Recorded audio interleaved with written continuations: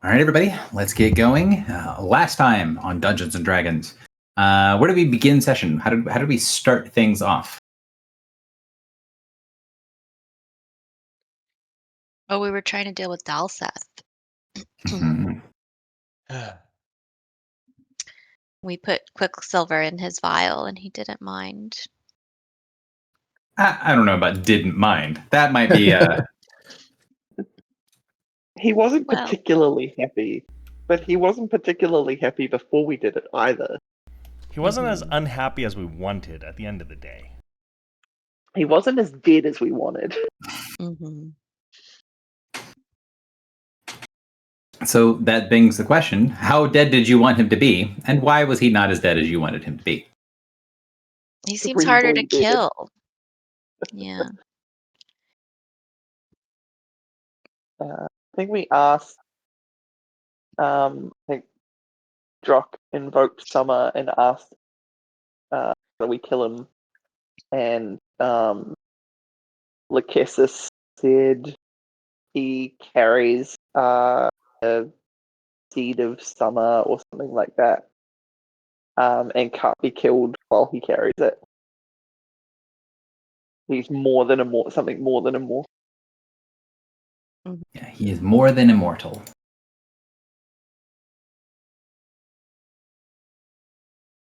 So what needs to be done for him to actually die? Like he has the seed of summer inside of him.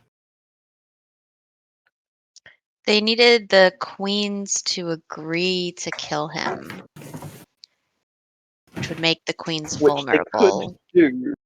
Yeah, they could do that, but it would make both of them vulnerable because it's not in their nature to work with their opposite. They're others.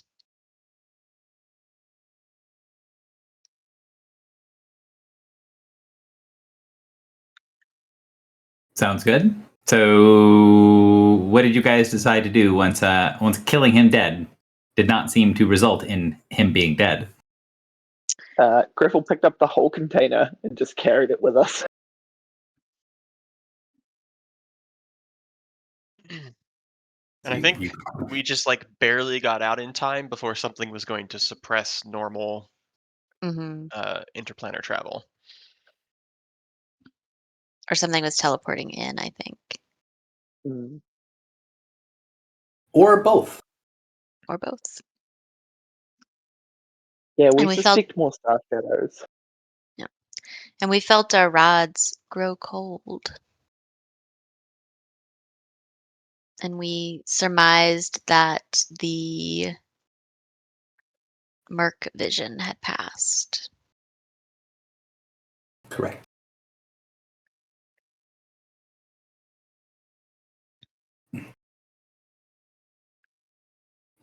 And then you had we need to be someplace that is not here. Mm-hmm. Yes, We're so we going to the Infinite teleported. Rings. Yeah, we went to the Infinite Barrier to fly to the rings. We've been saying we were going to go there for literal years. Yes.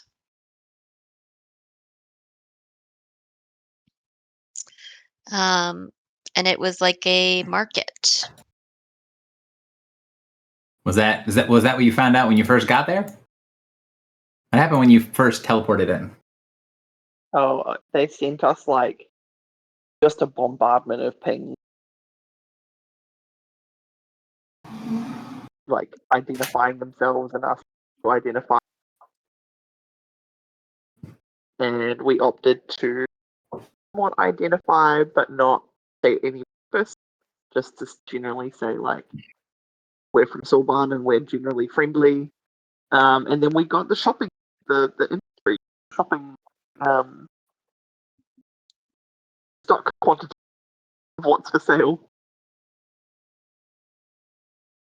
Yeah, you had all of the people sent out their mailing list of all of the goods and services, their potential coupons you could redeem, all that sort of stuff.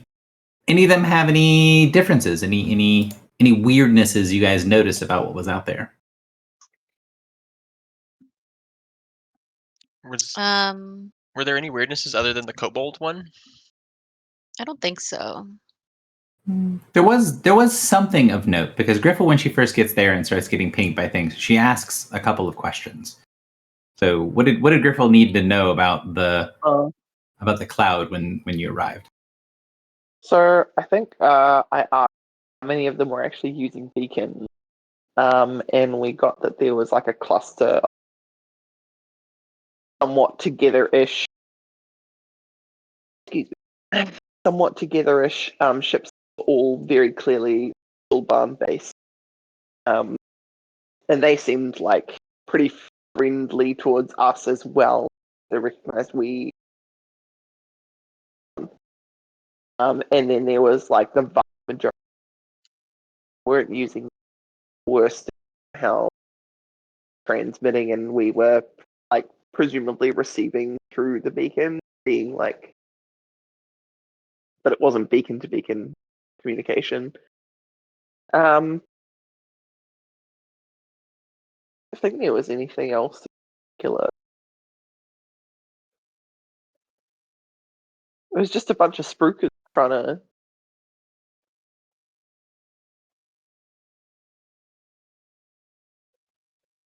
So you say, yeah, cool, not a problem. We'll let you check things out. And we had a bit of a conversation about your crew, who would prefer Gave them to short leave. right, who are like, hey, we're not going to mutiny or anything, but we would really like a little bit of a break, boss, because we were not hired for this level of insanity. Yeah, I got them all little gift baskets. I gave them all a bonus. Mm-hmm. We bought them 1 box of pizza for morale on Friday. You bought them pizza? I mean, we have a table for that. Why spend more? It's their quarterly bonus. Brock, we told them we bought it, okay? Oh, You like got everybody off the ship, used the table to make pizza, then put it into boxes, and like took it off the ship and brought it back in. I think we did. We did say we something waited like, just long enough for it not to be not be necessarily cold either. there was also something about they wanted to like go try new foods at different places so that they could tell the replicator to make that kind of food for them. That's right. Yeah. It's a tough though. So yeah, they wanted some shore leave. You guys had some stuff, but you did have some ships that acted differently to your hail, and one in particular that ended up being the focus for a good chunk of session. What was the one ship that acted a little differently when you gave your responses? Yeah. We accidentally started a holy war. and ended basically. Mm-hmm. I know that we ended it. We separated the two factions. Stalemate I like it. I like how it's like we definitely started the war, but we basically ended it. It's like the adventurers MO. Like we started a problem and we kind of finished it. I feel like we did a pretty good job.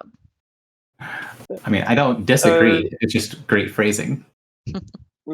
So Kobold hailed us, and they said like, we think we have something you need, and you definitely have something we need. To trade.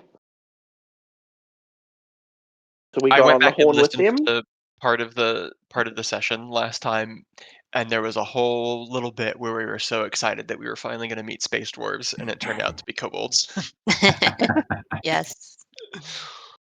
But yeah, they were somehow able to read. They have someone on board that could read our exhaust to see that we had been to the Plain of the Iron Tower, and apparently that is their believed to be home, like Holy Land. And when we shattered that illusion, it caused a lot of problems. Mm-hmm. Was shattering the illusion the thing Actually, that caused the problems? No, actually, it wasn't shattering the illusion and telling them they're not dragon related. It was that we gave one side the opportunity to go to the Holy Land, and they were like, "Let's take it." Oh yeah, they were And gonna take the ship. capitalists were like, "No." Yeah.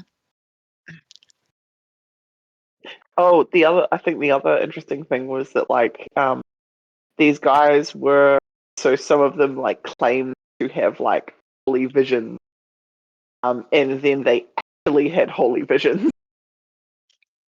and were Yes. a bit like, oh, okay, this is how this is supposed to be working, I guess.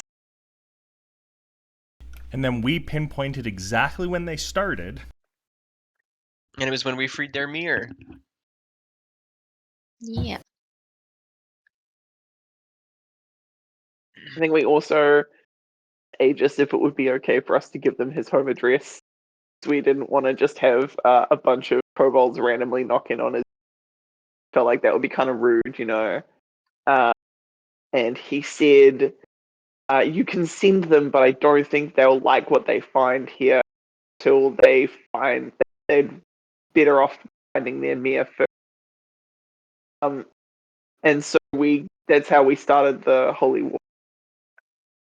Gave them translation of the name of their mirror, and they right. immediately started killing each. Mhm.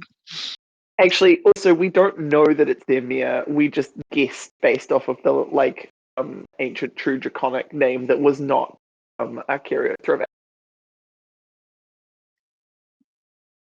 Yeah, Gizu Rune Pruden, the number 27. Yes, Gary. Number Yes, 27. Gary, you're a very clever boy. It's a fun name to say once you say it a couple Just of times. call him Bob, all right? Just call him Bob. Uh,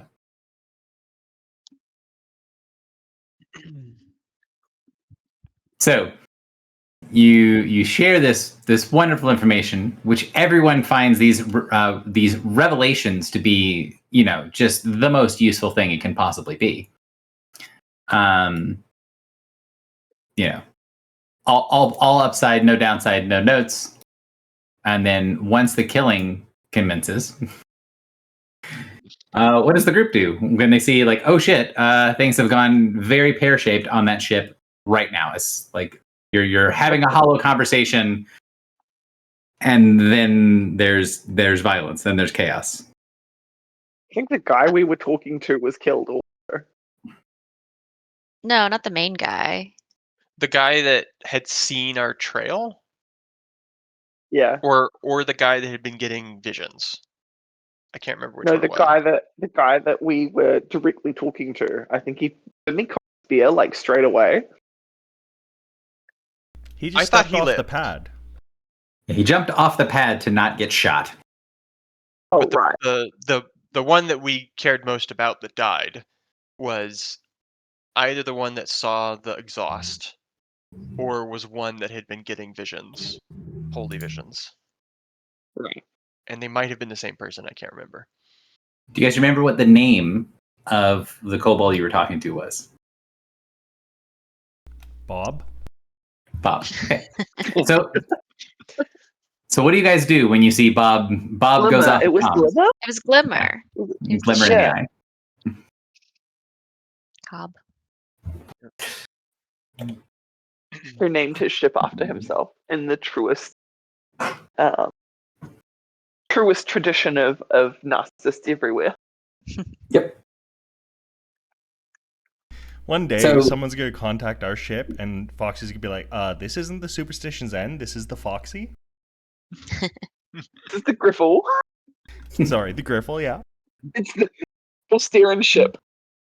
See, the funny thing is if it was the Foxy, she has the fox as the mascot to be like, it's the Foxy. See, here's the fox. Fine. So yeah, what do you guys do, right? We go over Yeah, and we stop. intervene. We stop. Mm-hmm. You intervene, and how difficult is it for you to intervene in this sort of brawl that's happening. Not at all. Not difficult. About as difficult as breaking up a Tantarus bar fight. Yep. Yep, because they are not threats to your caliber of character anymore.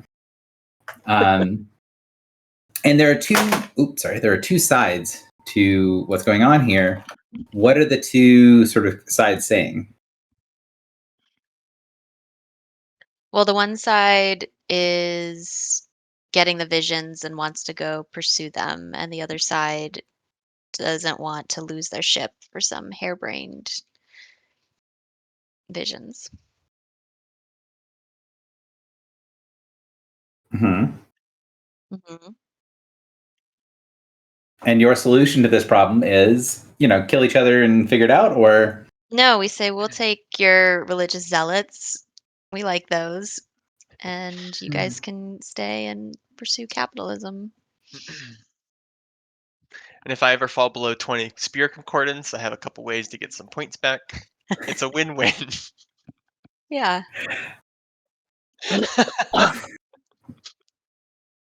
there's aura farming, and then there's that. So, they agree to come with. Glimmer basically says, "Hey, I need some time to sort of pitch this idea, to sell this idea to my people." And says, like, "Hey, if you'll take us to the Holy Land, like that's kind of even better than us going ourselves." And Glimmer comes. What does Glimmer think is going to happen with the agreement of, "Yeah, we will totally take you to the Holy Land"? What does he think is going to happen? And he does something immediately.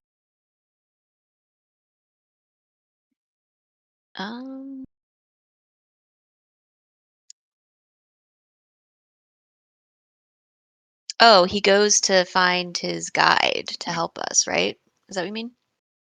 To a certain degree, but basically, Glimmer is like, "Oh, you guys are saying we can go there. I don't believe if you all leave, we will ever see you again. So we are going to go with you right now." So he basically says, like, "Hey, we'll be with you in 5 minutes, and then it'll be there." And he has a reason for believing this, right? Because what was the interaction with him where you're like, "Hey, we will get back to you," and then you got back to him immediately, which gives right. So you guys did several things. You're like, "Yeah, that'll be something that'll happen." And he's like, "Oh, they'll get back to me in 1 to 2 business days." 5 minutes later, they call me back. Shit happens, and then they teleport aboard our ship. His expectations of you guys doing things is that you do things immediately. And he's like, "Yeah, if they say they're gonna take us to the Holy Land, if we let them leave, we're never gonna see them again. They're just gonna go off on doing whatever they're doing, and we'll never get around to coming back here." I feel like he's monitored us for a long time to know this. Yeah, he's a little above table. And is there anything personality-wise with Glimmer that feels a little different? Who is Glimmer? He's a little sweetie pie. He's like super subservient. He's I He think I also told is him like to shut the biggest social and he thought I was butterfly. going to kill him. But he also He was- seems genuine. Like he's not smarmy or whatever. Yeah, so he kind of is known as that sort of like little harmless guy that always knows just a little piece of something. He might not be the most useful person for everything you need to know, but if you have no idea of where to get a thing, or you're starting from scratch and you just need someone who knows a guy, he seems to be very he's made himself sort of inoffensive to everything. And that is a big part of his personality, is being just sort of inoffensive. And it has another trait to it, which you guys learn once he's aboard your ship.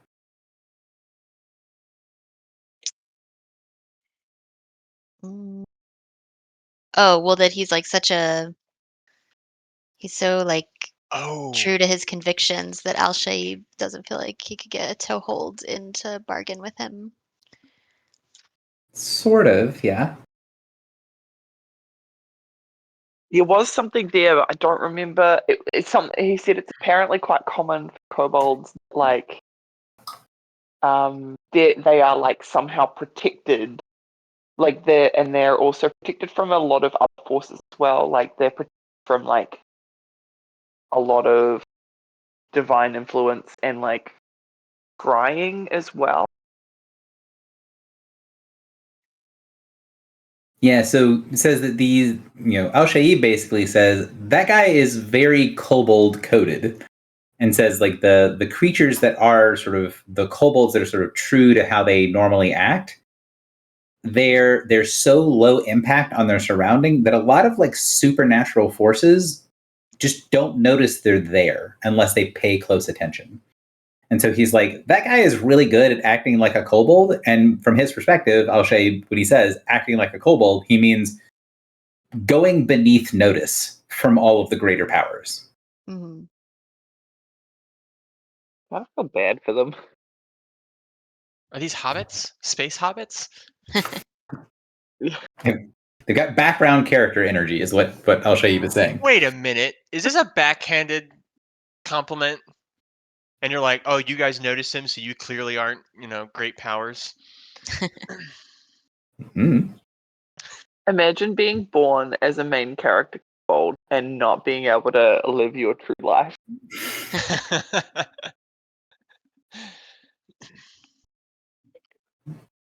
So he comes on, you guys give shore leave for some time, and he does eventually say, hey, what are you guys looking for? What are you all doing?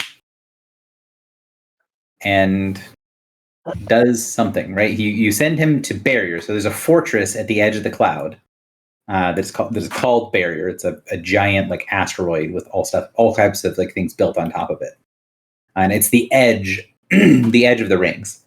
And says, hey, if you need to go talk to the people at the rings, you gotta know people.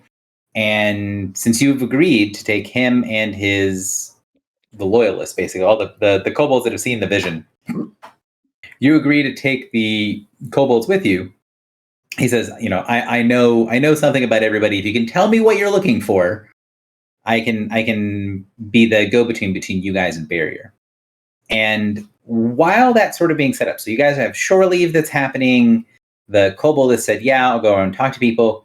You guys are resting, but you're also considering doing something else. What is the thing that was sort of considered last session of, hey, we'd like to have an extra sort of day of downtime for our own means other than giving the crew a break?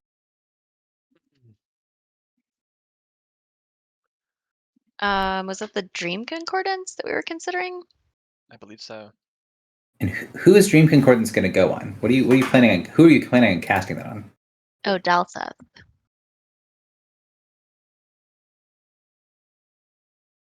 And the goal of Dream Concordance on Dalseth is? Because we knew that he had like a spark of immortality within him that was given to him by the adversary, and we thought that if we could go in to his dreams, we could potentially find that and remove it so that he could be killed. So yeah, so one of the ways of decoupling him is doing an adventure inside of Dalseth's soul, inside of his essence. And the group does eventually decide, not necessarily not to do it, but not to do it right this second. And that is partially because you send your little everybody's friend, which I realized at the end of last session who I was channeling for the kobold, and I had to think about it for the entire rest of the week. And now mentally, my image of the kobold is stuck as this one character is basically being Neelix. And I can't get that out of my head now. Nice. Neelix. I don't know what that's from. Oh, come on, guys. Well, it's Voyager. Neelix from Voyager, right? Yeah, Star Trek Oh. Voyager. Oh my god, that would be yes. why. Nerds. Not a thing I know about. It's the best Star Trek series that I've watched, and therefore is the only Star Trek series.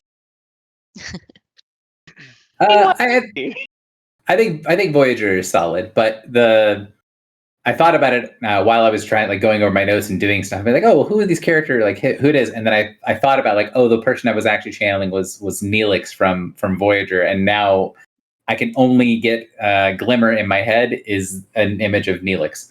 But anyways, so he goes out to try to be friendly and do stuff, and he comes back and he says, "Hey, I hope you guys aren't mad, but."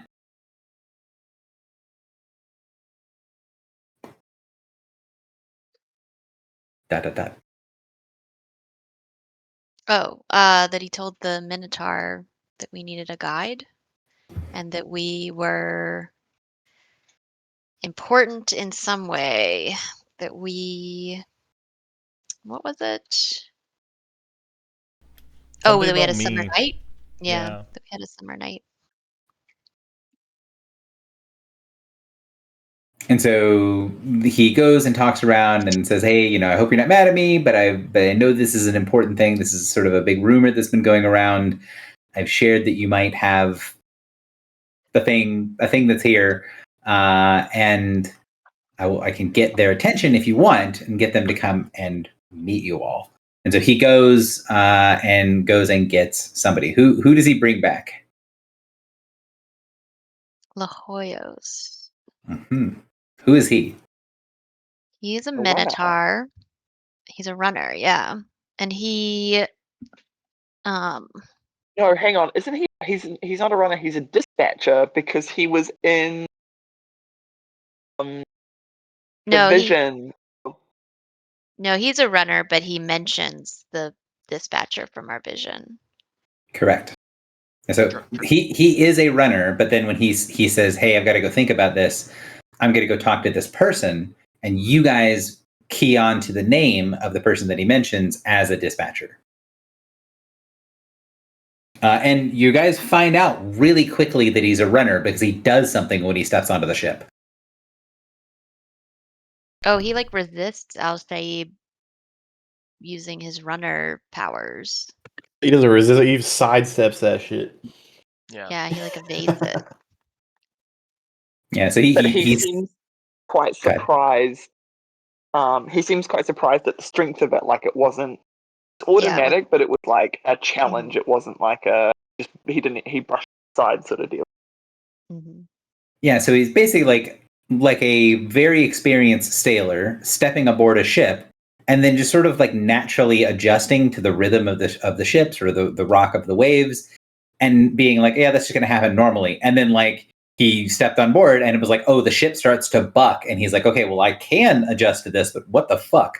And you kind of have both moments where you guys look at him and are like, that's impressive. And he looks at you guys and goes, yeah, the thing you just did is also impressive. Like, what the hell? Who are you? Just a simple band of adventurers. So you guys spend a pretty decent chunk of the session talking to the runner. What is his deal? Who is this guy? I think he's just generally a pretty experienced runner, and he's well connected, and he also had been sort of disenfranchised a little bit with some of his bosses, for how long it's taking to get problems in the rings addressed.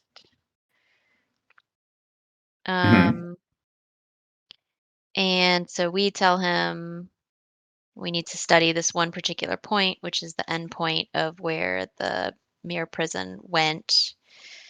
And he says that it's a black site. And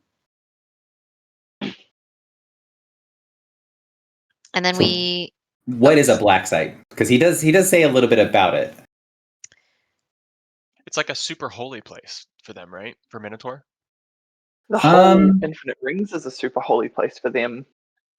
Yeah, the black site isn't necessarily a holy place for them. He has a specific description that he gives for what the black site is and what it means. I don't think I wrote that down. I did write down that it is deadly. Is it related to his symbol?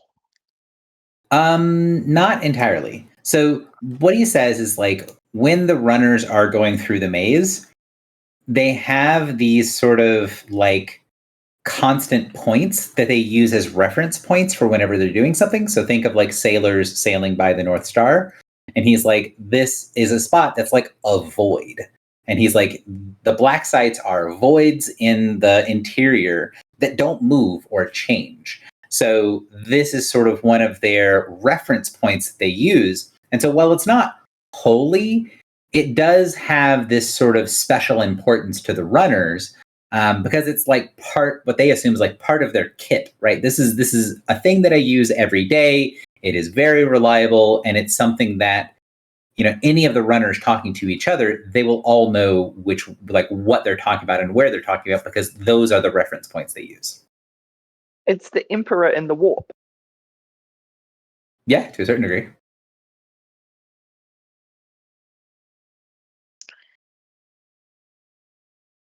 So then we ask him about Retzel Ginyaltat, and he's like, "You're pulling my leg," and shows us that that's like basically their mascot. He's got him tattooed all over his body.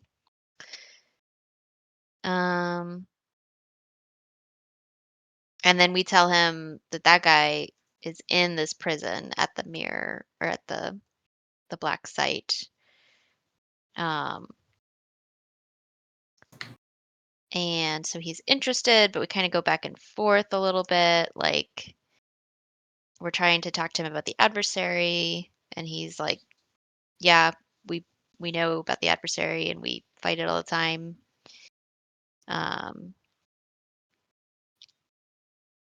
Oh, he also asked if we had a plan to counter the burning death, which we assume is Amon that we saw in our vision the other summer night. And so then he goes and talks to his dispatcher. I have an addition. Yeah.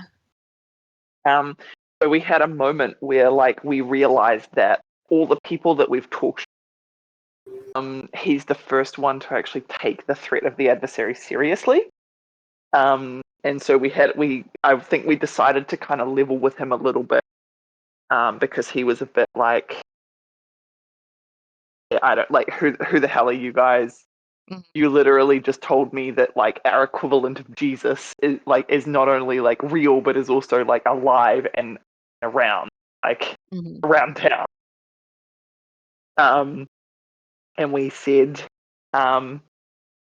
basically, I think I asked him a bit of a testing question, how big of a threat do you feel the parasites are? He said what you call the parasites is actually the adversary, and it's the most existential threat that we face. And you guys have no idea. And we were like, oh, well, we actually kind of do have a bit of an idea, and it's cool that you take it seriously. Mhm. And it was kind of part of what got him to trust us a bit. Mhm. So while normally I'm not super big on terminology stuff, because it was a plot point here, I do want to say, I do want to focus in just for a second. He does talk about the adversary to a certain way, but when you say the parasites and stuff, he doesn't call the parasites the adversary. He's aware that they work together, but he has a specific terminology that he uses. What do they call the parasites? Oh, the Unmakers, like that? I know we in the vision they were called hunter killers, right? Hunter killers is one of the types, yeah. I don't know. I don't think I wrote it down. I didn't write this down yet. So they refer to them as the Flood. Oh yes, Halo. And you then also had the thing of someone looked up what the Minotaur prison was, the different symbols in the prison, right? And you saw that the Minotaur description is rising water pushing its way through winding corridors, slowly building pressure. And the kind of the Jesus story that he was telling us when we said who is this to you? He was it was the first person to like he's the founder of the whole order of people of like Minotaur who defend the Infinite Rings, like whole system of runners and like kind of the founding father of all. Yep, and he holds the gate open. He holds it shut so that they cannot get out, but holds it open in hope that something can be done. And the little tattoo is like someone that's got like a kind of like a portcullis, right? Where the portcullis is falling and the person is holding it up, but is standing in the way, blocking the passage with their body. Something else that I feel like is going to become very important at some point. We did make him a promise in order to obtain his help. We said we couldn't tell him exactly what we were doing, but we said that nothing that we do would, everything that we did would be in service of fighting against the adversary. And he basically said, as long as you don't cause the rings to change, like this is he was sort of like saying like the very changeability of the infinite rings is of the sanctity of it, and that if you change the nature, then like that. And I feel like this is maybe a bit of foreshadowing for. Mm-hmm. I think we're gonna change these rings. Hate to And I say think it. he's not going to be very happy with us. Nope.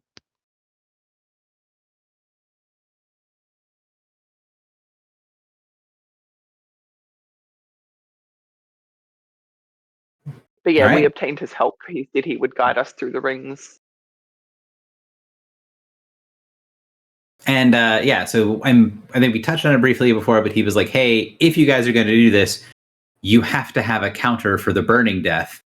Is that your counter? Is that the plan?" And kind of points to Drock. Oh yeah, totally got this. No problem. And Yeah, 'cause then the Lachesis next wants day- you guys to fight it out as well. Yeah, we met with Lachesis, right? And she was like, "Yeah, you guys will have your honorable duel finally." Yeah. Congratulations. Oh, we learned something else as well. I don't know if you wrote down. I wrote down. I don't think we really asked about grandmother.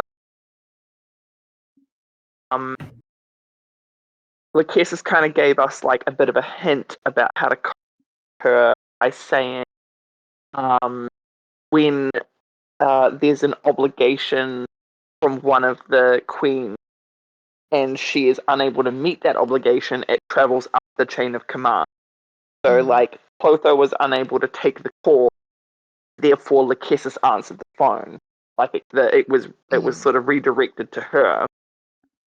And I think what she was trying to say is, if at some point she is unable to, Lachesis is unable to pick up the phone, then the call would go to, I'm using touch, but then the call would actually go to the grandmother, Mm-hmm. whose name is presumably Atropos. We don't know that.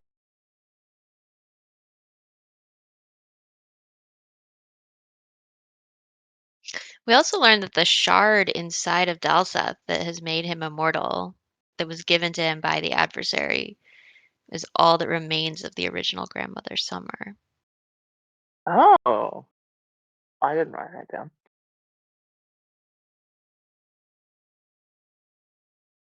And how many grandmothers have there been?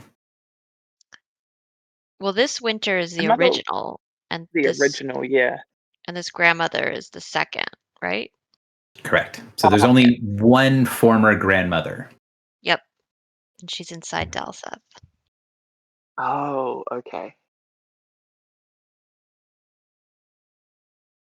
Was there something Iris to do with the grandmothers as well? Say it again, you cut out a little bit.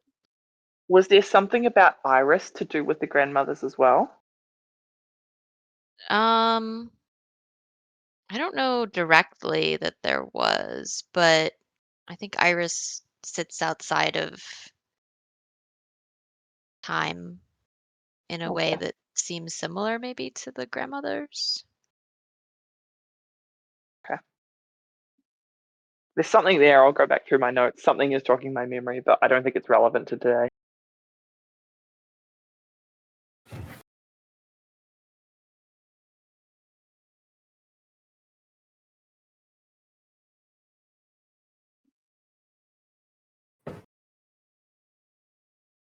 All right. Anything else? Oh man, I remember there was something I was going to do today, and I'm just now realizing that I created the space for it, and then I got distracted and never got back to it. So I'm going to be building stuff as we go, although it doesn't have to be super pretty. I did forget to do it while I was doing notes. Anything else before we, officially say, all right, I think we've got everything. Let's jump in. I had one clarification question because I was re-listening to the session and the description of the river and the star map still confused me a little bit. Mhm. So our star map is a 3-dimensional sphere. Mhm. Is that right? Mhm. And Summer's End and Three Deaths are at the surface of the sphere. Correct. And the Alandar runs through them, and so that is where the Alandar is the deepest. So it depends on what you mean by deep. So if you mean what is considered the river itself, like if you're saying how deep is this river, like from the surface to the bottom, it is the Yes. deepest here. If you mean how deep is the river, like how deep does it run into the 3-dimensional object, it's the dotted line. It's this. So when you get on the map here, when you get to the edges of the map, you're getting to the outside of the sphere. Yes. When you're getting into the middle of the map, you're getting to the interior of the sphere. So if you mean depth as in how much volume, how much depth is there to the river, then yes, over here on the edge is where it is the quote unquote water is the deepest. But then this point here is where it is the furthest sort of inside of the sphere. Right. Okay, cool. That answers my question.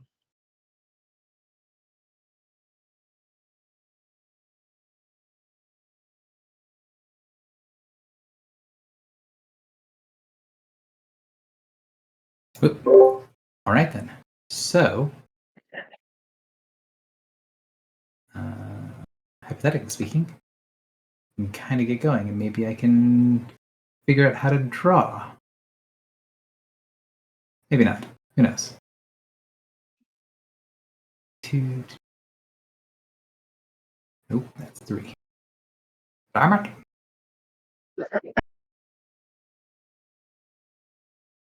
I'm trying to draw something, and I'm just bad at drawing on Roll20.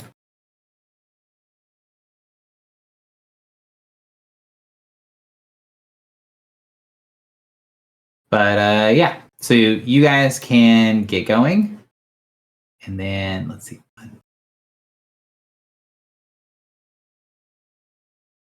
That's correct. This is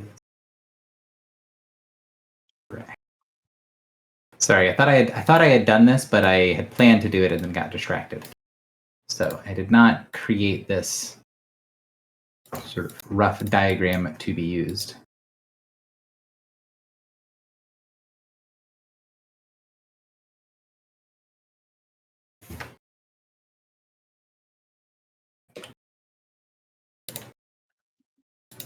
And now, because it's Roll20, I can't select anything, because why would it want to let me do that?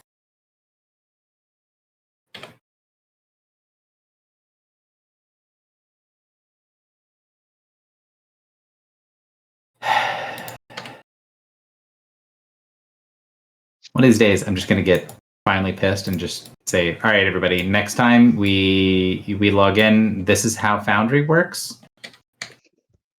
Here's the was waiting login. for Josh's new sales pitch, but What is Tired of the oh, same for old jumps. maps in Roll20? Now you can use map pins. Sign up now. I thought you were going to use the Jumpstart, Jumpgate, whatever the fuck it's called. That it's just awful. What a Roll20's new thing is. Operation Warp Speed? I don't remember what it's called. It's something that Agent X, sounds everybody. vaguely sci-fi. So this is going to be sort of the reference point that we use for stuff, and then I'm going to be making little colored markers. Whoops. Little colored markers for areas within.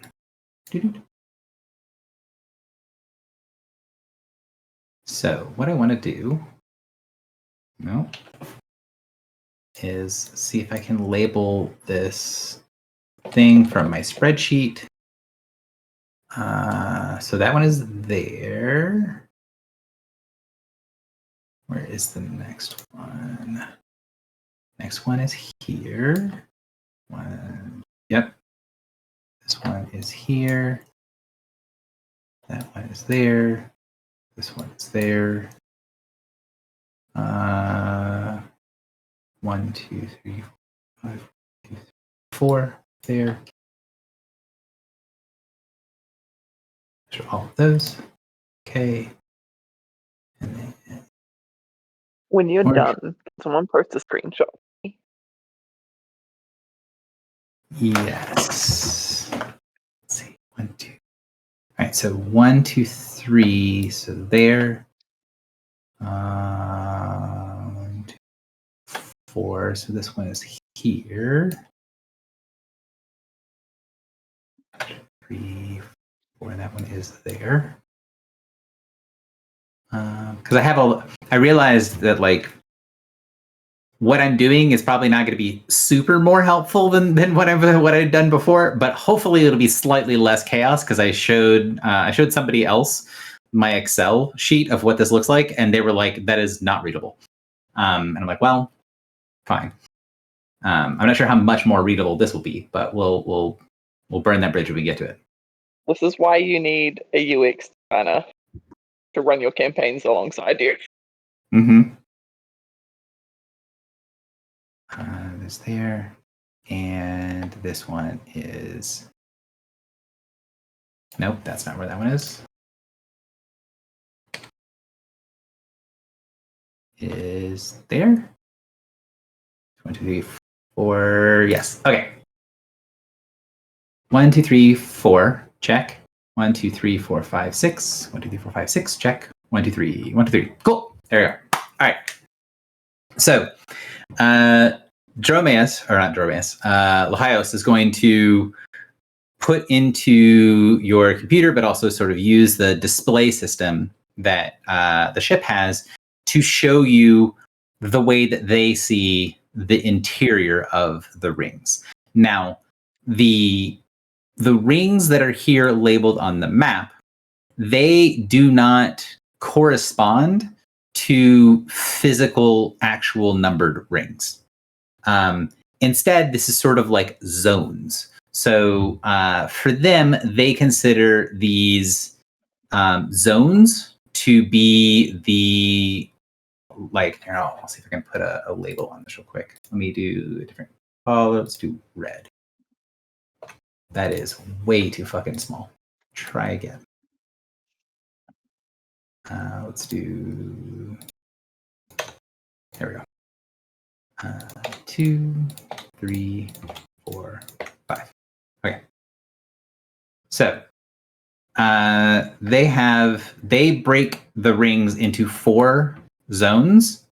And then anything that is zone 5 is basically the rest of the universe. It's things that are not inside of Minotaur control. So if someone is taking a screenshot to give to Foxy, this I'm not going to touch it very much from now. It's going to be, hey, let's everybody look at this, and then I'm going to start explaining things.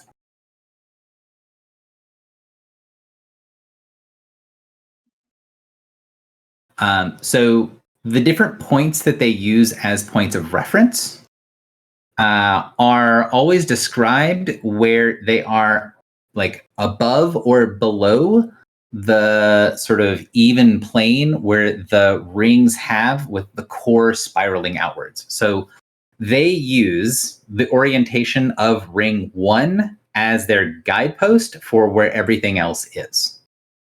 So when I start to explain if things are above or below on this map, those are the color codings. So the yellow is considered like the baseline, and then the orange ones are the ones that are along the baseline.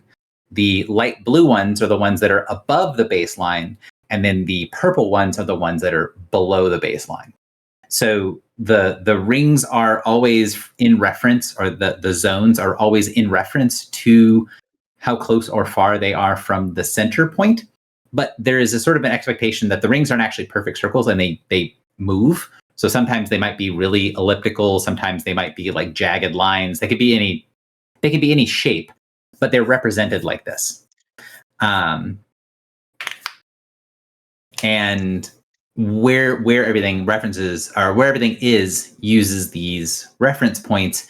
But within that understanding, the 4 points that are in 2 determines where 2 is. So it's like, all right, the circle that can be drawn that contains these 4 reference points, or the sphere that can be drawn that contains these 4 reference points, that is sphere 2.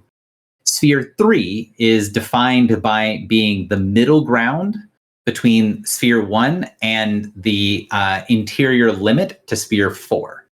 So basically the odd number spheres is defined by the areas around it, if that makes more sense.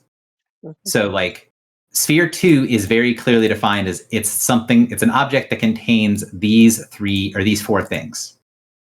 And sphere 1 is its own completely separate system. There's a lot of stuff in sphere 1, but they, generally speaking, don't go there, which the runner will explain to you. He's not planning on leading you there unless he has to. And then the exterior ring is determined by these points, and then is drawn by basically going, okay, well, what does this shape mean, where it contains just these 3 pieces that sort of go that go over top of the other ones that sort of dribble down below, because the only things in sphere 3 that are defined points are above. There are no below points. And then sphere 4 sort of bleeds up from the bottom because it's all determined by the bottom pieces. So these are kind of like irregularly shaped spheres that are sort of cut together and placed around.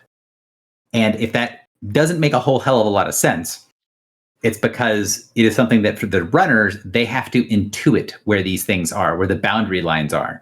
And the reason that getting through here is so difficult is that the lines are always moving, they're always changing, and the only thing they really have to go by are these reference points. And so he will basically show you like, okay, these were all the reference points are. This is how we figure out where all of the like locations of stuff are in order to know where we're going. And the different zones within have different threats, and there are certain things that only can be found within the different zones. So that's sort of like different biomes, and they all change as the planes shift and move and rearrange themselves around the central zone. So I know what I just said is a whole bunch of word soup. What questions would you ask when you are presented with this map? Either Gary, what are you talking about? Or runner, Laios, what do you talk about? Are there names for each of those little orange and purple and blue circles? So he will say yes and no. There are names that they will use for a brief period of time, but then the names degrade and they stop using them. So for the runners, they don't use the names. They instead just kind of know where they are all in relationship to the center. But like what's there? What's in the things? Hmm. What's in the center or what's in the colored spheres? The colored spheres. So they're different things. They're reference points. So so he gives as an example the innermost purple one is the black site that he was explaining to you guys about. Like, hey, there's a black site that we are very used to using as a reference point for everything that we do, and it's been weird lately. And that is the innermost purple one. Give me 2 more examples. Let's see. So let me give you examples of one of each. So he says this one is a black site that they use pretty regularly as a reference point.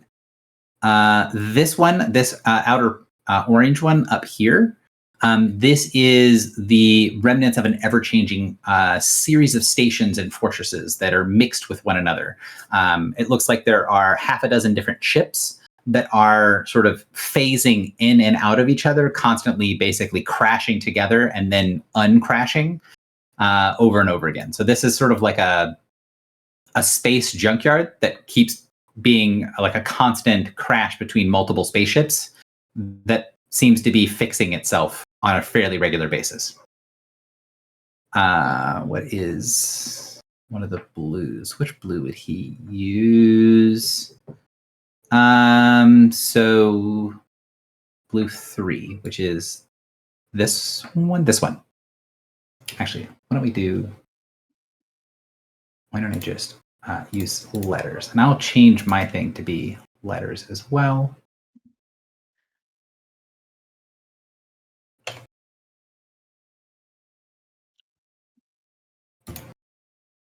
Am I correct in thinking that time flows differently in different parts of the rings as well? Yes. Are there any spots of like extreme time differential between Yes. 2 locations? Yes. They call those pinches. And basically, if you get too close to one of the pinches where the time differential is too distinct from one another, you can like put your arm through a pinch, and your arm will now be moving at maybe like 1/100th the speed, or like your hand is now moving at 1/100th the speed of your shoulder, and it will just shear your arm off. Oh, okay. That's what Would it happened in rip the a Vision, soul right? apart like Dulceth? That is what happens to in the Vision. That is what happens to the runner. Is he gets pinched at an intersection. Mm.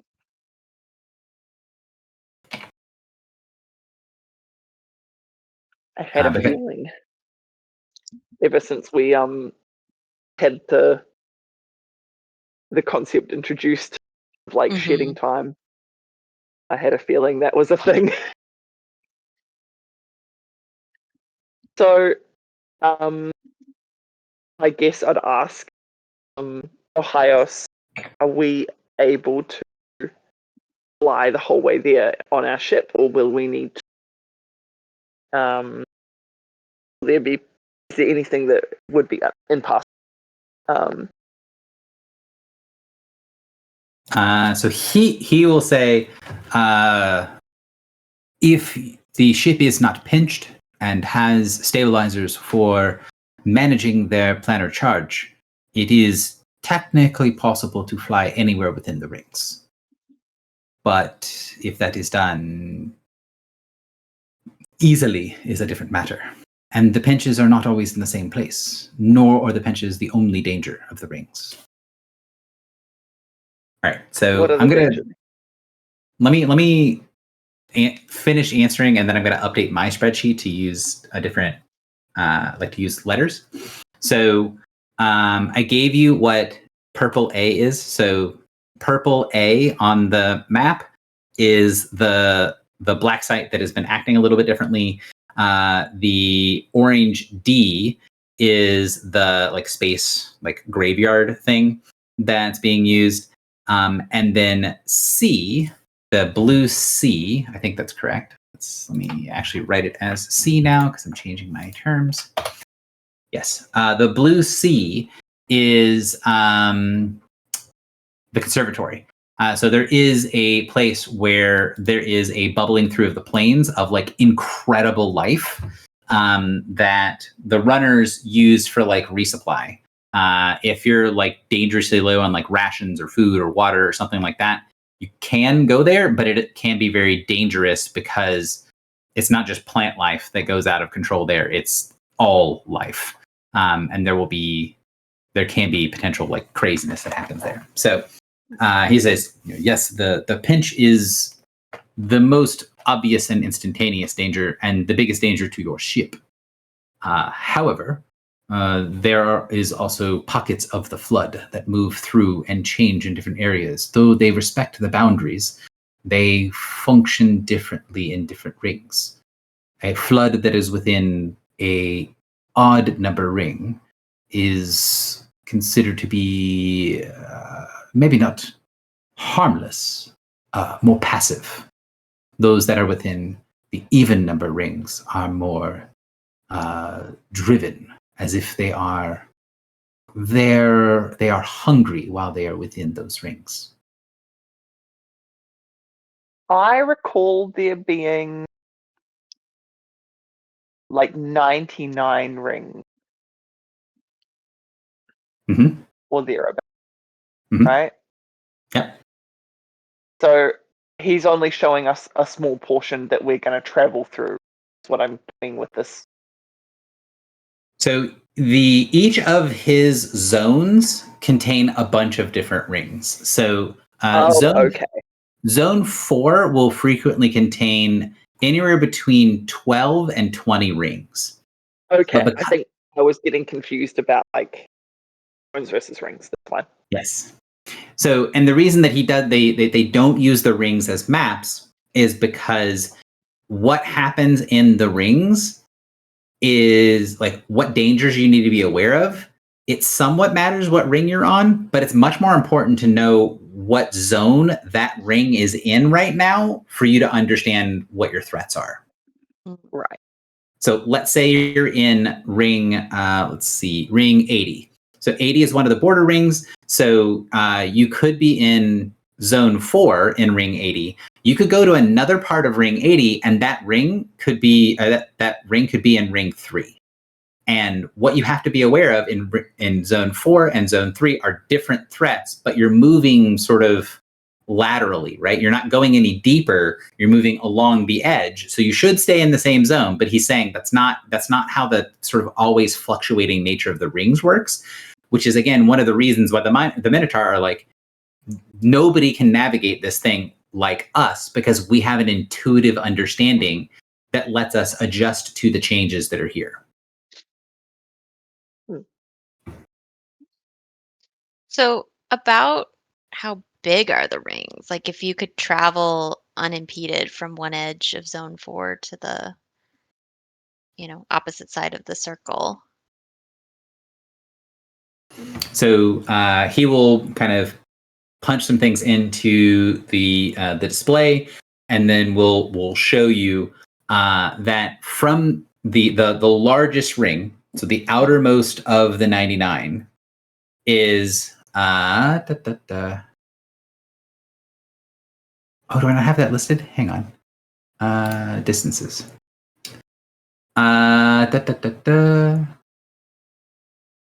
Where is 99th ring?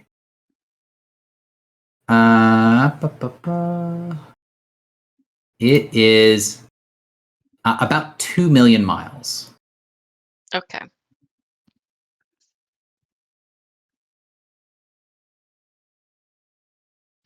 How big is our solar system, Gary?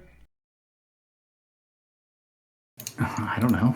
Oh, I thought you would have done scaling based on that. Our IRL solar system? I probably Yeah. did. Way bigger. I probably did. Yeah, but it's let's see. I think when I was doing stuff, it's like sun. How big is like Mercury's orbit? Sun to Mercury. 18.6 trillion miles. Yeah, I was just searching that. That's nuts. Yeah, so the distance from Mercury to the sun is 30 million miles. So this this whole thing, it's 2 million miles across, which is huge, but it's not on like solar system scale. Solar system scale, yeah. Okay. The moon is about 240,000 miles. It's like 10 times from here to the moon. Radius. Or diameter. Yeah. So and again, it's another point of context. The diameter of the sun is 0.8 million miles. So, the entire system, right, is like 3 suns in diameter. Mm. So which is still pretty huge. Yeah, it is still very, very big. But it's not on the same scale as like a whole solar system. Mm-hmm. So our sun is kind of like a medium to small sun. So probably like the next classification would be like size of the thing, like the next classification up from our sun, which I think is like a yellow giant.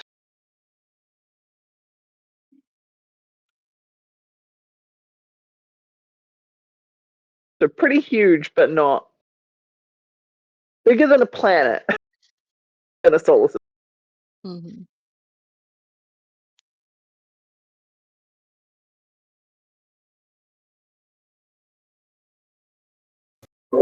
A massive place.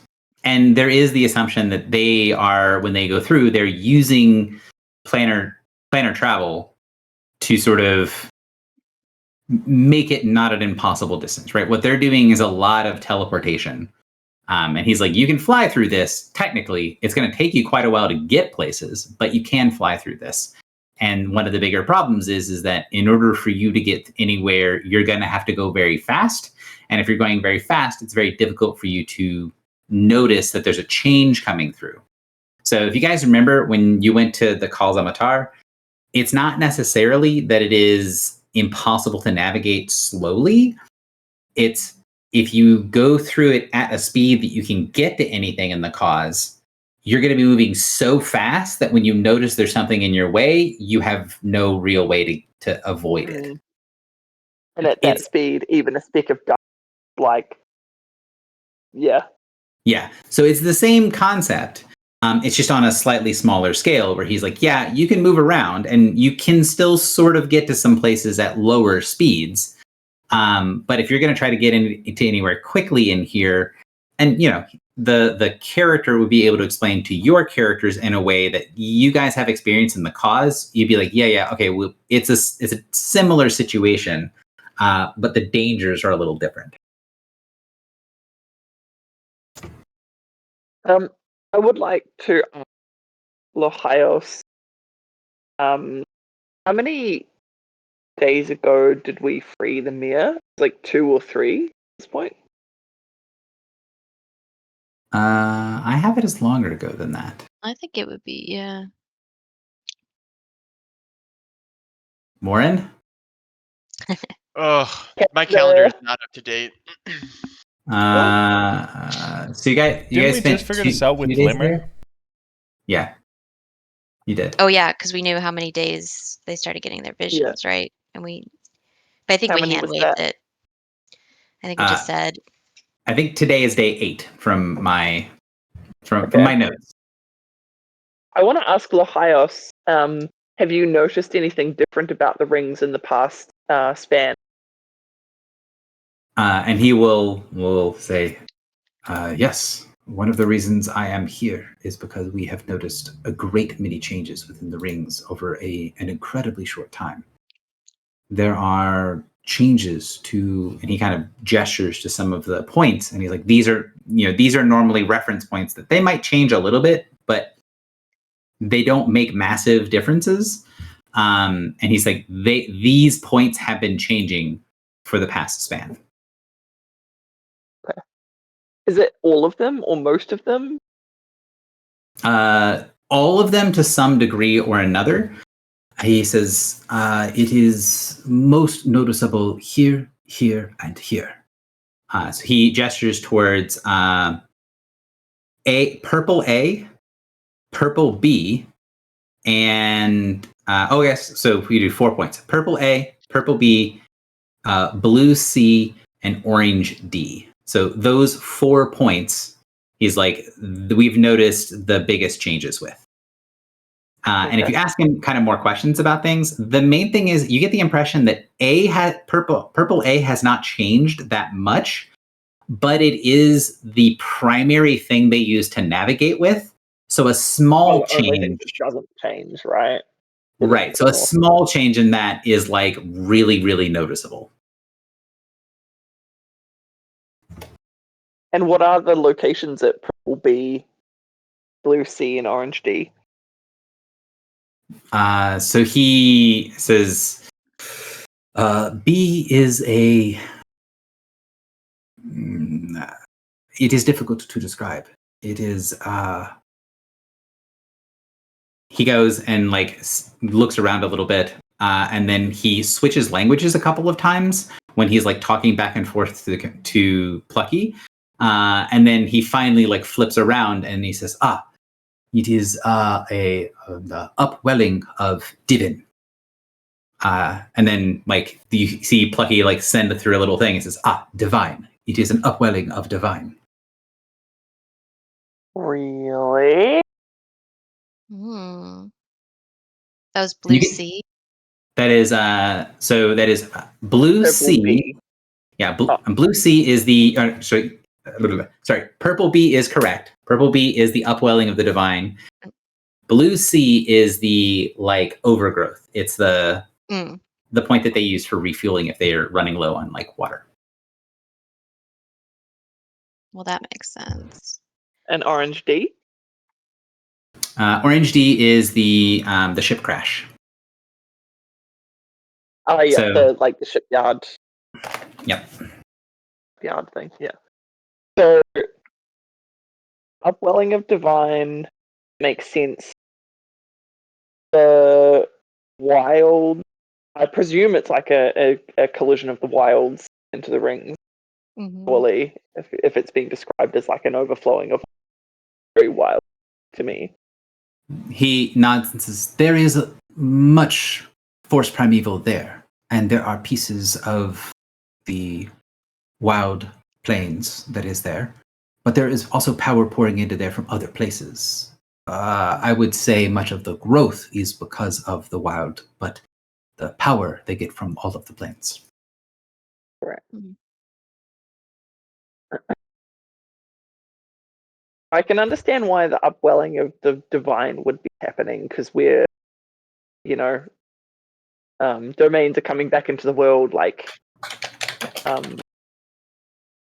Bez Mahiz was talking about it as well. So like people are aware, or some people are aware that it's happening. I don't know why like Blue C and Orange D would be affected by the Mir being released. And I'm very interested to find out.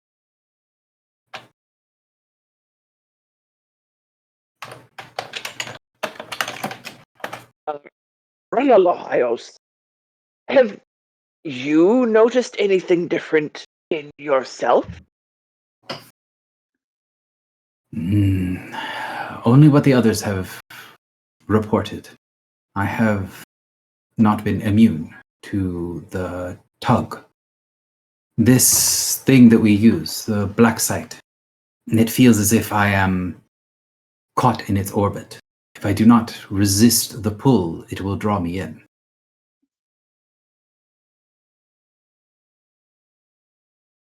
All right. So their mirror is still there then.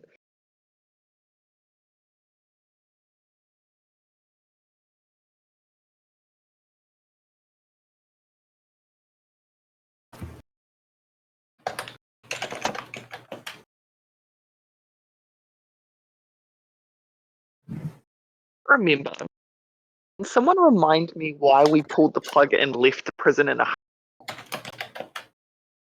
We needed to get somewhere quickly, didn't we? I think that the prison, every time we like did anything with it, every door that we opened like destabilized it. Mhm. Yeah. And so we were kind of on a clock with like how much stuff we were able to do before it teleported itself away. But then we left Merc there to go kill our dragon buddy, Yeah. which he's obviously done because Aegis seems to have inherited the Meerdum. hmm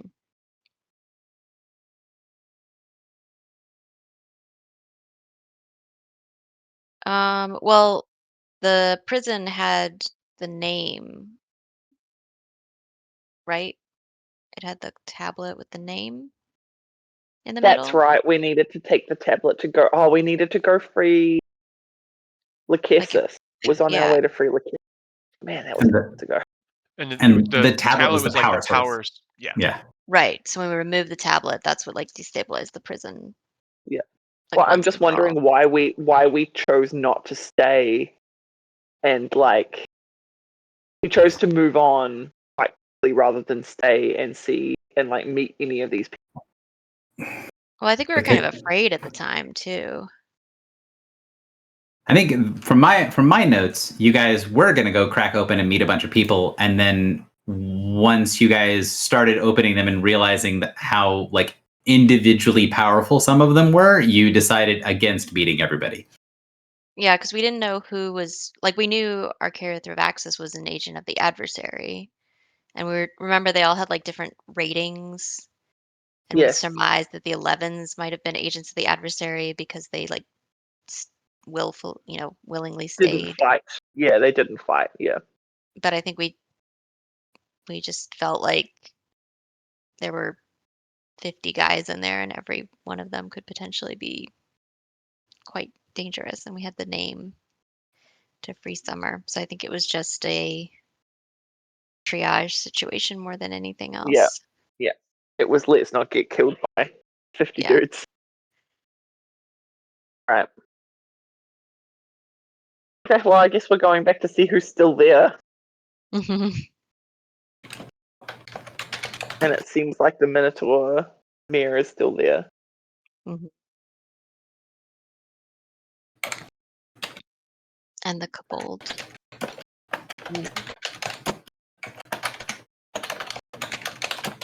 So basically, what he's gonna say, I'm gonna take a second to kind of update my notes. But what he's gonna say, Lahios is gonna basically like, this is the situation. I can navigate you to wherever you want to go in here. I don't know how long different things are going to take because we have to sort of individually navigate to each place. And something that's further in might not be harder or easier to get to than something that's on the outside. It sort of all depends on the situation to get from here to there. But he's going to be like, I'll tell you what you need to, whatever you would like to know about these things. But what are we looking for? Where are you trying to go? Are you just trying to make it to here? Are you just trying to make it to the black site? Or are you trying to do something else? Did we explain to him about Mia? Yeah. I feel like we did, right? Yeah. We did, yeah. I mean, I think as far as we know, our number one thing is to get to the black site, but I wouldn't be surprised if we got waylaid. What are we actually trying to do at the black site again?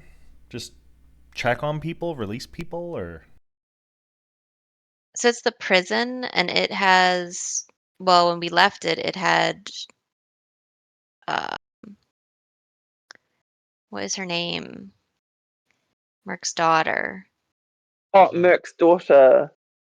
She can right? give people yeah, even make them remove a mortal or nature. not. Yeah. But Yeah, we weren't and even we are totally hoping sure. that. But we were hoping, yeah. Yeah, we don't actually know where she is. We know Merc isn't there anymore. I don't know that we totally know that he's not there anymore. We know the vision passed, but we don't know that it resolved the way that we saw it, True. right? We know that the time that the vision would have passed if it had. Yeah. We changed it by releasing her.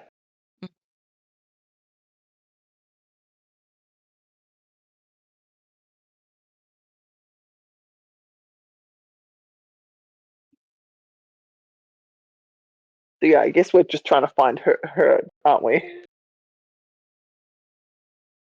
I think so, but I think like the more people that we've talked to, the more it feels like the mirror didn't like. I think we thought that like some of the mirror would just die and then pass to whoever, and then some of the mirror would like be able to get themselves out. Like Coolveer was able to just leave, but I'm feeling like now maybe there are like people stuck in this prison that really we need to get out into the rest of the universe. Like we don't want to have to wait for them to like die of starvation or something there. Yep.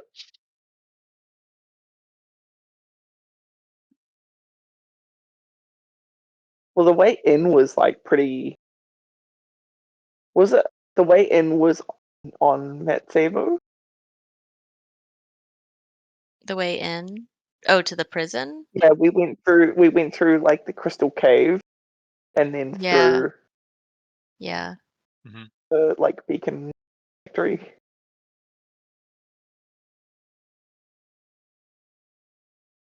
So it was kind of hard for us to get in. It might be quite hard to get. Yeah.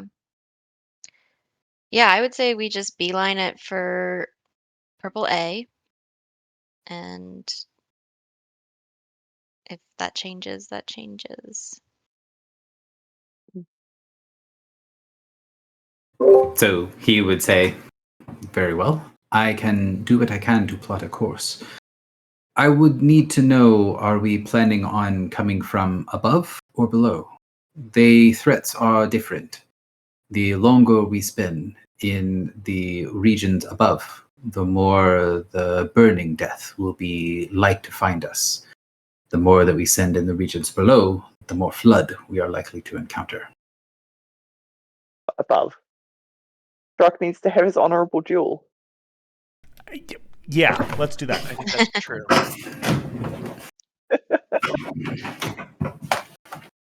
Actually, did we talk about what honorable meant in this context? Like, if we help him, is it no longer honorable?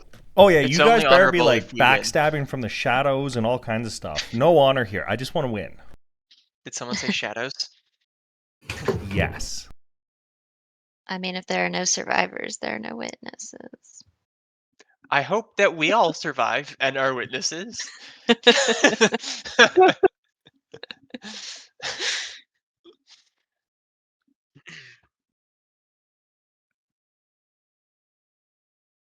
So, if that's the plan, we're going to go high side. I'm going to put your token, right? The token's on the big map, right? Yeah. Put your token on this map, which, and sorry for not having that run before session, because I realized I got too distracted on doing all like the like relationship grid and like the mirror nonsense, and got very in the weeds about it. So he's saying if we're going high side, that means that we're going around this way, and we're gonna enter from here and then kind of coast along the top and then work our way down from the bottom to the top. So would kind of be like, all right, this is the plan. We're basically avoiding the purple areas, and going in on the part of it that is the highest of the exterior rings, for zone 4, and going to make your way in. So you get to the edge of the rings, and as you go up straight to the edge, you can see in the ship sensors this like constantly oscillating planar boundary where it looks like you're coming up to a portal, but then the portal sort of moves and wavers, where portals typically are very flat. So they're just like a perfectly flat plane that opens up. So I know this is setting the machine to way back, but ideally you guys might remember when you were first in the Reach and you teleported above the lake and you use your sensors to look down. The thing that made it obvious that the bottom of the lake was messed up is that there was this perfectly flat, perfectly smooth line on the bottom that was like, oh, that's a planar boundary. That is what they all look like, whether they're natural or unnatural. They're open inside of a gate, right? Any of your little teleportation platforms will have something that is perfectly flat. So when the ship goes up and it sees this wavering sort of heat line, almost this planar boundary that doesn't look like a perfectly flat like sheet of glass, and instead looks like a vertical wave of water moving and shifting, flowing into other planes and then out of it again. And you basically get the ship saying as it approaches the boundary, like, warning, turn around, this is do not pass, there is planar anomaly, all of these things that are going off inside of your helmet of danger, do not cross here, you're dangerously close to something that the ship reads as like weapons fire. Oh, because our weapons platforms are literally gateways. Yeah. Mm. So you kind of get to the edge of the boundary, the ship kind of stalls as your Griffiths is like somewhat overwhelmed by, from the perspective of the ship's sensors, you're flying into like an energy beam. Mm-hmm. What do you do to try to, like, do you silence these things? Do you turn the alarms off? Do you try to convince the ship that it's okay? What are you doing? Because it's basically all the fail safes are triggering so you don't accidentally smash into something. And Griffle is going to have to do something to force the ship to go through the boundary. All right, so I do not want to turn the alarms off because I feel like, it's the classic, like, the king says, don't disturb me for any reason. Mm-hmm. So I don't want to turn the alarms off. I think what I want to do is create a filter for the alarm. And then as we through the various things, I want to then like blacklist or whitelist various like triggers. So in this case, like I'm going to add these alerts. I'm going to create the filter, and then I'm going to add these particular alerts blacklist to say anytime we come across this, don't send me this. Only specifically these ones not to send.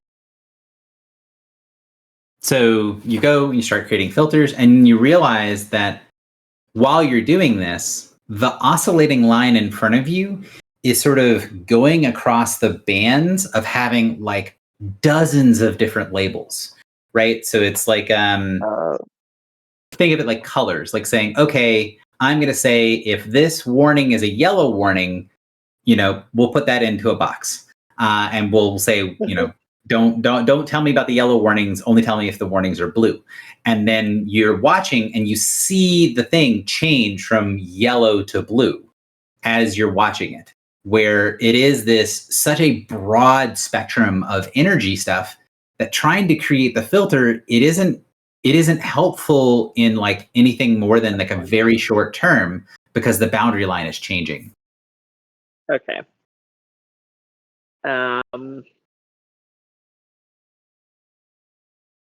Okay. And while I was like, well, I am directing this a lot at Foxy and Griffle as the pilot. If other people have ideas of how to sort of deal with this problem, it is being sort of presented to the whole crew as like, hey, we want to be able to not fly blind, but also have Griffle be able to function without immediately getting a headache.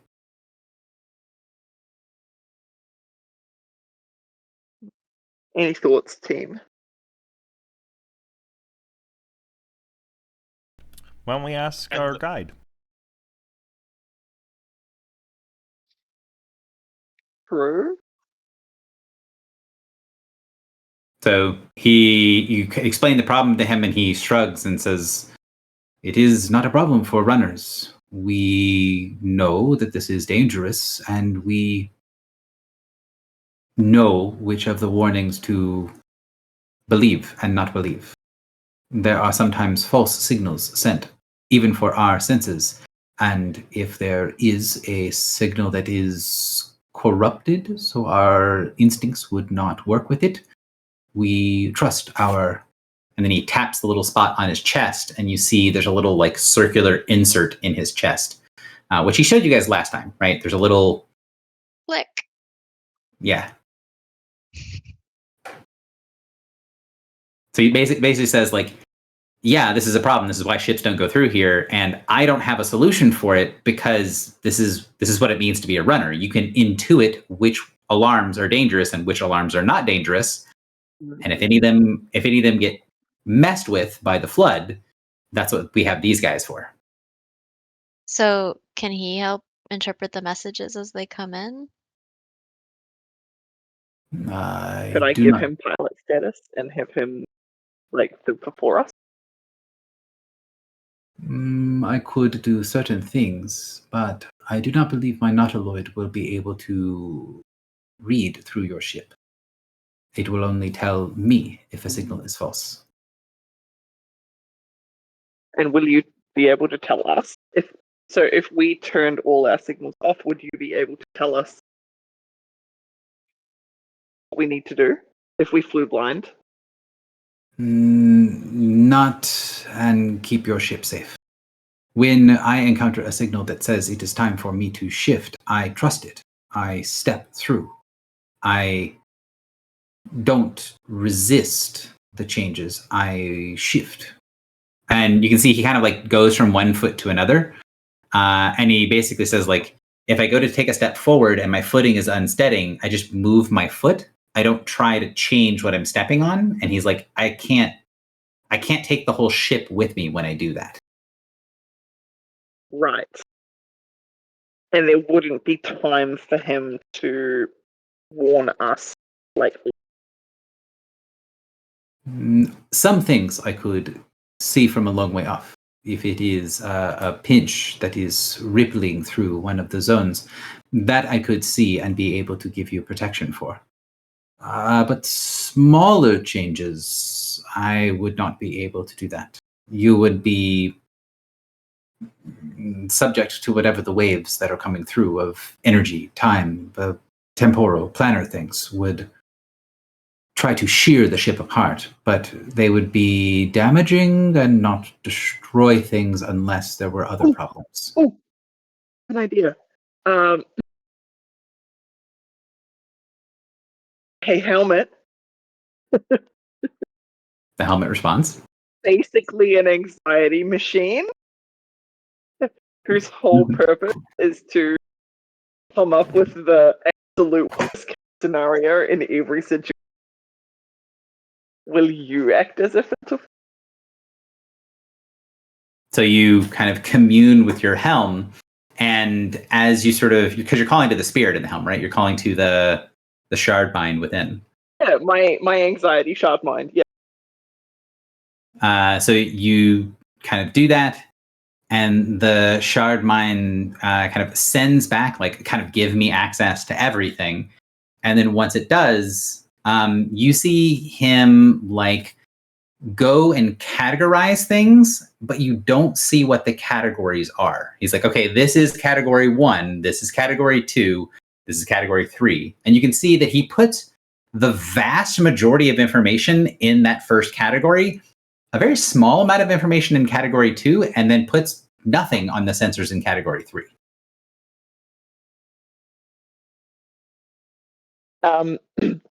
Can you tell me what we are to do in response to each category?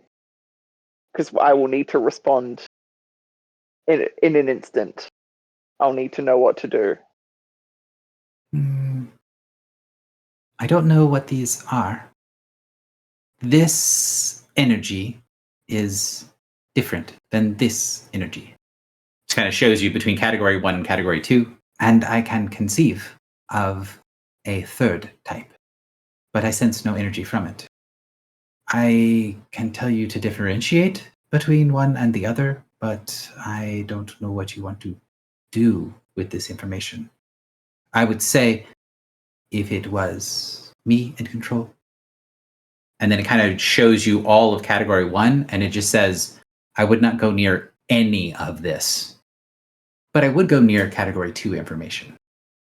So it's like all category 1, he's like, avoid all of that. But that is the vast majority of the energy that you see. And then he's like, category 2 information is fine. This is acceptable. And you see him like pushing through this, and like the shard mind, as he's sort of clicking with things, he's sorting stuff. But you can tell that there's a lot of like intuition going into his sorting of things. And if you kind of ask him about it, he's like, I can analyze things for others, but not for myself. I can recognize some things, but I don't know what to do with it. You can tell that sort of like hesitation where he's like, I'm one of a greater thing. Like I'm a piece of a processing machine, and I would send all of these things off to be identified. That's not my job. Yeah. He's also used to making decisions as a collective and as a company. Thanks. Yeah. So is the energy that we're currently facing in that category 2? So he would send back through and the display, and between your helm and the runner, you can figure out that all of the reference points on the map, at least the ones that are close to you, which is blue E and orange D, the helm is recognizing that as category 2, as in like not inherently volatile and dangerous and to be avoided at all costs. Everything else he puts into category 1 of don't touch, it's dangerous. And then you can see, although you don't know what the labels are on anything within the subcategories, you can see that he is differentiating between E and D as being 2 different things, even though he can't explain why they're different. And then he starts to make several different subcategories for category 1 stuff. And when you see him do it, you see him sorting energies into it. Even though you can't read the labels, you do notice that there is something kind of weird about the way that he's sorting all of the information. That he doesn't recognize what it is, but you can see he's being very particular about how he's arranging stuff. Can I share this with Lahio? You can. And so you do so, and he, sees these sort of like batches of information, has you send it through Plucky to visually display it for people. And you see Lohios is looking at it being like shrugs, like, I don't know what this is. I don't understand. And then he tries to kind of ask, like, what is the difference between this group and this group, or that group and that group? Once they're all visually displayed for the group, you can see that there's basically, you kind of have to make placeholders. So you know that you're going to need to make placeholders for these buckets that you're being shown. How would you designate them? Like, how would you change them? Like, how would you be able to gesture to one rather than another?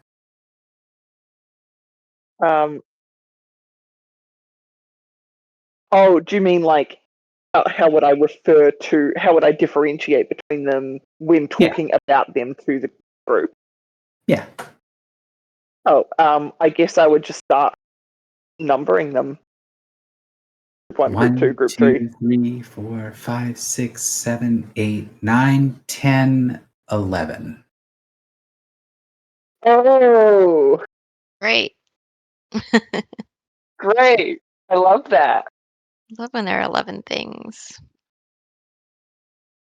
Oh, God.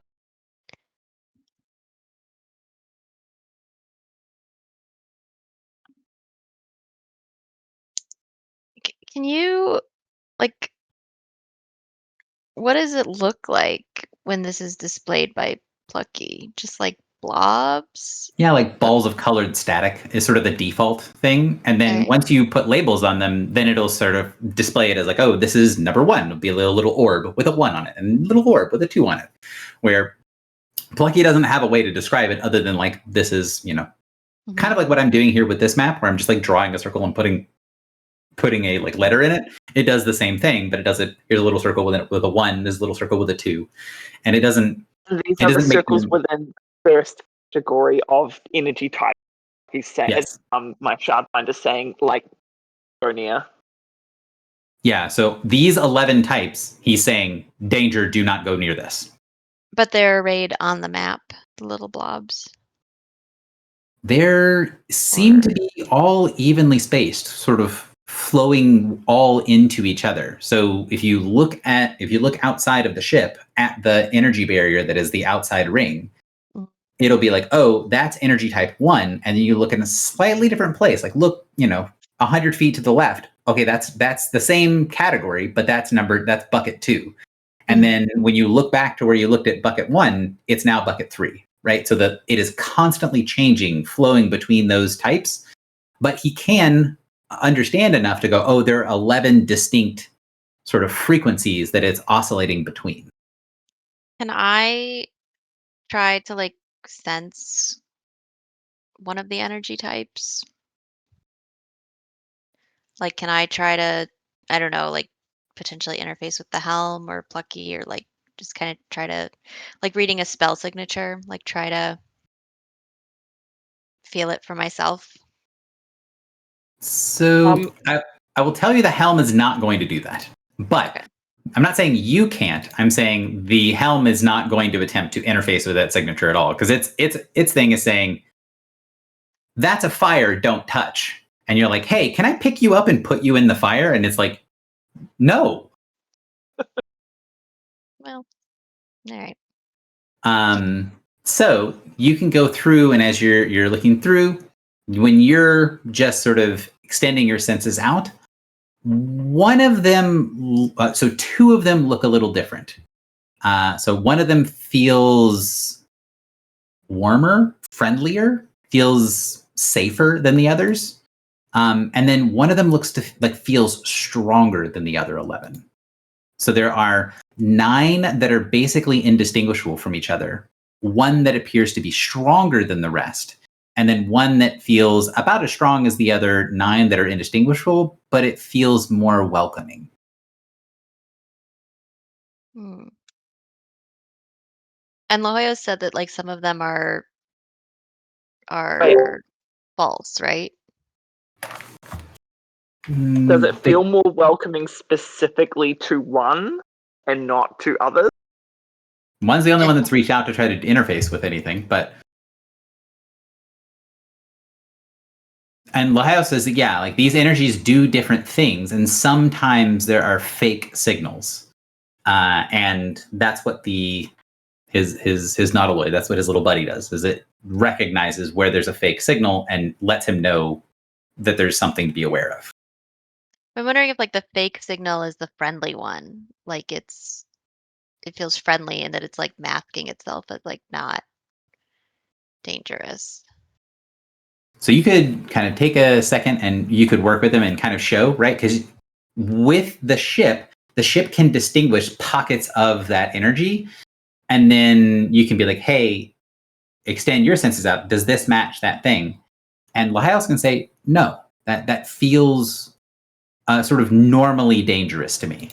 So like all the energy has a baseline danger. It doesn't feel any more safe or dangerous to Lahios. And it doesn't feel fake. Okay.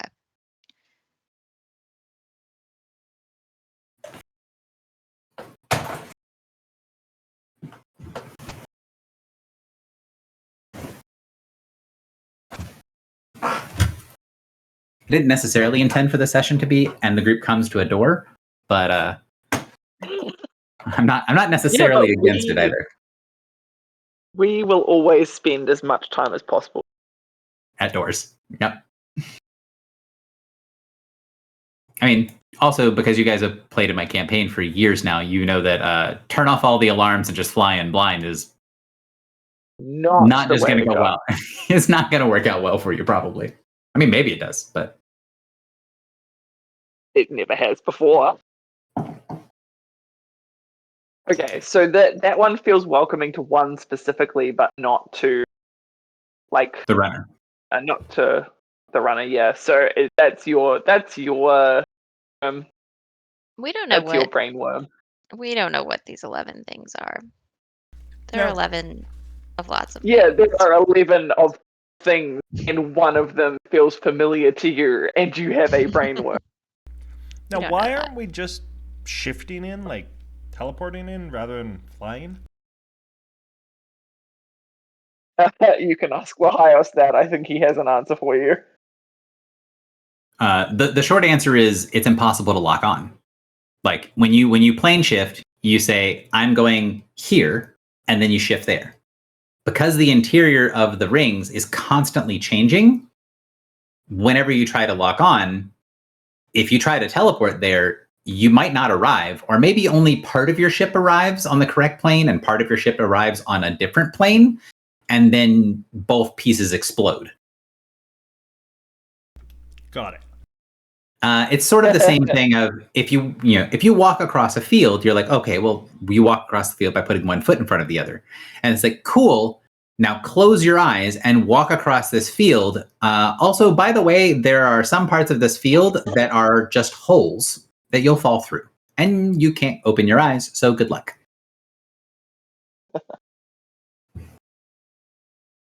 So I want to.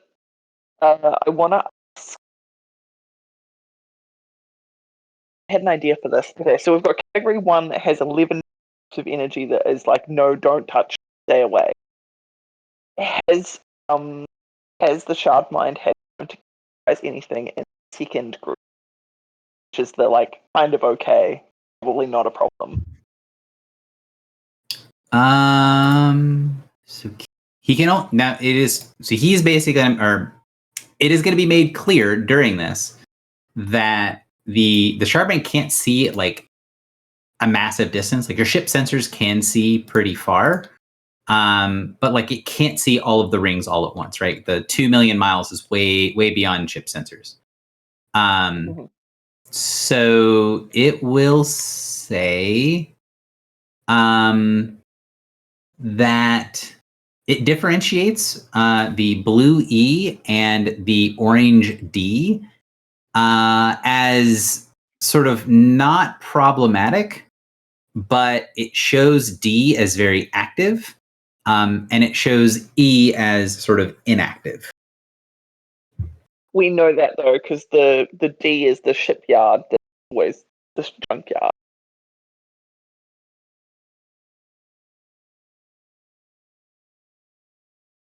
So the door, proverbial door that we come across, where I started trying to make a filter, and, it was sort of changing from like yellow to blue to whatever other color. Mhm. The nature of the energy was changing. How much of that energy is categorized as group 2? Maybe like 5%. Okay. And the rest of we come to the event horizon, and most of it is do not touch. Most of it is do not touch. Your ship designates it as weapons fire. The Shardbind doesn't give that sort of designation to it, just says that it is dangerous. And then it's like they go in these boxes. And then when it shows you the two things that are close, according to the Shardbind, he puts the blue E and the orange D in the same category with each other, and says that orange D is active and blue E is passive. There's not that there's nothing there, but it's not doing anything, according to the Shardbind. So we cannot basically door this event horizon. You can just fly into it and see what happens. And the runner will say, like, you can do this, and it's not going to destroy your ship, but it's going to be that we're now in the field, right? So the dangers of the zone start here. Okay. Well, I think we gotta break the seal. We just gotta go, right? So, Lahios, you say when you take a step and are warned that you will not land on solid ground, you change where you would have stayed, but you cannot take the ship with you. Well, then, do you propose, if you are to get such a warning, to remedy the situation? I will step away, and we can predetermine a site for you to go. This location here, he designates the blue E and says, this one is, I will not say stable, it is within the rings, but it is less volatile than others. If you are to set your ship's sensors and your emergency teleportation to lock on to that location, it is significantly less likely that you will be destroyed, especially if we are close enough to be able to sense the disposition of the... You see him like go to say something, and then he pauses, and then he sort of waves his hand of E. Like he was going to give it a name, but he's like, of E. Of E, yeah. So can I spend some time calibrating our ESAT take us to... You get the impression that once you're within the field, you can basically stop and then calibrate, but you can't do it from outside of the ring. In that case, any further questions or qualms? Anybody want to say anything before we rip the Band-Aid off?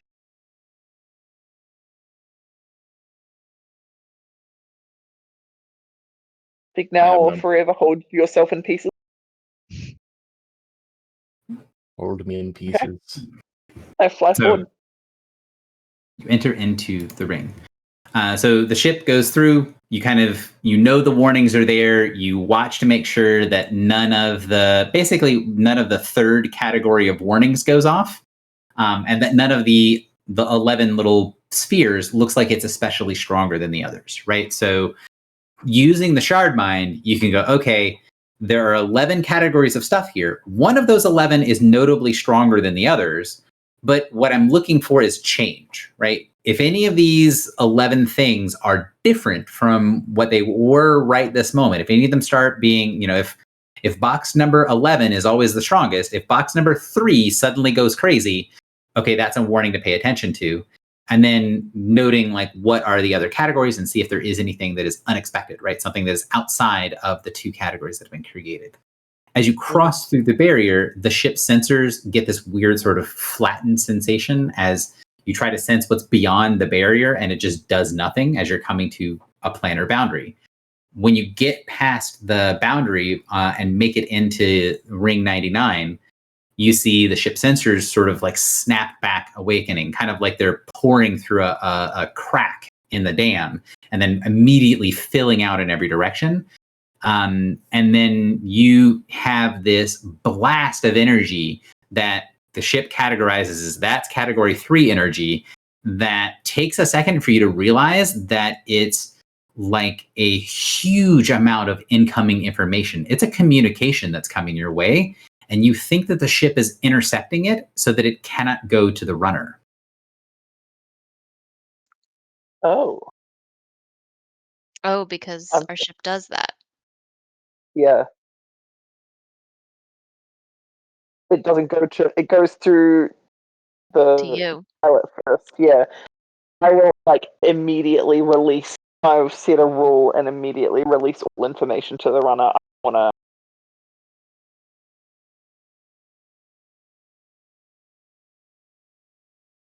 Because it could really matter, time could matter here. And if there's any delay in getting him the information, henceforth I would like to make it so that all communication while we're in the automatically to the... Okay. So you just want to kind of set the tell the system hey, go ahead and just give Lahios whatever information is received. If this seems to be runner information, just give it straight to him. Yes. Don't go through me. Just bypass. So you forward it, and then you see the runner sort of rock back on his heels, he just gets slapped in the head with a ton of information, and you get the impression that it does that.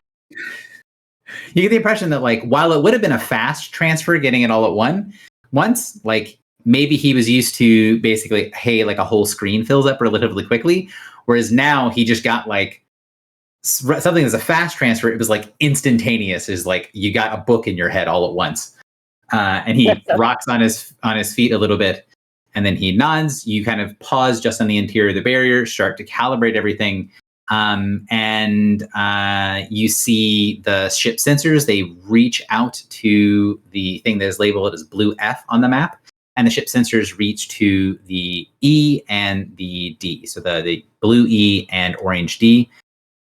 Since there's not a fill that is easy for me to see on different, like that is the same color for each one, I'm just going to make the differentiation between filled with any color and transparent. So while E and D are different colors, they're just filled circles.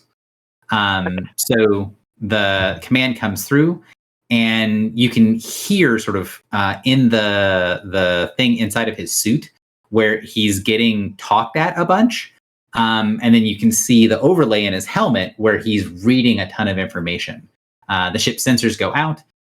They do not report anything sort of unusual, but they kind of get to the barrier between 3 and 4 and stop again, to where the ship can sort of figure out where the barrier is, but it is very hazy. And it does seem to be moving as the ship is watching, almost like you're kind of paying attention to like a creature that is moving rather than like a planar boundary. It looks very much like a living thing the ship is tracking rather than it being a like geographical location. And then he kind of knocks back on his heels and goes, "There is a great deal of activity within the rings. I thought I had not been away long, but apparently things are developing even faster than they were when I was sent to recuperate. I can say we should be able to pass within the outer ring 2-3, but it is smaller right now. It is, and he kind of like fumbles around a little bit for like, kind of like he's like trying to use a bunch of like jargon, right? So like this is like he has a bunch of terms for these things, but if he uses the term, he's then going to have to immediately explain it. And he's like, well, that makes it kind of like useless jargon for what we're doing. And then he'll say basically, this one here is incredibly overrun with flood activity. It is frequently used as a place we can go if it is not active. It can be a safe zone for a period of time. If it is active with flood activity, then it could be the most dangerous place to go within this entire zone. It is powerfully overrun right now. And the relative stability of this place, and he gestures towards D, is changing. There are reports that all of our research has been withdrawn from the ships. All of our salvage operations temporarily halted, as there are signatures and signs of creatures and powers that we have not seen, or have not seen at a very long time, that are being found here. So basically, E is overrun by the flood, and D, they have withdrawn all of their like scouts and researchers from, because there's unknown presence there, things that they don't recognize. Okay.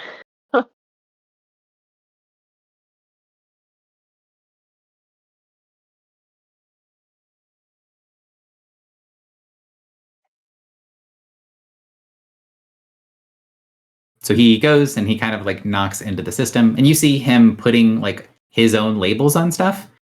And you see when he goes to do it, he does label the shipyard, and he calls it. He puts like brackets around it and just says shipyard.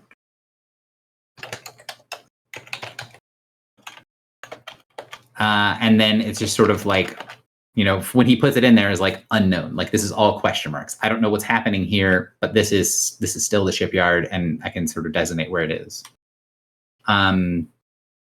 And then for the other one, he will designate as the High Shrine.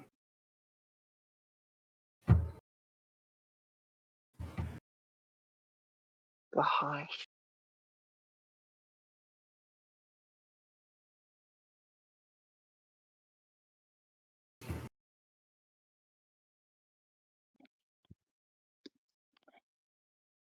So he says, if we are to go and we are to move quickly, we should start moving immediately and see as far as we can get before we have to deal with any of the problems here.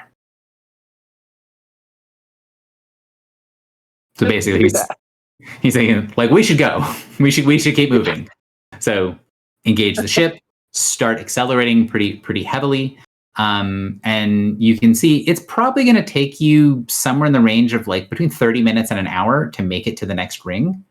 If you're going at sort of fast speeds, right? You're accelerating to the point that you're not going breakneck speeds, but you're moving quite a lot faster than you would be able to move like on the surface of a planet or something like that. So you guys have between 30 minutes and an hour, assuming nothing goes wrong, between here and Zone 3. Is there anything your characters would be wanting to do? Anything in this time that you wanted to try to focus on? You're inside, and the ship can sort of see that they're kind of the edge of your ship sensors fills up a region that is. Let's see what scale this is on. Oh, perfect. Yeah. So everything that's in that aura is where ship sensors can see. Well, that's why I scaled it. Okay, cool. I was like, man, that worked really super well. It's because I used the same scale. Like I counted the squares when I was drawing the map. I have a question. Go ahead. What is this? What does my environment look like? Is my mind being warped by visual stimulus? So when you're flying through this, it looks like you're flying through a massive junkyard. There are pieces of like buildings and space stations. There's some things that when you fly around, it looks like a perfectly new temple that you would see in Sulban to one of the miscellaneous spirits on Sulban. And then 150 feet past that, you see what looks to be like the running flow of a river that you do not see where it is flowing to or from. You see like a 60-foot section of a river flowing that seems to start and end in the middle of space. And then a little bit past that, you see the broken remnants of a massive piece of a starship that is just floating through the void. So it's like a mishmash of realities. Mm-hmm. Neat. And you see the runner you're not flying in anything approaching a straight line, but he's sort of like shifting his feet as he's moving, and you can see he's directing the ship and using sort of the ship sensors as Griffel can kind of work with him to aim the ship. Or he doesn't know how to pilot the ship, but he does know where things are supposed to be, and the two of you guys can work together to navigate things as long as things don't change too quickly. You can see things are slightly changing even as you're going past it. Like you can see during the time it takes you from we can see the river to we have passed the river that was moving might have gotten a little faster, might have gotten a little slower, it might be maybe 50 feet longer or shorter than it was when you first saw it. But the changes are not so fast that you can react to them. And that's what he's doing, is he's flying you around these sort of ever-changing areas inside the rings. Okay.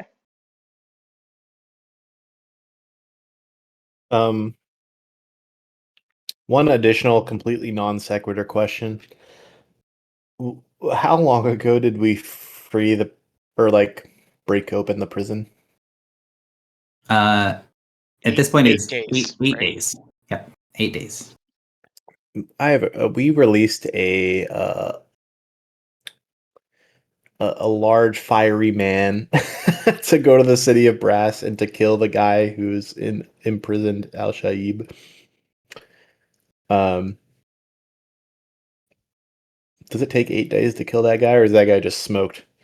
You don't know. You've not heard anything about it. I'm asking a generalized team question. I think that was probably the end of the story thread, and we're good. Yep.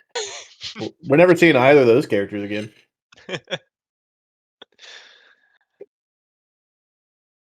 Okay, I just wanted to throw that out there.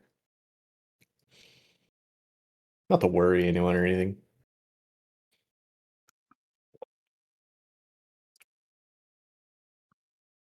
So, anything else that people want to do or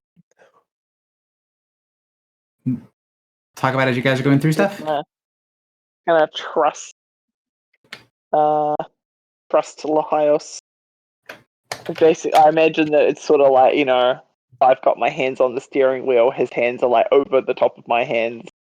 And so like if he goes to move up, I'm like fully trusting and not resisting in the least. So what you're saying is, the helm is a pottery wheel and he is your ghost. Yes. That is a deep cut. God, I feel old. That is a deep cut. But All right. So, go ahead and toss a 1 into chat if there is nothing or if there either is nothing you want to do on the trip, or you've already said your piece.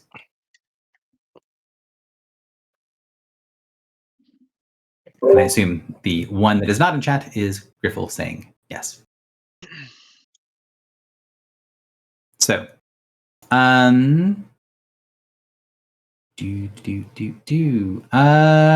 I will need a navigation check for making your way through. So the DC is getting lowered by the person helping you at the helm, but this needs to be a check from Griffle. Griffle, do you want me to roll for you, or do you want someone else to roll for you? Nah, Gary, I don't like you. Someone else. I don't Maybe you'll trust you. I'm gonna give it to JP. Yeah, I was just thinking not Drock. Oh, Actually, no. Drop. You've got this. Trust me. Your role when it matters. Freedom. Oh, all right. Just a D20, Gary. So this is a dungeoneering check. I'm going to give you the bonus here in just a second. So your dungeoneering check should be 1 higher, correct? For half level going higher? Correct. So dungeoneering of plus 20 sounds right. So give me a D20 plus 21. Oh, okay. It didn't. Why didn't it? So 33. I don't. What? 32? 30. Sorry, 32. Yeah, brain. you just did. You rolled an 11, added 20, and then I added the 1 twice in my brain somehow. Listen, I said not Drock. All right. So that just broke my brain. Yeah. You're welcome. So we're looking for a total of 34 is the target DC. So moderate is what happens. So on a moderate DC, as you guys are going through, you go through and the estimate that you're given by the runner is pretty on the nose. Like he's like, it's going to take us, between 30 minutes and an hour. It basically says it will take us hopefully less than half a seal to get there. And you think that that's about correct. About halfway through that, so you're 25-ish minutes into the flight, the systems start to fire off, and Griffle, you get warnings showing that there is third category energy that is being detected by ship sensors. Oh no. And so I have my aberrant totemic link. That's not doing anything yet. It is not doing anything. I have a feeling about what that third category might be, to be honest. I think it might be aim on, aim off, whatever be an aim on. Aim on. Oh yeah, the fire. So it says, hey, there's stuff on ship sensors. You're getting warnings that there is additional energy. And just says, he says, I don't know what this is, but here it is. Here's the ship's energy. Yeah. I don't know what to do, guys. And it does seem to be coming your way and is gaining on you quite quickly. Oh my god. Do we...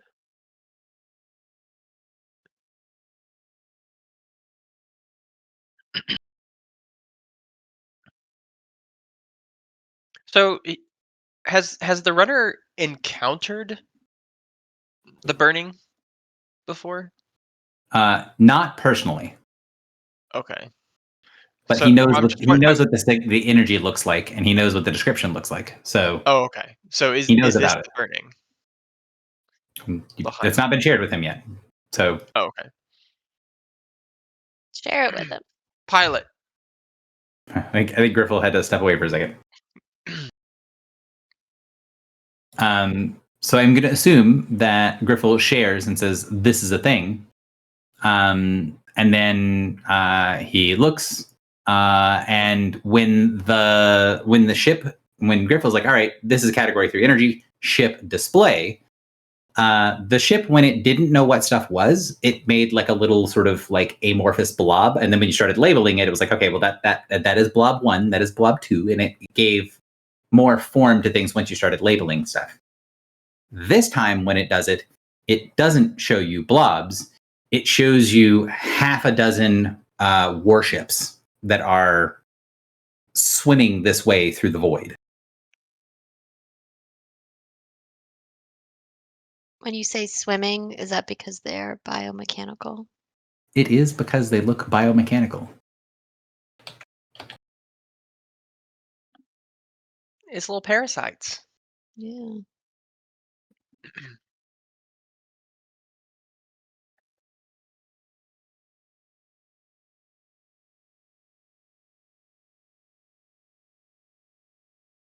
So let's see. That's too big. I mean, What I'm do you just reckon? putting Do it. we stand and fight, or do we cut and run? So it's going to show you. Let's see. So Oh, we've seen one of those before. So it shows you that there are 6 of these and 1 of those. Mm.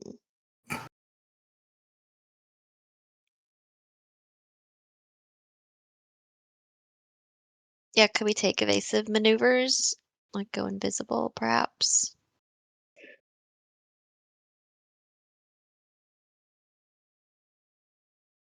We can only go invisible for about 10 minutes.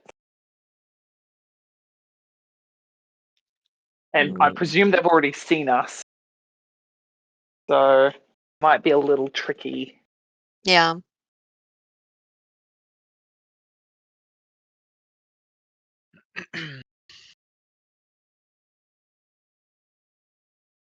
So you see, once it gets displayed, the runner just sort of, looks to see what you guys are planning to do. But then, if you guys don't immediately have a response, you would say, if you are asking for my counsel, we would run from these. And then he kind of like points to one of them and says, those are not very dangerous if you are in a ship with presumably powerful capabilities. Those, however, are dangerous to everything, ships and otherwise nearby. So Punch these it, guys, Griffel. these guys are a threat, but not like especially dangerous. If you have like a ship, you have defenses, or you have like a fortified location. Yeah. These are problematic, but not going to be a huge deal. He says these things are a huge deal, no matter what your fortifications look like. Are they the ones we haven't seen before? Yes, But there's only one of those. Yep. there's That's one of all. those. Okay.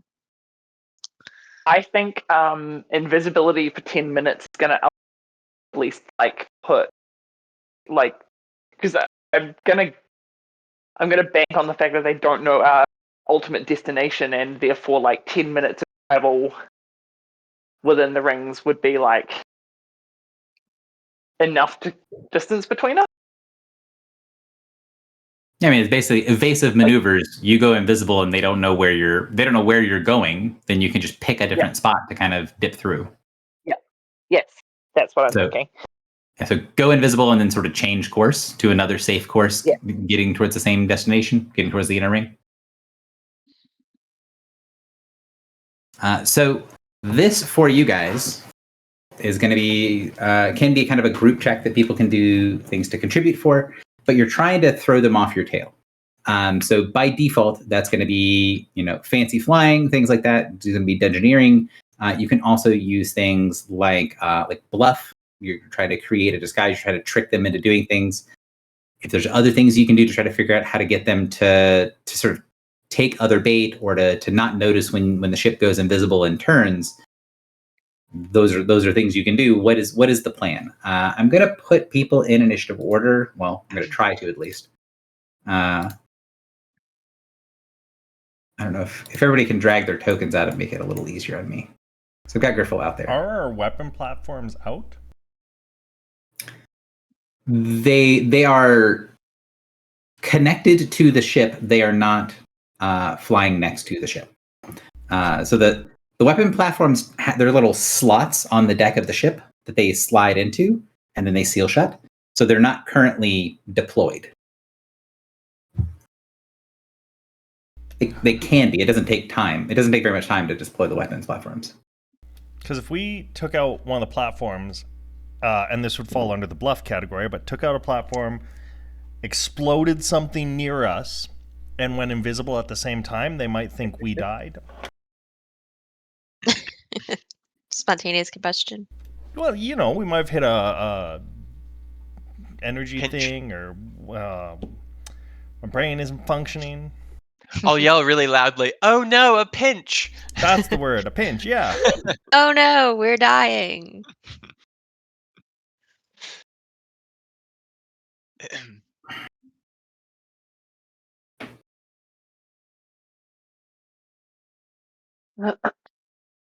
Could we jettison something that they might want to like? Could we take one of our constructs and just like shoot it out in the opposite direction?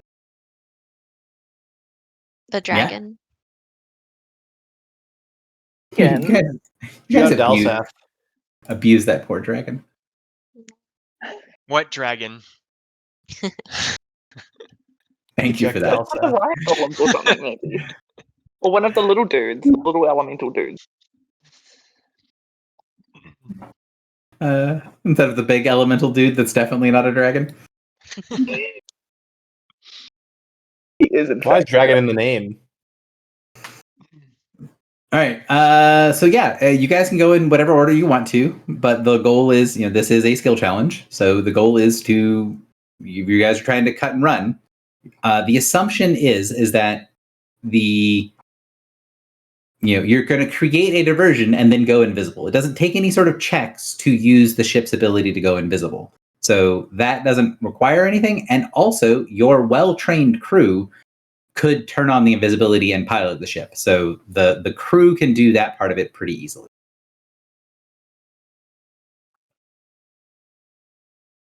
So people who have different ideas of what they want to do, like Drak, it sounded like you had a plan. Yeah, I want to make something explode and go invisible and see if they take the bait. Is there a weapons platform in particular that you're planning to use? Is there like any of the ones that stand out to you as more useful for this type of diversion? I don't know. Not really. It depends on what's nearby, I guess. Like, at first I was thinking like lightning, or fire to do like either a fireball or lightning to make something else explode, but kind of depends on what's nearby. You do fireball, I'll do lightning. Sure. Okay. And again, you guys are flying through this thing that is sort of like a hodgepodge of all kinds of things from all kinds of different planes. So if you grab one of the platforms, you're like, hey, I'm going to see if I can find something that I think will make a big boom. You can sort of wait until you get to one of those things, and it's very likely you'll find something that'll work with that. Like even, for example, if you shot the fireball at that river that you saw a minute ago and turned it into a giant cloud of steam, I mean, that's still going to be effective for what you're trying to do.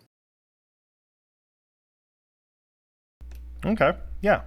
I mean, if we're still near there, well, but I was thinking like if there was debris, right? Then they'd think we might be in that debris. Yeah, I'm just using as an example, right? This is very sort of theater of the mind. Hey, I wait until there is one of these chunks of something that is going to make a bunch of explosions for debris. I blow up the debris, and then we sort of disappear into it. That sounds perfectly fine to me. The justification is bluff to pull off the disguise correctly, or what are you using that's Yeah, not bluffing? I was thinking bluff, right? I want to make it look like it was us that exploded, and there's no need to keep searching for us. Cool. You're looking for a DC 25. And just a bluff skill check? Or do I have to do something with the weapon as well? You're using the weapon. It doesn't take you any. You guys are knowledgeable enough and you use them often enough that you do not need to make a check to use the weapons platform. This is just how you are using it. Okay. So that's one success on the challenge. You can find there's a big area of debris, one of those broken spaceships that you see phasing in and out of reality. And Drock, when you guys get to the point of, all right, now we're going to go invisible, right before you go invisible, he launches off one of the big arcs of flame to blow up a section of ship. And Morin, you are doing something similar with the lightning platform? I sure am. Griffle. Yes.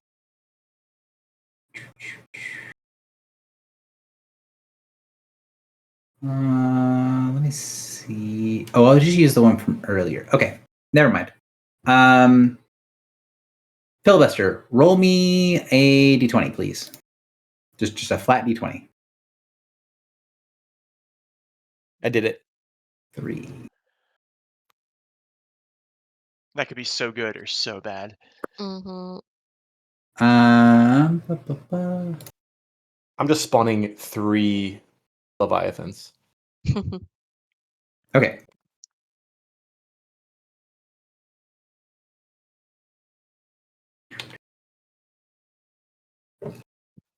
Or maybe the 20 Morin, Drock go ahead. accidentally killed. So I'm just rolling straight bluff, right? Yeah, what it's doing, so to tell you why I'm having people roll random d20s, it's because there's a list of effects of the different planes as they overlap. So I'm determining what it is you're firing into. And that is a hard DC. So DC 34 is the hard DC, and that would give you 2 successes towards the challenge. So a total of 3 successes. And you said that you're kind of doing the same thing. You're just sort of amplifying the effect. Yes. Yep. Sounds good.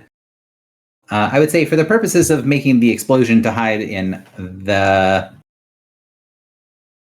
you feel like that part of the ruse is successful, you might want to hit the ruse from different angles in order to keep going. One, Philly or Griffle, do any of you guys have I mean, hit the ruse from different angles. I mean, like you've made the distraction, you feel it is made. You need to do other things to throw off the senses. You can't just kind of keep making a bigger explosion. It is as effective as that is going to be. Got it.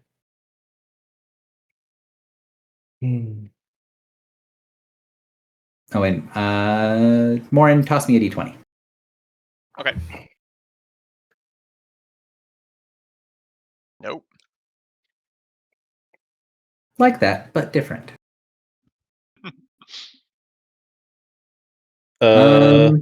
I could do. So the whole idea here is to throw off the things that are following us. Real quick, Morin, when you fire the shot that you do, there is a second where the targeting system of the ship sort of flickers on off. Like you can see you're targeting. You're physically just pointing the shot and shooting it. Yep. You see the targeting system try to lock on, and you see it like click, click, click, click, click, click, like it's got close to something it recognizes, and then it doesn't fully stabilize, and then it fires. Like it almost gets a target lock, and then it shoots off, and it does seem to be very effective.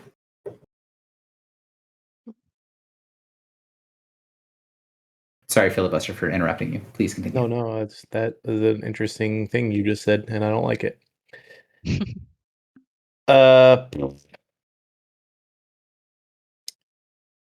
Can I Griffle, you got this big stream of information when that weapon was fired.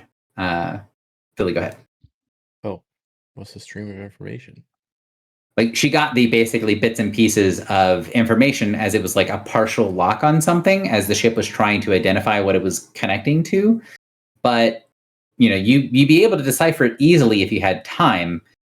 If you're going to try to figure out quickly what that little pulse of information was, you'd have to focus on it and figure it out quickly.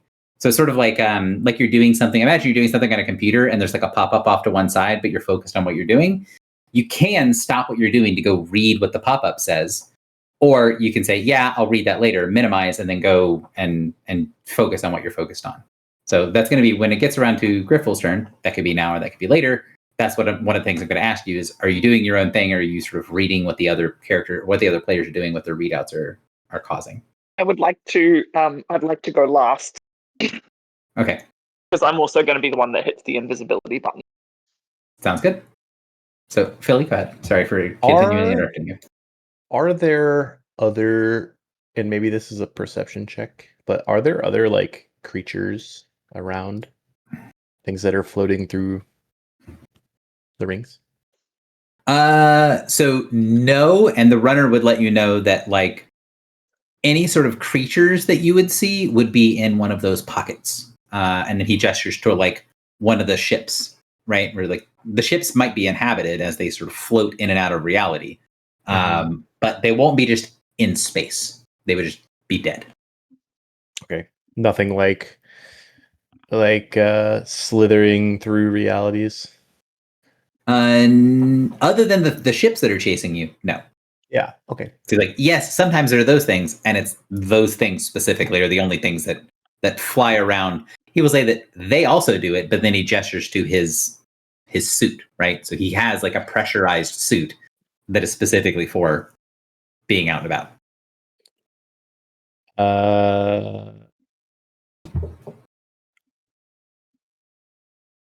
That kind of killed my idea. I was going to say something like study the movement of those creatures to like follow their motions. Is there a way I could like I don't know if it's possible to like do like an Arcana check to like sense the, so I don't know if that's even feasible, but like sense a pinch happening, or it's like sense like a movement of the plane. So sensing it is relatively easy. The question I'm going to ask you is, what are you going to do if and when you see, oh, here's a set of planar boundaries, right? So what do you want to do with the planar boundaries? My stupid ass thought was that we would take a risky maneuver like close to one to like either harm or deter the ships chasing us. But I know you're gonna be like, if you roll bad, you're gonna get fucked up. So you're always moving through different pocket planes.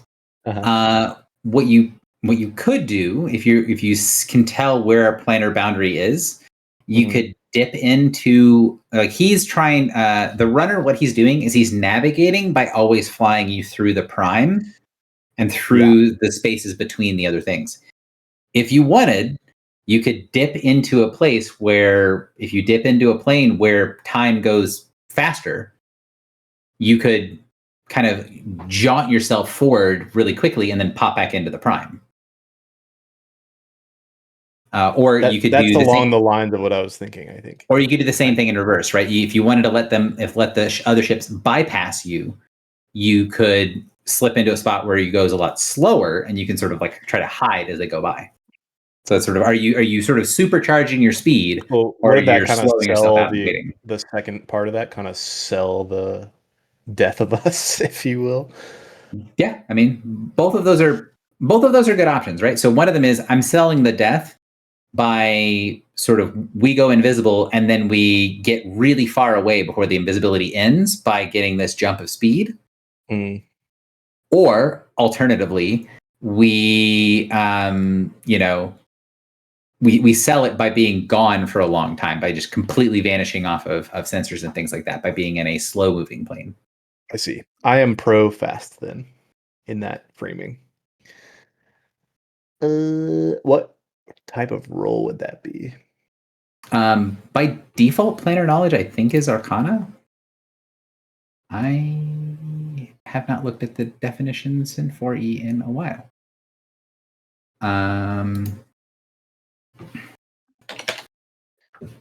I think Arcana is default knowledge of the planes. Concentration zones. Identify magical phenomena. Magic. What is... I feel like you use dungeoneering for that type of thing. I have sometimes in specific stuff.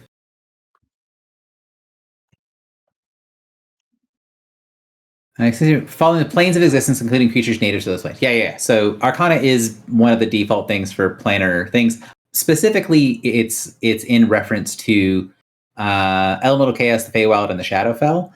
So the wilds, the fell, and the elemental planes, which is what you're trying to do. So yes, Arcana is the correct default skill. Okay. I will also use lessons of history. No. Guidance of the past? Did I guidance of the past? God damn it! Every fucking time. That's just pissing me off. We're gonna get to the literal That is last the session same of the role. campaign. I'm dazed. I don't know if that means anything, but I got dazed.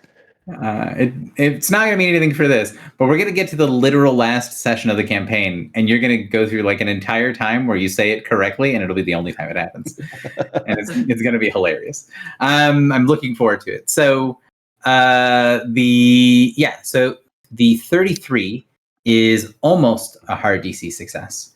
So one success on the challenge, up to 4 successes, and you go and dip into one of the other planes. So skirt along the edge to kind of, when the invisibility goes up, you'll be able to basically push yourself forward by dipping into another plane where time flows differently, getting really far ahead, and then popping back out where very little time would have passed in the prime relative to where you were. One of many.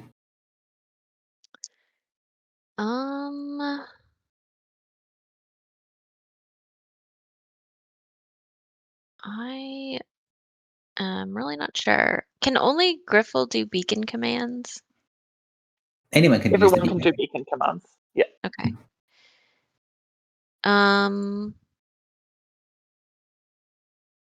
There's Deter, which is pretty effective for. I know, but we're not on the same plane anymore, right? So You are before you turn. So the plan is, right, everybody's doing this stuff to prep for turning the invisibility on. So Filibuster's thing hasn't technically happened yet, right? They're going to do that after the invisibility. So this is all in preparation for Griffle hitting the button. I see. Okay. Then yeah, I would do Deter, I guess. That's the one that they must move away. Yeah. Okay. That's too bad. I just crit. All right.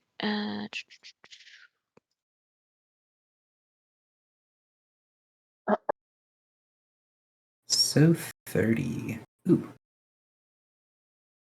Let's see. Does a 30 hit their will?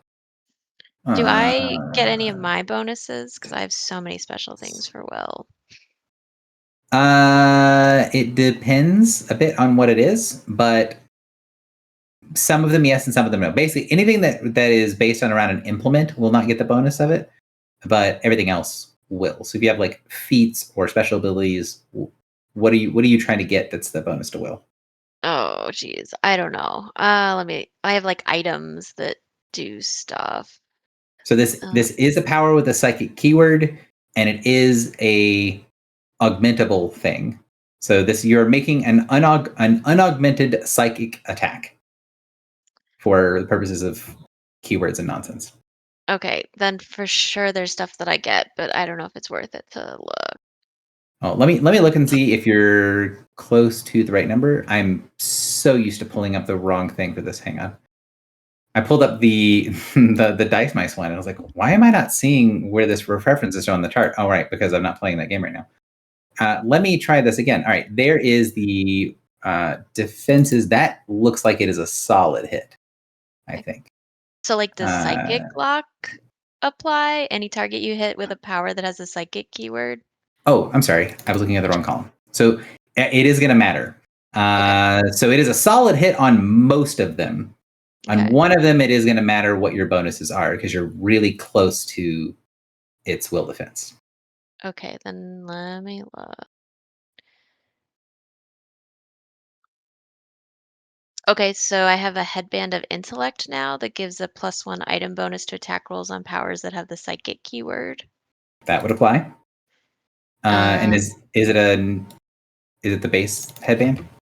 Yeah, the 5,000 GP. Okay. And then let's see. So I didn't augment it. Correct. It's So an unaugmented. Okay.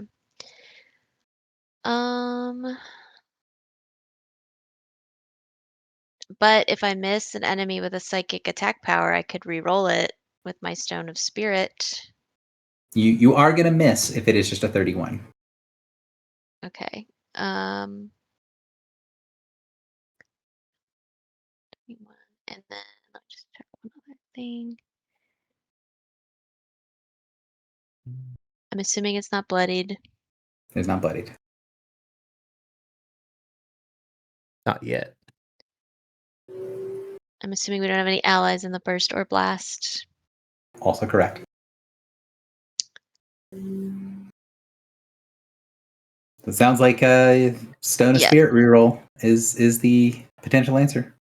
Yep, I can do that. Will that reroll for everyone though, or just No. when she missed? It's just, I mean, normally I would have her make an attack roll against everything individually. Because of the way that this is a skill challenge thing, I'm just having her roll one roll and apply to everything. But when you reroll, you will get the stone bonus. Just make sure to include that. Okay. Do you know what I mean? Yes. Each ally who bears a fortune stone gains an item bonus to the reroll equal to the number of allies. Correct. So Don't we all I have think- one? I think Yeah. everyone does, so you should get a +4 to the roll. Okay.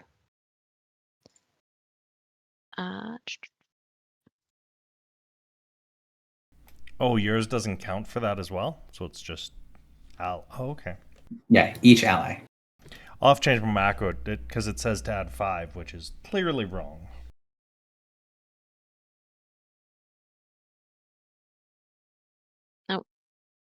Worse. So yeah, you are able to deter all of the ones that you've seen before, but the one that you've not seen before does sort of push on, and it seems to have, like, once it sees that the others are deterred, it looks like it has added on quite a bit more speed. It is sort of plowing along kind of recklessly ahead. So that is 1 success, 1 failure on the challenge. So we now have 5 successes and 1 failure, and it is Griffel's turn. Okay. But wait, Gary, I hate to belabor the point. Are these clearly aberrants? You know that they are aberrant things, yes. Would it be appropriate for me to grant a reroll with Baneslayer? I think Baneslayer's ability is it doesn't work Well, on it's- at-wills. What? It's just hit the attacks, I'm button. pretty sure. I'm gonna Hit the button. I'm gonna hit the button. And attack power. Oh, cool. Sweet. You could if you wanted to. I'm down.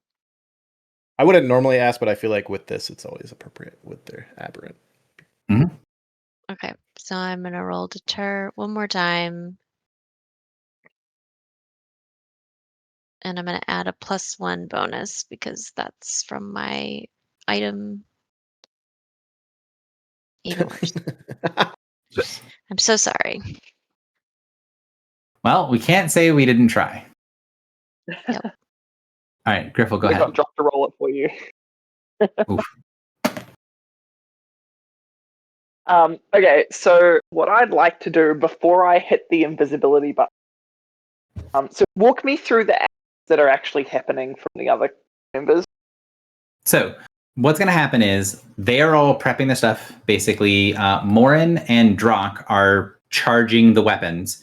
They've located something to fire on, and as soon as you hit the invisibility button, they're going to fire, and then the invisibility goes off and create this, smoke bomb, right? The debris cloud to fly through, and then one of many has already shot off the deterrents, so that most of the things following are not following anymore. And Filibuster is we're showing where you can aim the ship, so you can dip into another plane and then sort of go much longer in that other plane, and then pop back out where not as much time has passed on the Prime, to kind of give a leap forward from the perspective of the people on the Prime. And then you also have a notification that one of the two weapons that is being fired, it's sort of like, or it's charging to fire. It has this sort of weird targeting lock, like it's trying to lock on something and it's getting close but not working. And so this little pop-up pops up on your screen being like, hey, do you want to look at this? You can either choose to pay attention to that, or you can choose to pay attention to something you want to do before hitting the invisible button. Okay, I will look at the notification. I suspect this might be trying to do something. So give me a dungeoneering check. So basically you're trying to decipher the ship's readout. So by default, that is dungeoneering. If you can do something else, you can. Sure. I think dungeoneering works for that. Hit the for me. Oh, that's right. Has to be me. Yeah, I trust you. Let's see. Do skill check. Dungeoneering buttons. Oh, and it should be one higher. From half level. From half level? Okay. Just double checking. Making sure it's one and not two from. I don't remember if your wisdom is leveling up. I haven't gone up. I went to 21. No, sorry, I went to 23. Gotcha. I'm not. So it's an odd number. So that is that's the wrong button. We are. Oh, that's a success either way. Okay. So see it. Oh, because I was talking to myself when I was clicking buttons. But the You literally you can't not count that. it just rolled a 27. So the result was 27. And the DC for this check, the moderate DC was 23, the hard DC was 32. So moderate DC success, you see it lock on, and you see that according to the weapon system, it is getting a partial match on targeting, and it's getting information when it shows up saying something that the system has had the information placed in it, but it has never seen this target. So it's like, this is similar to a reference thing that it's seen, and then you see the little marker on it show a stylized number 4. Is this Sin the Fourth? Send the 4th, yeah. Oh, where has it been a similar thing to Sin the Fourth? So you guys got a bunch of information about the sins from your conversation with the Exarch? 4 was the bad one, right? It was like the instigator. Yeah, it was the one that was corrupting all the other ones, right? I think so. That's the Imperium, not the it's the Imperium Sin the Fourth. This is the So you guys have a list of the sins. make sure let the DM make sure that I'm send the 4th. Make sure I'm correct. It is 4. Yes, it is. It is send the 4th. Is it murder? Mm-hmm. Do not take a righteous life, or through inaction allow one to be taken. So they can murder. Yeah, they're the murderers. Well, Murder, the murder, murder. the alienness of the 4th Fleet, yes.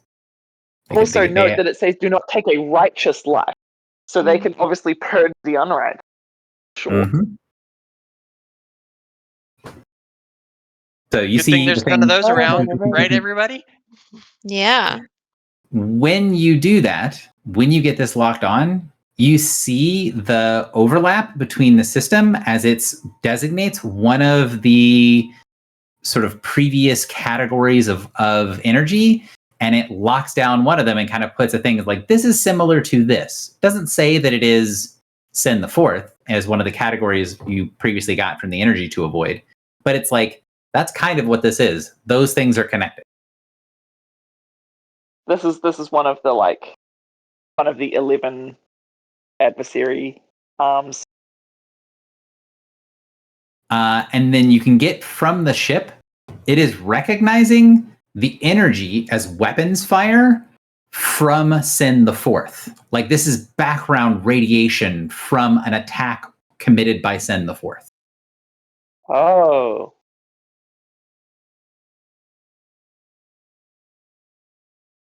Okay. I want to. Is there anything I can do to help the weapons lock on? You know what it is. You can sort of like, hey, look for this energy, lock onto this energy. You can use, you don't need to make another check, but you could focus like, hey, recalibrate, do it like correctly lock on. Do we still have one of the weapons platforms assigned to Al? And would he like to do something? Would he like to take an action to help us? Do you still have a weapons Very platform radioactive. assigned to Al? Yeah. You can. He doesn't have one default assigned to him because they're all assigned to different parts of the engine, but he can be assigned. You can assign any of them to him if you want. Yeah, I feel like we gave him the Thunder one last. We probably gave him the fire one, right? Yeah. Oh, did we? Oh.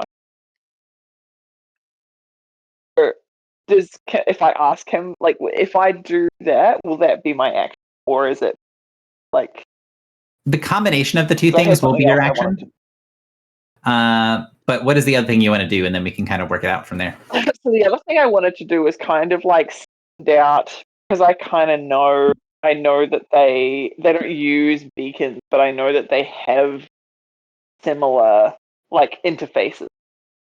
I wanted to kind of use a shard mine. I wanted to use the shard mine to essentially send out like guard them with like notifications. The way that like, so remember in the Reach when we did like the needle, things they tried to do was bombard, like basically like bombard me specifically and overload me with like, they gave me a migraine. Mm-hmm. I want to try and basically like turn that back on them and send like just basically DDoS them. Sounds good to me. Yeah, you could definitely do that through the beacon. So I don't necessarily know what I would be doing, what that would be. I mean, I can see it as a bunch of different things. You could, I mean, Dungeoneering is always the button for interacting with aberrant creatures. So that would be a default. I could also see it being like something like intimidate as well, right? Because this is the goal. I'm trying to overwhelm it. I think those are the two that make the most sense to me. You could also try to justify like an insight check, right? You're not trying to overwhelm them with information, but you're trying to give them the exact wrong thing, or you're trying to like slide something in the perfect comment to get the effect. Those make sense to me. Have any of those accepted? engineering. Will I take a penalty if I just keep rolling?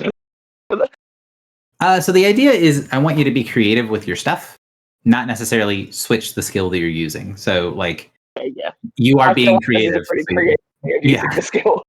Yeah, so that you're not going to get a penalty. But Cool. yeah, so DDoS. engineering would be good. I inflict DDoS attack. Let's see. 29. 29 is a success. So there is one of the deter goes out and sort of sends away, scatters the 6 lessers, and then one of them that sort of continues to plow through. The ship sort of locks onto it, and you feel this incredible hum from the engine. And as the ship locks on, the entire surface of the ship starts to vibrate. And you see the ship's readouts as the sensors like lock onto that one. And you see the sensors designate this as dark light, category 5. Yeah, okay. And then this sort of wave of information, and as it goes and pulses through it, you see the thing that had sped up once the others were deterred. It sort of pauses, and you get this just incredible psychic feedback, like a scream of rage and pain from the ship that causes your entire ship to vibrate, as there is this just mindless hatred that flows from the dark light as you slam it with information. And then explosions rock the side of the vessel. You slam the button and dip through to another plane and pop out way down the line, very close to the planar boundary. And you see, like, when you do the pulse and the ship starts to vibrate, the runner does a thing where he's navigating and he's kind of showing you where you need to go because you're still flying the ship. He does this like very slow half turn, like he's like, what the fuck is going on? Like, you can tell he's keeping his cool, but he's like, I don't understand entirely what I've gotten myself into. Yeah. So Needed to wee buddy. you overwhelm the information, you dip through, you pop out the other side, and when you like go invisible, the interior of your ship lights up as this little firefox appears next to Griffle and starts to sort of like walk around her as this little orange ghost fox. I don't remember if everyone has seen the fox before. I think everyone has. But if your characters have not seen the fox before, this might be the first time it's manifested for everybody. I don't recall seeing it before. I think I've seen it before. I showed her to Besmahees the second time we went back to visit her. Gotcha. So Everyone would have been there for that. without being bidden to pop out, the fox, when you dip through to the other plane, just sort of like phases out of Griffle and starts to walk and like look around the ship.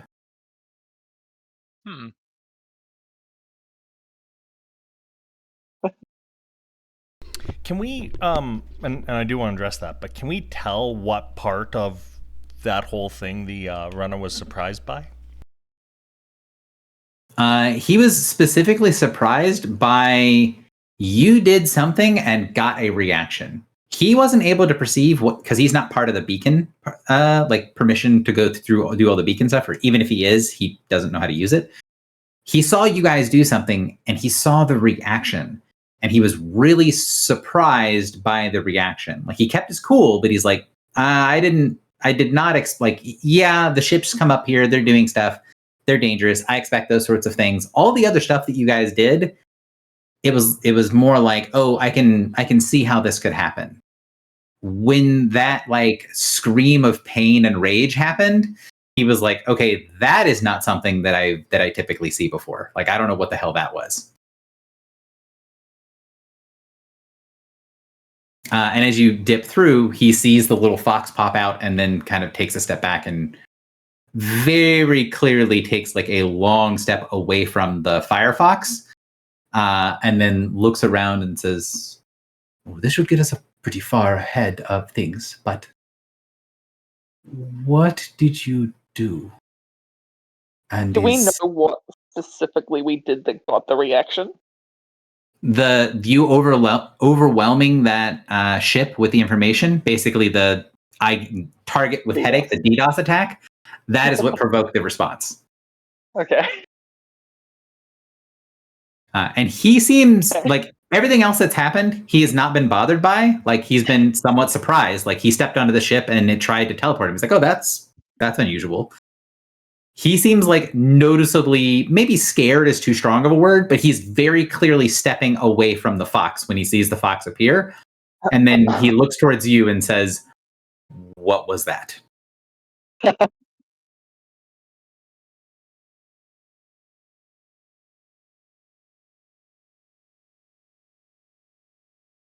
So what do you say? What do you guys say to him? Turn their own weapons against them.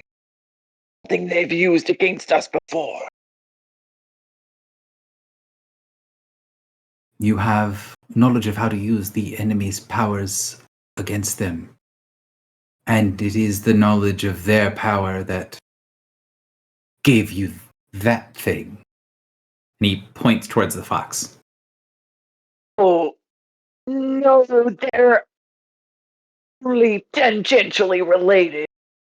Actually, and I look at the fox and I'm like, here. Like, here.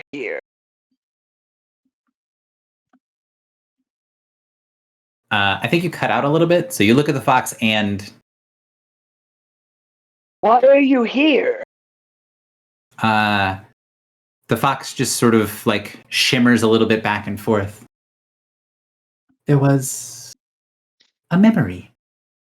And then it sends this huge mix of like spirit signatures where it shares with you like the summer sun, the like an open grass, like running through the forest, taking a drink of cool mountain water. This like really big mismatch of memories of being like a fox spirit running around. And then it says, something remembered me. And it kind of like just popped back into reality for a moment of being like, oh, I was remembered. Oh. And that happened because we DDoS? Yeah. In the fourth? Yep. Okay.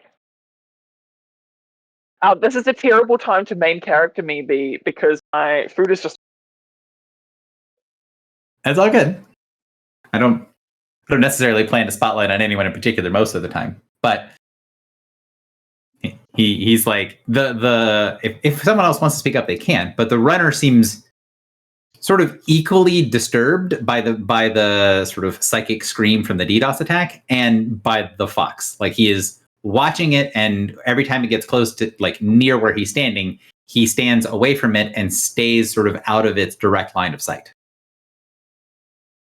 So she says she's here because of a memory, and she's sharing. So something about what I'm reminded of Summer? Maybe. Not all of the images were summer. All of the images were like a fox spirit playing in the world. Oh. Some of them are connected to summer because it remembers being happy in like the spring and summer and things like that. But some of it are also winter memories. It's kind of like you got a highlight reel. Foxes doing snow diving. Yeah. It's kind of, I was going to say, it's like you get a highlight reel of a fox's life, of like happy memories and parts of it enjoying itself. You get a bunch of those. I don't understand. I don't know why these are connected. I don't necessarily know that you were supposed to. You're not sure? Would anyone else react to him being disturbed by this? Because you guys have 10 minutes ish of flying through invisibility, using your jump ahead. What's his name? I apologize. Lahios is the guy's name. Lahios, you've spent like probably a couple hundred years floating around in space out here. You've never seen a big guy do that before? I have seen them react as such. They all do in the presence of certain things. I have not seen them react as such to a ship. And I recognize a shrine creature. And he points to the fox. But you can tell he like doesn't point directly at it. He just sort of like gestures with his hand, almost like there's a superstition of pointing to the fox.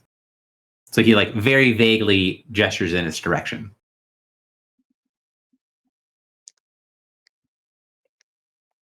Well, we're regularly told that we're full of surprises. So, I mean, you get ready for a couple more, I think. I will attempt to expect the unexpected. Are you planning to keep the spirit with us as we go further? It is unlucky to have any markings of them. I can't imagine what sort of luck would be brought if you brought one whole. I don't think it's any of our choices if the fox stays or not, except for one person, and I don't think that person particularly cares that the fox is here. So, and I would say that the characters would be able to recognize, once he talks about it a little bit more, there is sort of like a cultural superstition, right? Like a sailor looking at an albatross and being like, I know what it is. It's because Divine has been, so the domains have been absent from the world for so long. It's like, he's got like superstitions around them being bad luck because they failed so miserably against the adversary.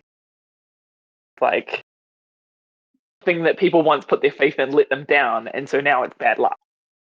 Or because adversary forces have been hunting down anything that have the divine symbol and destroying it. So like if you get marked by the divine, you're gonna get fucked up. Well, it could be either, or it could be a bit of both. and I sort of imagine that like seems to me that the people who are like the most engaged in like daily fighting of the adversary be a little bit like, yeah, nah, like Divine isn't where it's at.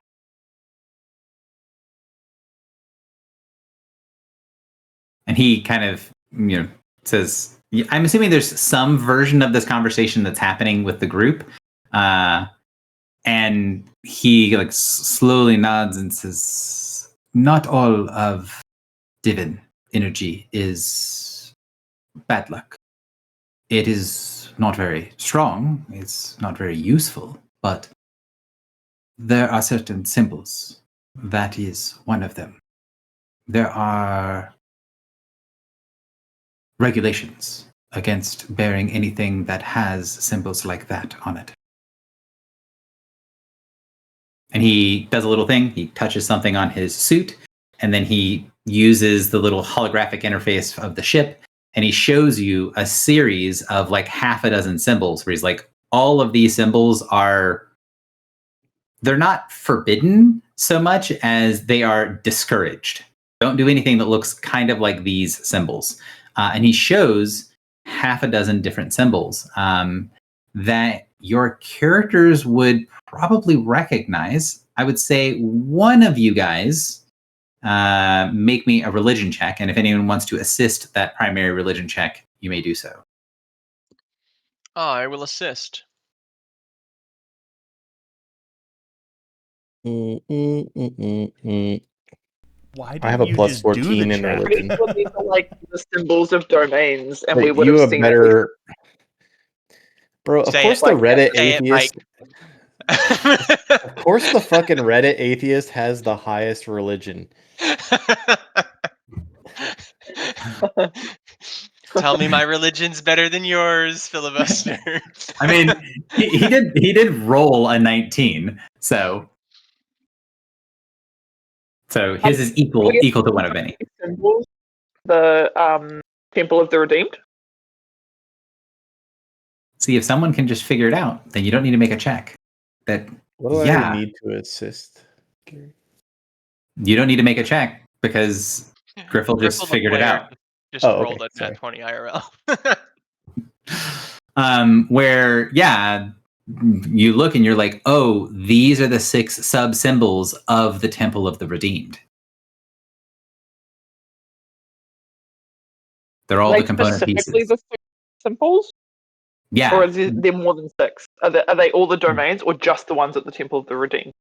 just the ones of the Temple of the Redeemed. So you got to What? that. Where we That- were. There was that big, like open room where you fought that had like the liquid in it. And in the liquid there were 6 symbols. One of them was the fox head, which is what led you to the little like shrine where you got the fox spirit. But there were 5 other symbols, and he shows you something that they're not 1-to-1, which is why it did take a check. Like the fox symbol doesn't look identical to the fox symbol, but when you're like, Yeah. oh, that's a fox head. Oh, that one is a curved blade with the star pieces on it. Oh, that one are 7 stars that are aligned in a hook. Yeah. Yeah, and then oh, that one's the sunburst. Like you can connect all the ones. You're like, hang on, they don't look perfect, but once you see them in a series, you can see he's saying, yeah, these are the ones that we don't wear, or that you don't take anything kind of like them, any representations that look like these symbols. Well, drop off. I really Griffle. want to go to Purple D. I really want to go to Purple D, guys. That's where the divine energy is coming from. Purple D. B. Purple Oh. B. Purple B. Yeah, I thought B, we were sorry. going to Purple A. You're Yeah, we currently are, trying to but make it a I'm just purple saying, A. like, I want to go to. What do you think is there? Well, they said that's one of the things that's been changing the most, and that's where and when they said it's a place of divine power, like. It still doesn't answer my question. What do you think is there? I don't know, but I want to find out. Okay, I mean, I don't really feel any type of way. So when you say this, and you're like, oh, what do you think is there? And you're like, well, we don't know. And then the runner will tilt his head to the side and say, we were within the zone. Dispatch gave us the current name. If it helps for your decisions. And then he places it in, and you see that the thing does not translate very well when he puts it in. And he says, your ship's systems don't recognize things very well. Do you mind if I search for something that's an approximation? Be my guest. So in the minutes while you're doing this, he flips through things and then he stops. You are hiding certain things from me, and some things you omit. Some things maybe you have not told me because they are not important. This is none of those things, unless it is hidden from me specifically. Your ship recognizes one of the other designations. I do not wish to work with one that is attempting to place the void over my eyes. He pulls up the system, and you see when he does it, when he tries to look through the ship's things, he pulls up the ship's logs, and he says, like, hey, he searches through the system. Hey, I'm looking for something like this. And then Plucky sent back to him a record of a teleportation. And he says, you've been there before. I did not believe you had entered the rings. Oh, I It's knew the- it. It's the Temple of the Redeemed. oh, that's not what I was gonna say, but is that? Wait, how did we get there before? Got there through a spin disc. We went- Got there through a spin disc. He points on the label. You can see it is a teleportation true. destination from like a month and a half ago, Mm-hmm. from a very long time ago. And you see as he's trying to put different things in, he's giving different descriptions, different names as the names have changed. He pulls up through it and says, "What we would call this is the place where the blade has been run through. The Oh, that's Sabers sick. Pass." Oh, Ellie, I knew you were Wow. gonna. I knew you were gonna say that. That is so funny. That is so fucking funny. What? It's only one of many, and I have been there. it's only been 5 years. So Sabers he- Pass. Is that He the does look place at where him. like the giants came out of the sky and you guys Is that- teleported away really quick? Is that Mhm. pre-recording? By the way, Yeah. Yeah.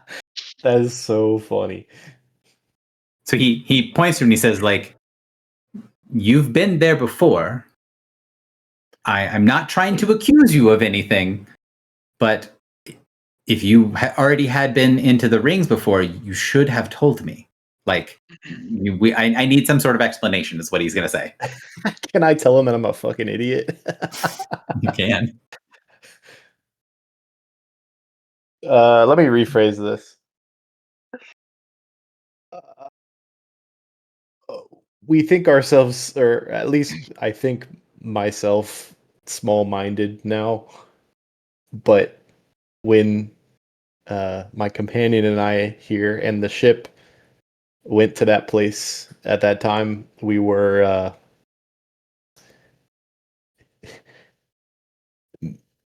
beyond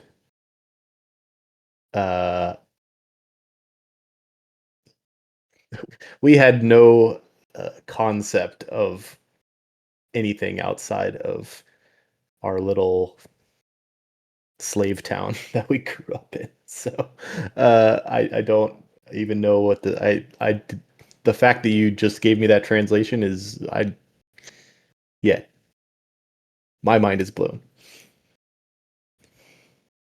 So basically just saying, like, we were ignorant. We didn't know what this was. We aren't trying to basically pitch, like, we weren't trying to hide anything from you. We just didn't know. Also, mind you, I'm assuming there's 2 log entries here, one for entering and one for exiting. Can you see that those are seconds apart? So if you bring that to his attention, right, he will say, okay, hey, look at the entry for entry. Actually, they're immediately one after another. And then he will basically say, like, okay, yeah, that is what it says. And if you just didn't know what you were doing, okay.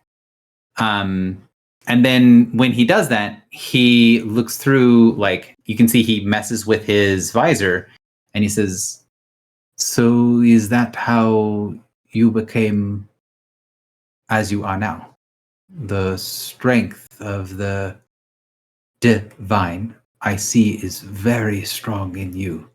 It is almost blindingly bright. Did you claim a piece of the dead one?" Are you talking about the giant skeleton hand? Because I didn't touch anything.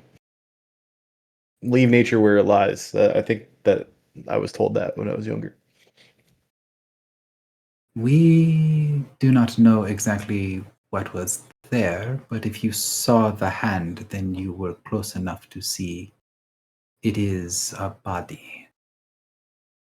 Some believe it is a body of an old god. Others believe it is a giant that is so old that none of us have the words to speak of it.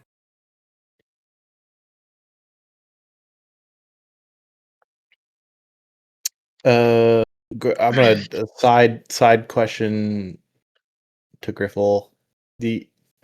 What do you think? What's the name of your position or god? I think Griffle has to dip for a second, so Oh, she's sorry. not here. I think she's getting into the car to go home, and then it's going to be on mobile when she's said bye. Heard. Then I will ask the Minotaur.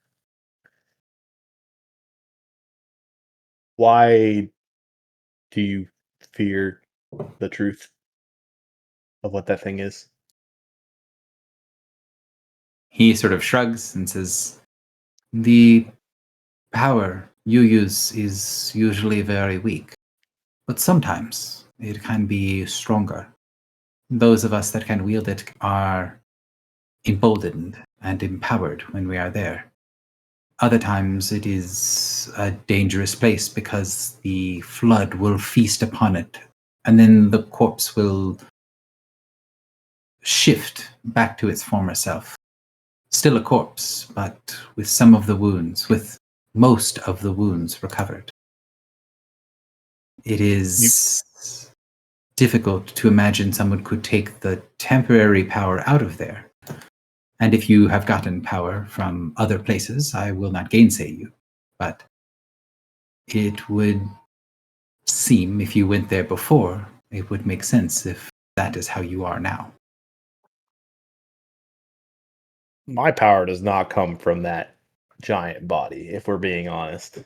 I'm far too small for that.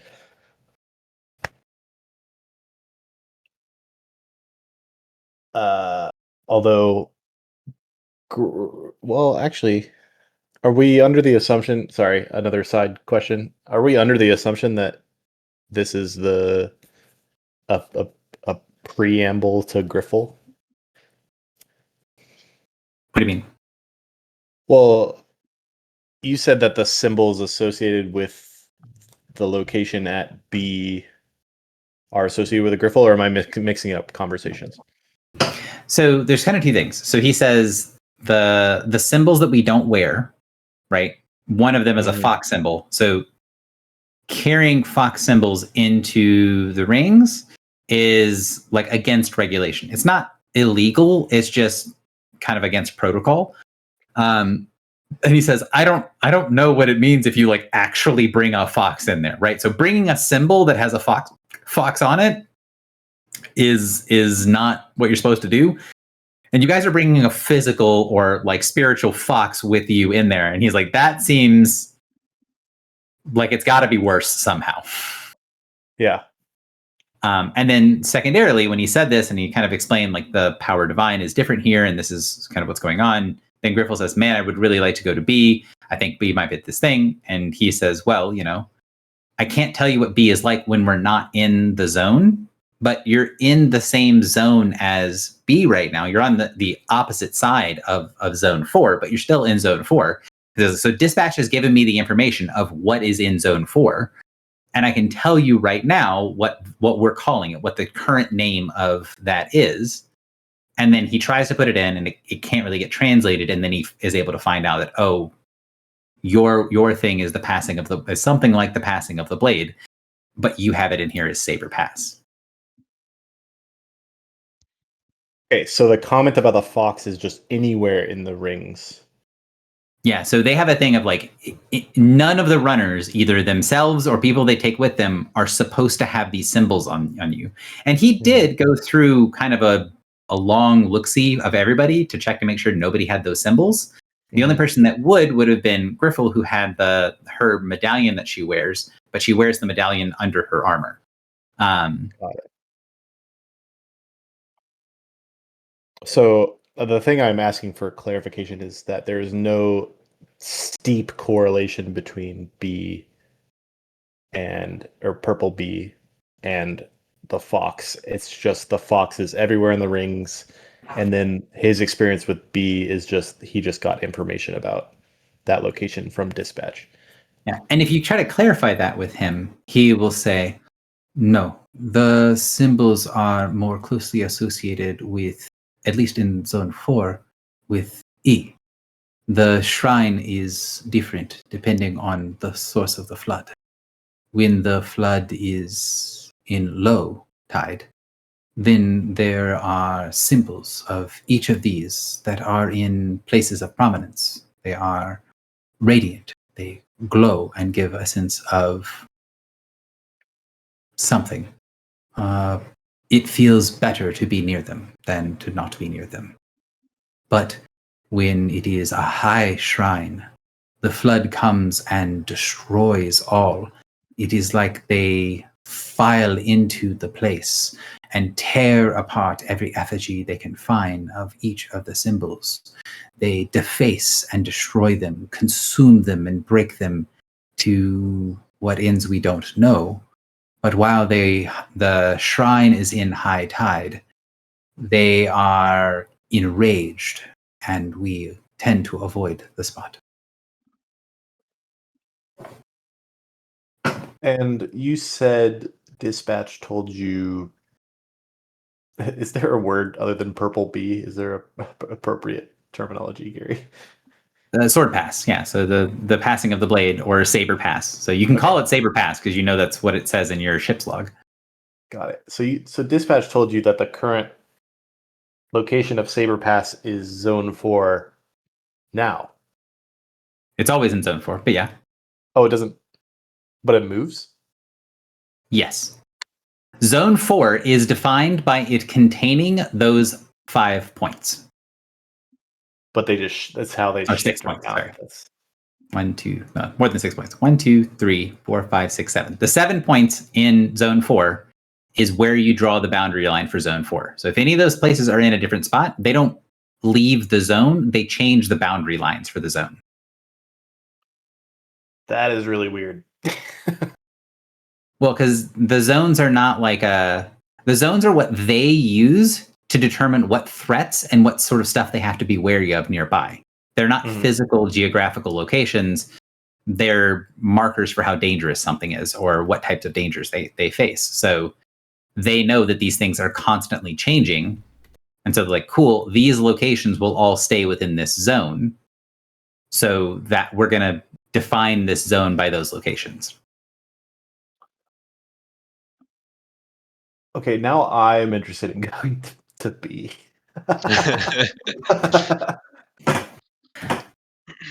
I've convinced myself.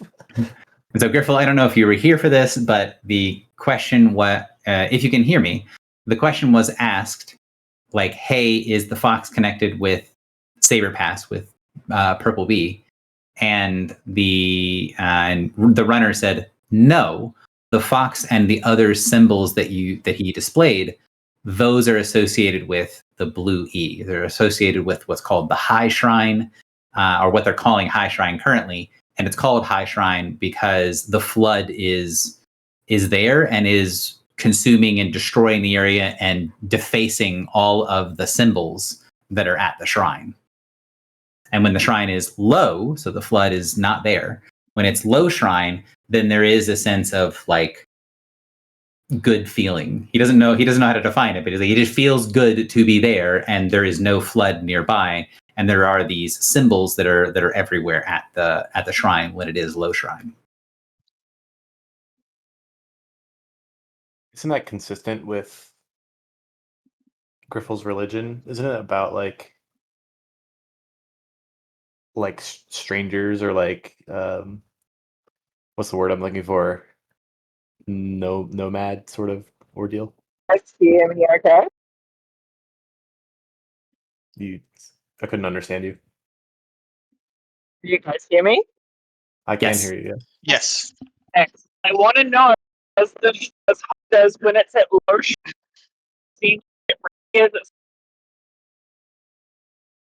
You're breaking up a little bit. Can you? I think you need to speak a little bit louder,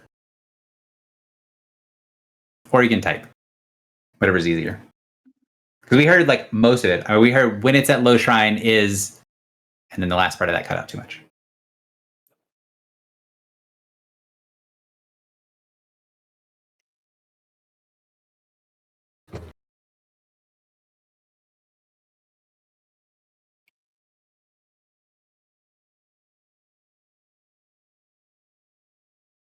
Gary, while Griffel is typing, can I delve into the depths of my mind and recall if when we were at Saber Pass, the giant hand was holding a sword? Sorry, phone call. When you're at Saber Pass, hand holding the sword. What's the question? Or any weapon of any weapon? So there was a sword. It was not held in a hand. So it is just floating. the sword was stuck into the giant, into the massive body of the giant, and the hand, the slightly skeletal looking hand, which is the one you're remembering, was Yes. disconnected. It had been cut off from the body. Okay. Next question. Is the way the weapon looked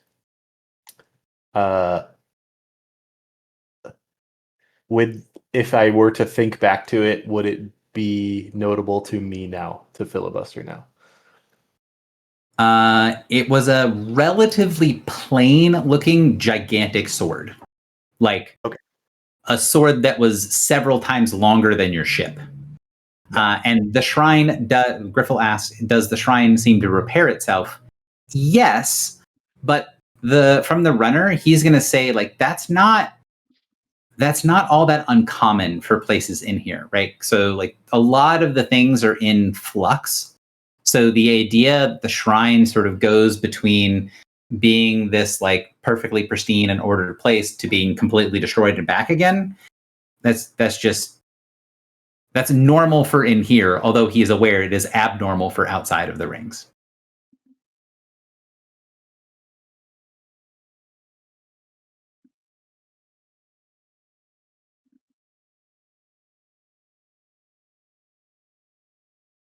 So you guys talk. He says what he's going to say. You pop out towards the edge, and you see the barrier coming your way.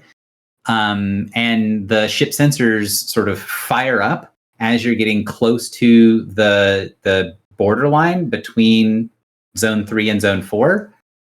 And you can see that the same thing happens, right? There is this kaleidoscope of power, but now it's the same as far as there are 11 buckets of power being shown by the barrier. The difference is the one that you could see, one of the 11 that was slightly stronger from before, is now like noticeably stronger than the rest. So if you think of like maybe it's broken into like 11 pieces, like everything was maybe like 5%, and then one of them was like 10% or 12% or whatever is left over to get to 100%, right? So, or much more than that. So like 7% for 10 of them, and then one of them was at like 30%. When you get to this barrier, it's like 10 of them are 5%, and then one of them is like 50%. So one of the 11 powers that was like noticeably stronger than the rest at the first barrier is now way stronger than the rest at this barrier. And you guys are going to be coming up on a decision point here as you pop back into real space. The runner will let you know it is not that difficult to skim through to get across to where, if you want to go dive under and you want to get through Zone 4 to get to B, you could do that. But if you're going to want to go to B, you should go to B before we cross the next boundary line, because things are going to get going back and forth across the boundary line triggers reactions from things. So your options are either option 1, continue deeper in. You're at a boundary line. You're going to have to cross the boundary to get in. Or 2, skirt the edge of the boundary line to make it to Saber Pass.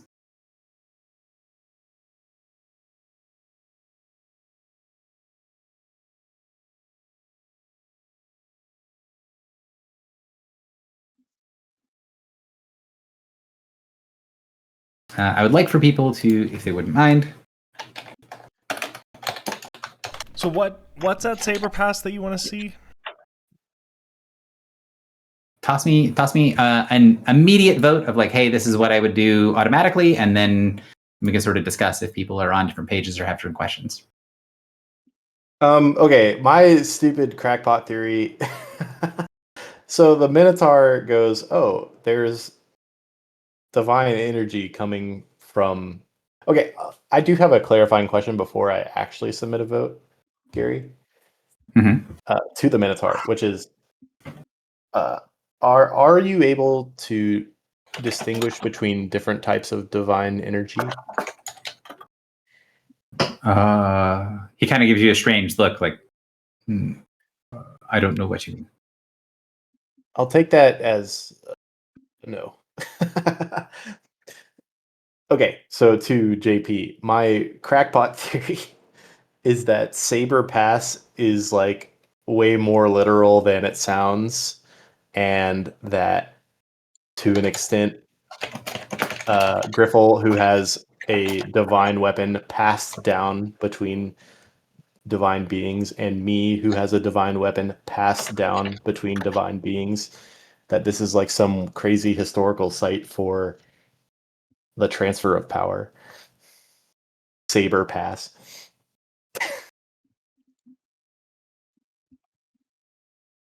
That's my crackpot theory. I like it. So Drock is voting deeper. Philly is voting Saber Pass. Morin Saber Pass. One of many is either.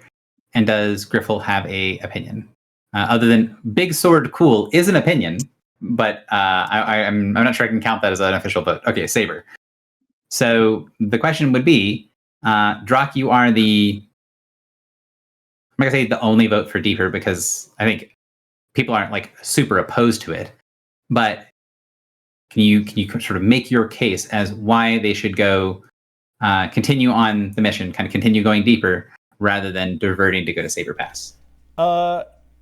So before I do, the reason we came from the top was because that's where Amon was, right? So we were up here because that's the danger of this section versus the dangers of going from below. If we're skirting around, where are we right now? We're between. Oh, so we're close to where we are. Okay. So staying up here, would that make us run into Amon more quickly? Likely with what we know? You are, if you continue to go deeper, you are more likely to run into Amon, according to what the runner has said, than if you dive down and you go underneath the center section to get to B. Oh, so we could go down and under to get to B. Correct. That's what he's saying. Up and over because of spheres and fun. But down, what's the danger down below? The flood. Just the flood. Okay.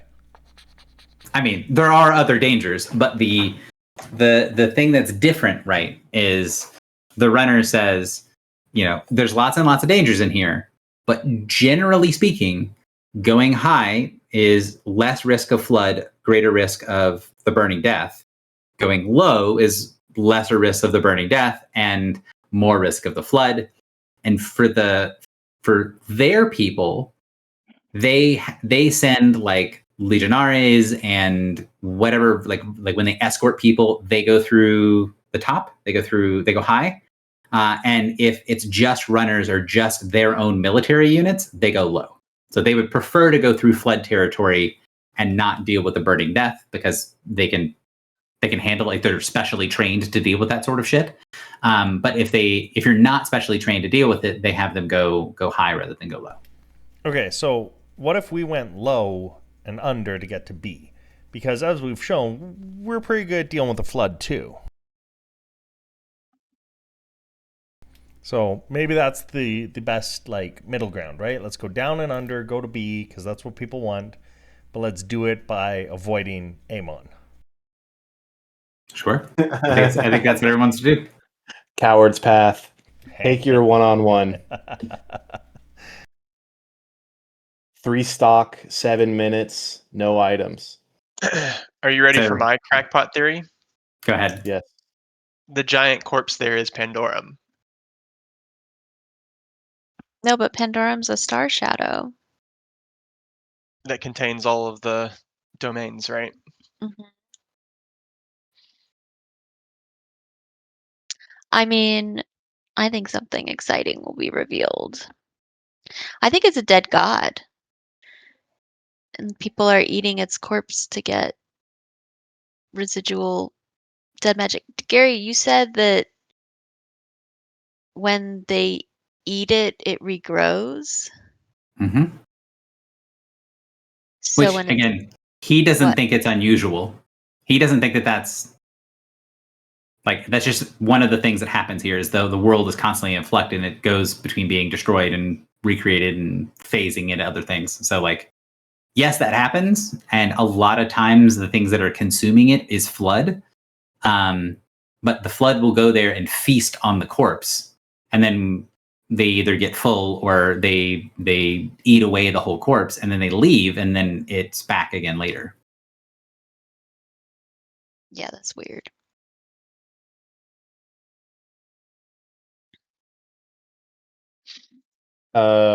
Gary, would the giant dead body have been an appropriate size to live in the city of I need Kylie's help? Where all Celestia. the thank you. In what city? Celestia. It would have the body of the giant would be massive even within Celestia. Okay, never mind. Don't think it's a god. You don't think it's a god? Nah.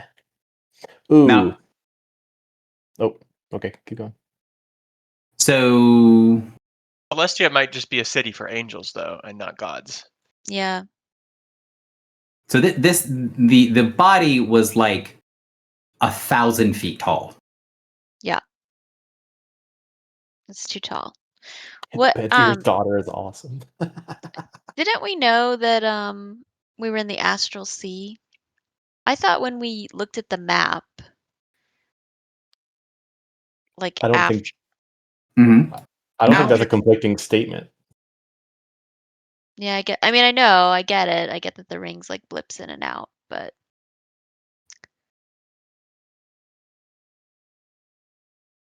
So I'm going to put this here because you are remembering something that is there. That's we like reassuring. when we got this map, we then were able to ask like, "Hey, where was that place that we went?" And I thought it was Mhm. like Pillars of Creation or something, wasn't it? Mm-hmm. Uh-huh.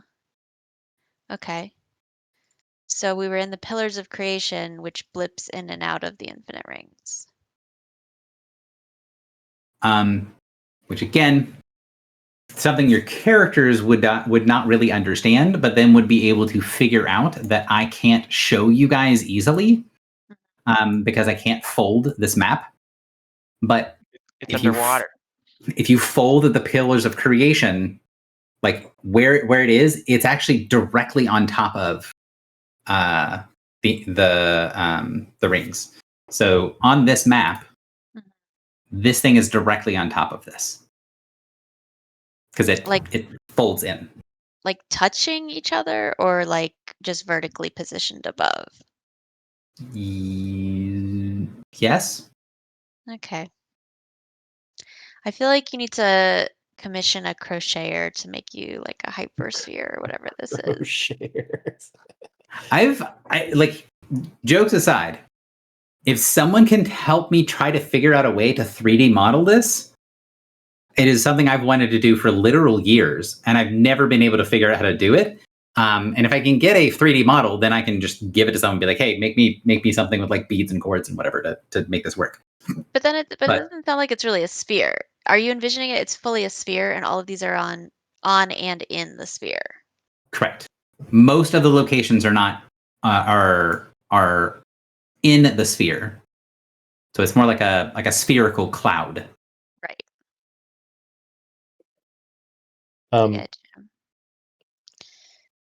I feel like we've been making choices really slowly, but I have another question that'll make the choices even harder. Can you go back to the map? Hi, Rachel. Glad you're home. Can you point at other points on the map that would be above and below directly the rings? Since you said we can't perceive that easily. All right, we got Pillars of Creation. Mm-hmm. Pandemonium Stone, Safety Keep. God. Oh, wait. Don't let go of the button. Oh. Yeah. Let go of the button. I need to zoom. So I need to let go of the button and then I need to hit the linger key. All right. So pillars, Pandemonium Stone. God's Forge, the Trembling Spire, and then this one tucks under. So this one is the Screamstone, and then here and there. Okay, so those are all relatively close to that thing because that thing is in the middle, and those are all when you wrap it together, where the top right wraps up and the bottom left wraps down. You can sort of see like that figure kind of bends around the circle in the middle.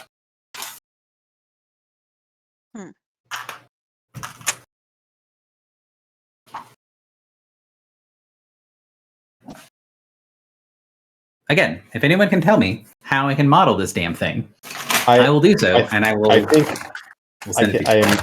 I have enough lingering knowledge of Blender that we can make some spheres and You can do it lines on- connecting the spheres.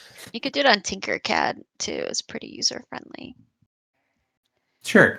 Just be a big pain in the ass because Yeah. It's pretty easy. It's just going to be a huge pain in the ass. well, it's not technically difficult. It's just going to take you a long time.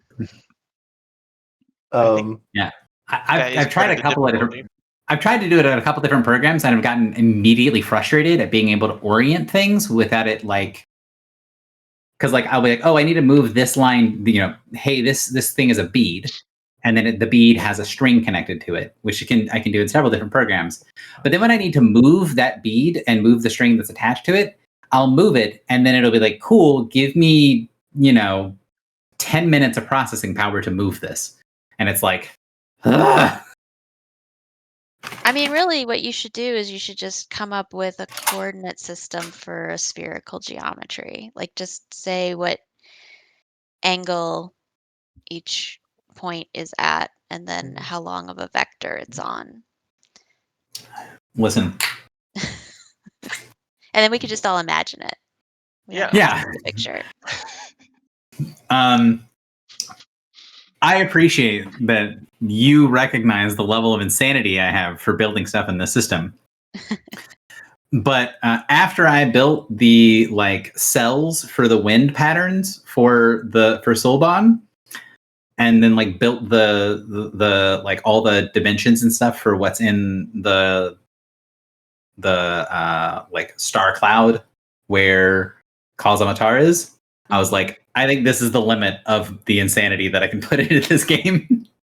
And I've tried like 2 different ways to do this where I can understand it. And the only thing that I've done that makes it make sense to me, I've shown to at least 3 people who've told me that it does not help. Which is I printed this off and I just have I've taken scissors and cut it and just have it sitting. okay. Yeah. Okay. My brain hurts from thinking about this, but there are 7 points in zone Yes. 4, and there are 6 that he highlighted. Is that relevant? I mean, I'm sure it is.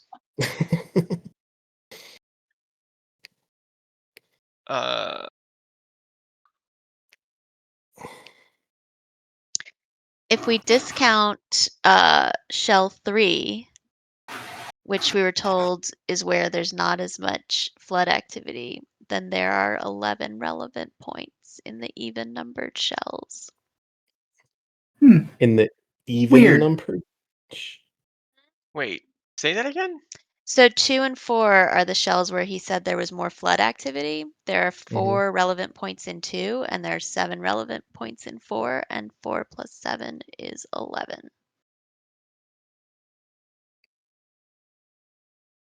Yes, and if you count all of the points on the map that are in that green outline and inward, it's also 11. Ooh. I feel like I'm doing the fucking. That's what he wants from us. That's what he wants from us. He's doing numerology. Oh, so then do you think that each of these So including the ones that he's highlighted, and then also Hope's Light and Scaling and Hive and Barrier and Madness. Those correspond to the 11 special points. I do. I have also personally always posited that Celestia is somewhere within this I know you realm. have. Yeah. Uh, Hasn't Gary also told us that's not the case though? yeah, but he could say that and also not be lying at the same time.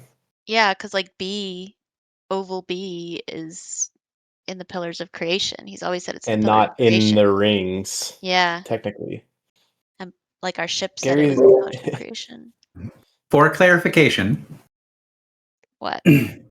when I am saying stuff about that, and you're saying there's different planes, the point that I was making for all of those is not these things do or do not exist there.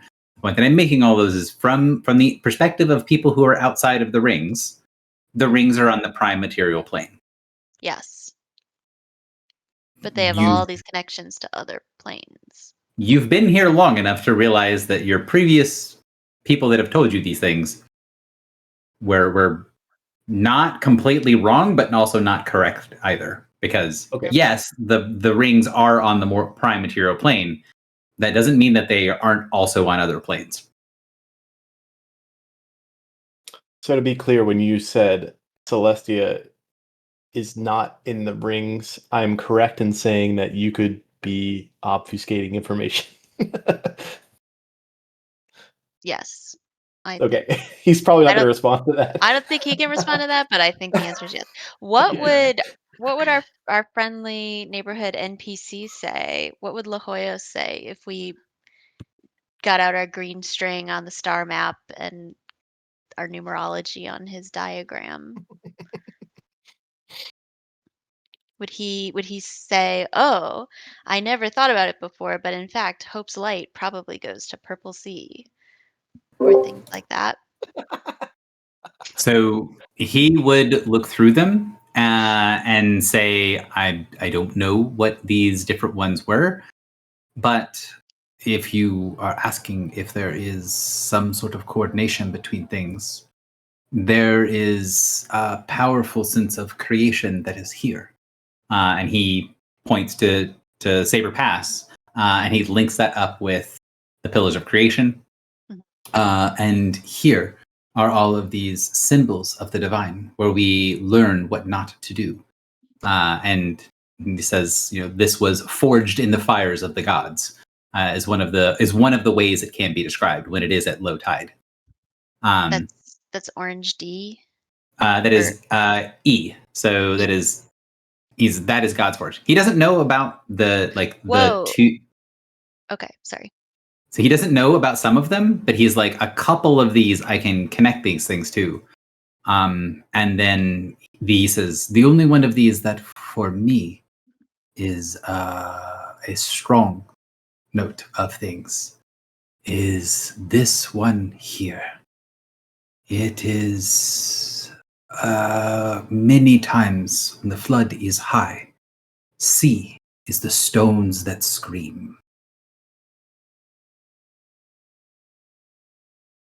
Oh, which Purple sea is that? Sea. Purple sea. Purple sea is the Oh. stones that scream. This is a Screamstone. visual. This is a visual correlation It is. because God's Forge is blue E. Then there's Hope's Light and Pandemonium Stone, and then Pillars of Creation is blue B or purple B. Screamstone is purple C.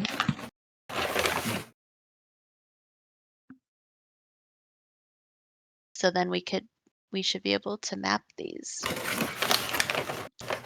I mean, And the then we infinite barrier is orange sea. No, I think it's Ramatal. Razmataz. Rasmus. Yes, I think you're right. The infinite barrier is probably orange A. Yeah. Or maybe wait.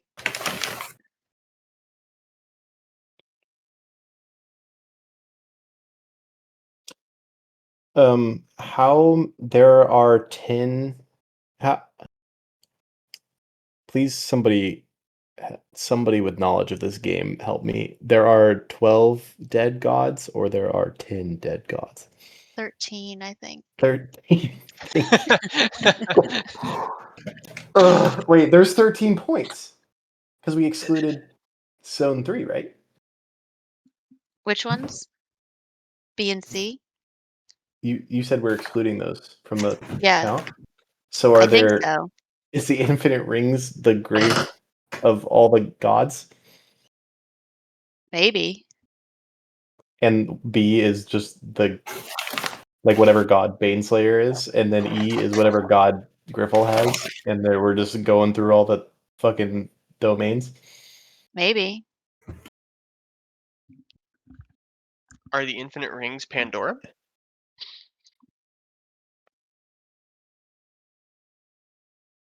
But isn't Pandorum a star shadow? Yeah. So the infinite rings are just one guy? That's crazy. Although you're Pandora's a saying cult for the domains, infinite not rings necessarily. is a living thing, and that's why it changes. Maybe? Like, well, no, except Pandorum has been killed. Pandorum is dead. Yeah. Wait, so Lahios, you said you don't go into one?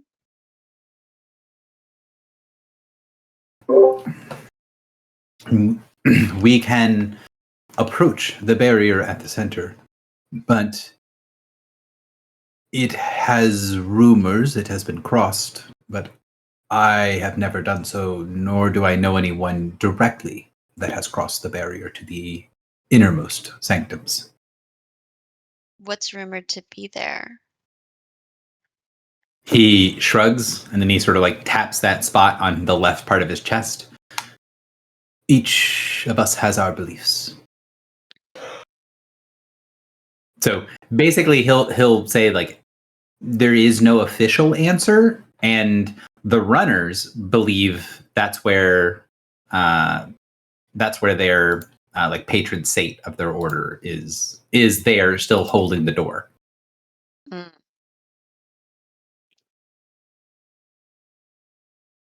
But there is no sorry, excuse me. There's no like government approved answer or like, orthodox answer.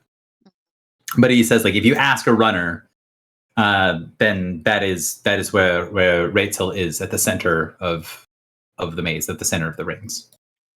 Mm. Do we? Rachel is holding open the door, right? So he is holding open the door while he's blocking passage with his body. That is the story. Okay, so it is like he's not holding the door open; he is blocking the door with his body to prevent stuff from getting in. Yes, but he's not holding the door closed. He's holding the door open, and that is part of kind of what they do, right? They hold the door open. They make the way that is extremely dangerous passable. And if shit goes wrong, they block it with their bodies. That's the runner sort of belief system, right? So they are sort of like guides, but also bodyguards. But they also have this sort of tied into things that are only openable by them.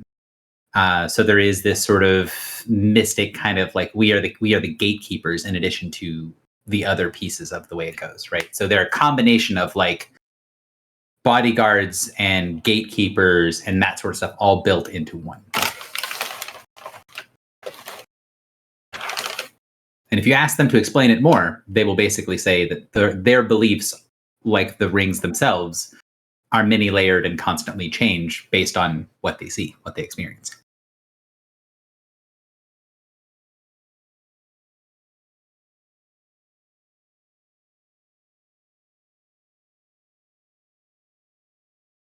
Also, the DM has been waiting for this for literal years and is enjoying you guys talking thoroughly. How old are the infinite rings? If you ask, like, your characters, they don't have any conceptualization. Yes. Are you asking the runners? Lohios, how long has Purple Bee been in Zone 4? The rings have been sacred and have contained all they have contained and blocked the outside world since the time of the dying of the light, of the falling of the last order. He's basically going to give a thing of being like, the rings go all the way back to the 10,000 years ago when the Empire of the Fallen was. We have to destroy the infinite rings. Amen. Out of character. Because like my thought was, and this could be totally off base, but my thought was like, you know how Griffel's old religion had been co-opted as a way of like worshiping the adversary? Mm-hmm. What if this Minotaur religion was something that had been co-opted to keep an opening to the outside? Mm-hmm. Yeah. And this guy is standing in the door, not actually blocking it with his body, but keeping it open for anything else Mhm. to come inside. Yeah. I could see that. Hey, So- just by the context, real quick, you Yeah. guys asked him what was C. What is C? What is the blue C on the map? See. I don't know. Because I'm not fully. Well, so I'm in- it doesn't look like it exists. Well, C and I've been B, counting over and over again. blue C and blue B, I don't think are part of the 11 that we see in the green polygon. And as a note, the reason I'm pointing it out, right, is that you asked him previously, like, hey, could you tell me what some of these things are? And he described to you what C is. And he's like, I can't tell you what the name of it is, because until we get into the zone and we see sort of what state things are in, and now that you've been through one of the zones, you can see that because the things fluctuate, they get a reading of it and say, okay, that's what this, we're going to name it what it is right now, because that tells us a lot of information rather than doing other things. So he said, hey, I can't tell you exactly what it's going to be called, but he gave you a description for what purple A, what orange D, and what blue C are. So what did he say blue C was? He You repeat what he said, said?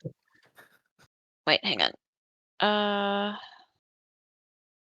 Blue C, he said, was the wilds, where the wilds were going crazy. Where the Yeah, plant so- life was. Yeah, so it is a place that sometimes the Minotaur will go for sort of like refuel and supply, because there's like food and water and stuff there. It can be dangerous from like creatures being there, but that it is something that you can go get resources from, and that it is not just the wilds.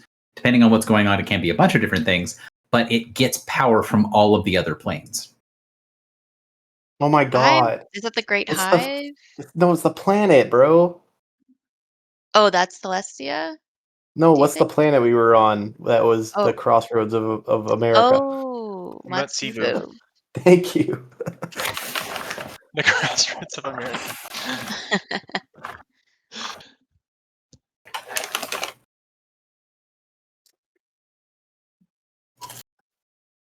Oh, wait. Oh, but that's also where the prison was. Yes. Yes. On Matsibu. Yes. And now the prison has gone to Purple A, which is the edge of madness. Is it? I don't Or is- know. I think Purple A is the unnamed circle. Oh, okay. Purple A is the black side. So, and Yeah. also, now that you guys are in the rings and the characters might have a bit of understanding of where things are. When he gave you the descriptions, right? He gave you specifically, this is one purple in a ring, and then a different ring, this is a blue, and then a different ring, this is a orange, because the orange is like on the level of the plane, and then one's up and one's down, and so like they have one point of reference for each of the zones, and then they sort of like they triangulate based off of those things. So having them in different heights also gives you a way to navigate 3D space because they have the 3 pieces. Okay, so just would you say that we've put enough together that we could suss out exactly which map to which? I will say that what you guys have been working through was able to get the runner to be like, I'm pretty sure I can sort of say like what we think these things are. I would say for you guys, what might be helpful is to like physically just write it on the map of what you think the different labels are.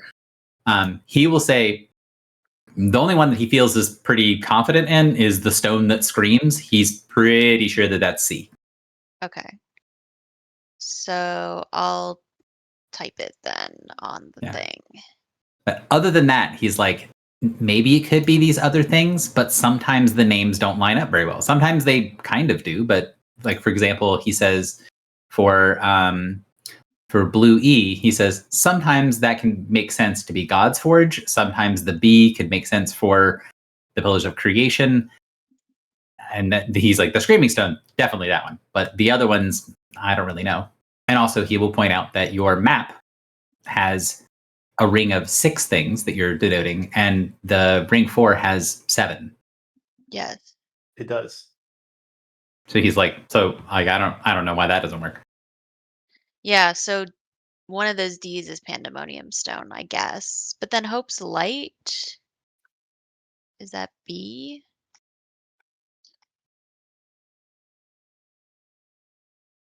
You know what? This screams.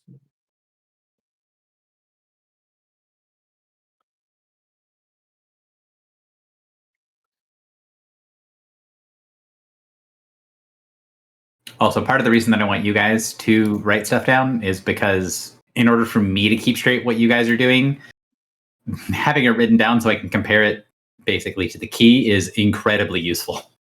We just established that A is not Edge of Madness. Oh, okay. I don't That's know how to delete. probably B. You have to use your select tool. You use a select tool because it's dumb. Got it. So, okay. So the purple A we think is the blank one. I think we know it is because he told us. Yeah. Okay. I don't know why it won't let me put it right over there. Okay. You have to hold Alt when you move it around. Oh. Okay. Do we think that this is right? Then that means this one is, we said this is how do you spell Motsebu? How do you spell that, Gary? Lucy. Motsebu? Yeah. I don't know. I don't have that pulled up right now. Okay, I got it. It looks like that. Totally. That's close enough that someone will know what you're talking about. Yep. Yeah, that's all we need. That's definitely not how that's spelled. So then do we think B is Edge of Madness? I think Would B might be the Infinite Barrier. Well, but what it do we- is in the shape of where Edge of Madness would be. I Where does know. the Infinite Barrier go in here? It might not be on it. Because that was just kind of like a place on the prime. These are all other planes. Oh, that's a good observation. Well, what is D then? I Nothing. know. Gary- We've What? identified that as what's her name, right? What? What? Oh, Where's Orange D was shipyard. It was the shipyard. Yeah, that's what he calls it, is the shipyard. But he's like, I don't know if that matches up to anything that you guys have going on. Does he think that a shipyard or whatever's at Blue D feels more like a pandemonium stone? Let's see. What is it? D. He will basically say, I don't know of like he's like, I don't know what your thing means by pandiums. What is there has stone, but it is more mechanical than it is stone. There is more steel than stone. At Blue D? Mhm. What is pandemonium stone in? What's that? Pulling up the plane map, pulling up the where everything is. Yeah. Yes, you've used the plane map that isn't labeled with all of the whatevers. Yeah, I'm not gonna force you to go look it up. It's in the Elemental Chaos is where that one is. Okay. So the Pillars of Creation and the Pandemonium Stone are in Elemental Chaos. The God's Forge is in the Elemental Chaos. The Trembling Spire, or not, sorry, Trembling Spires isn't. Did I do that wrong? Hang on. Did you mark the wrong one?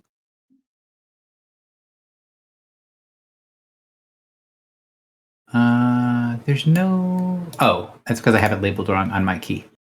That is Trembling Spires. Okay, so I labeled it right, but my key has it linked to City of Brass, which is incorrect. So let me fix the key.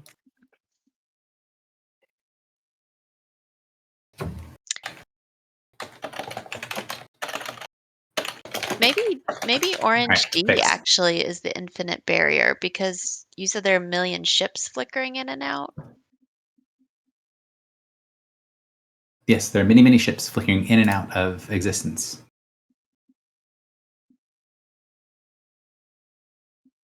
I'm gonna say that might be infinite barrier. Maybe. We have a list of all of the domains, right, Yuri? We do. There's certainly a way to, like, madness is a domain. Mhm. Yes.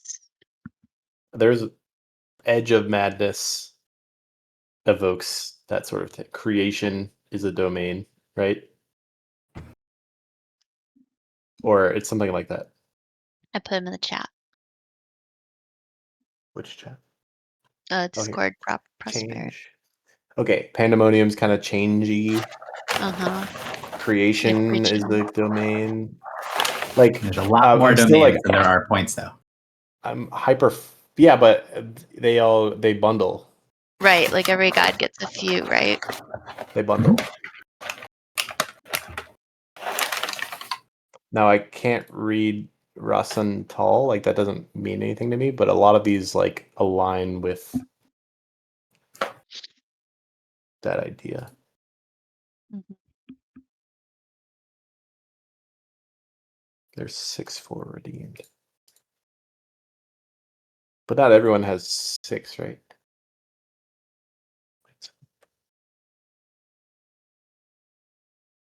Six for the redeemed.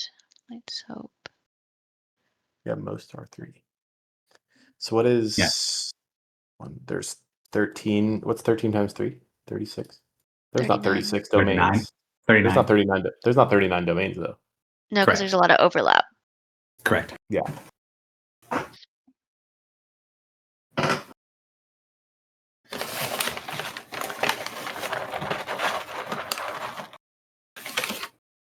So you guys are flying Is to this like the village? sorry, one last thought and then we should take an action because we've been sitting here doing this for so long. Is this aligned like good and evil? Like good on top, evil on bottom?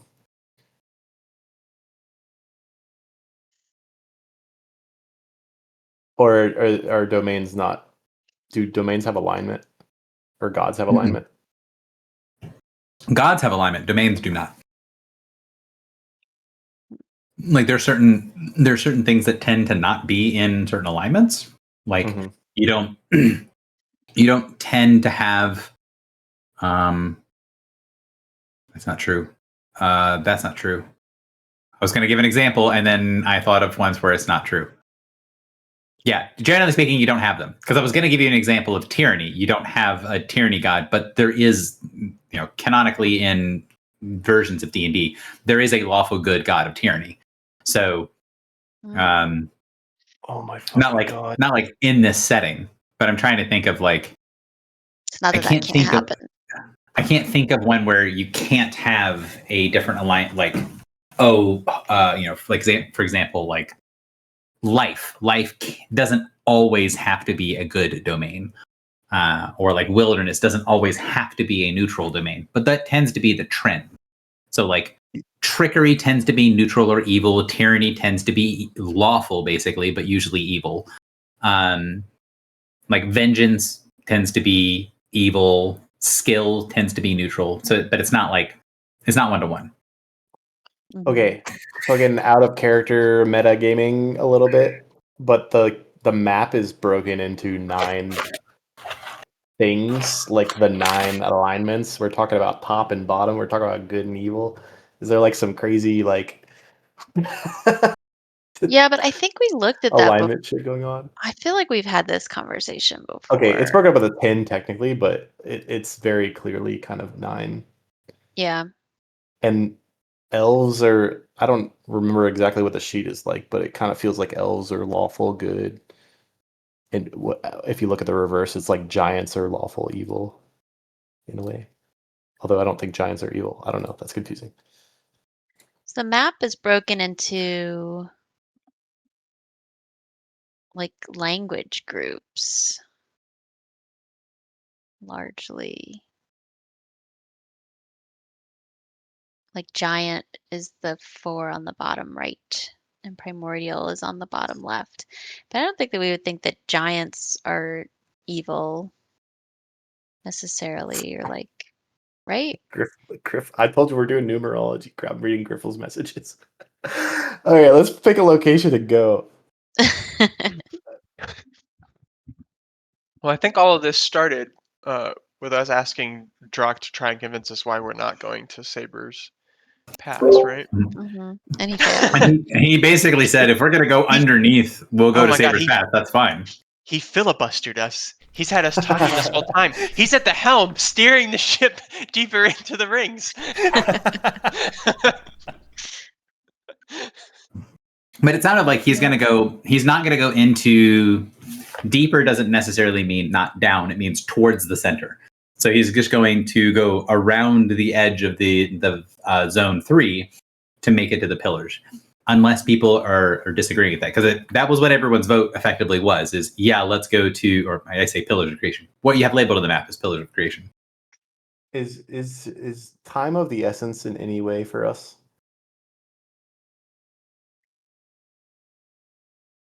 I don't think so.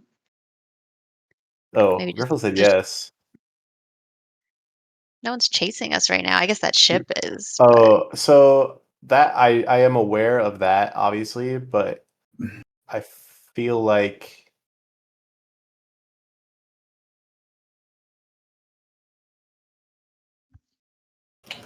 yes, you're right, and we have no idea of like timeline. Okay, Yeah.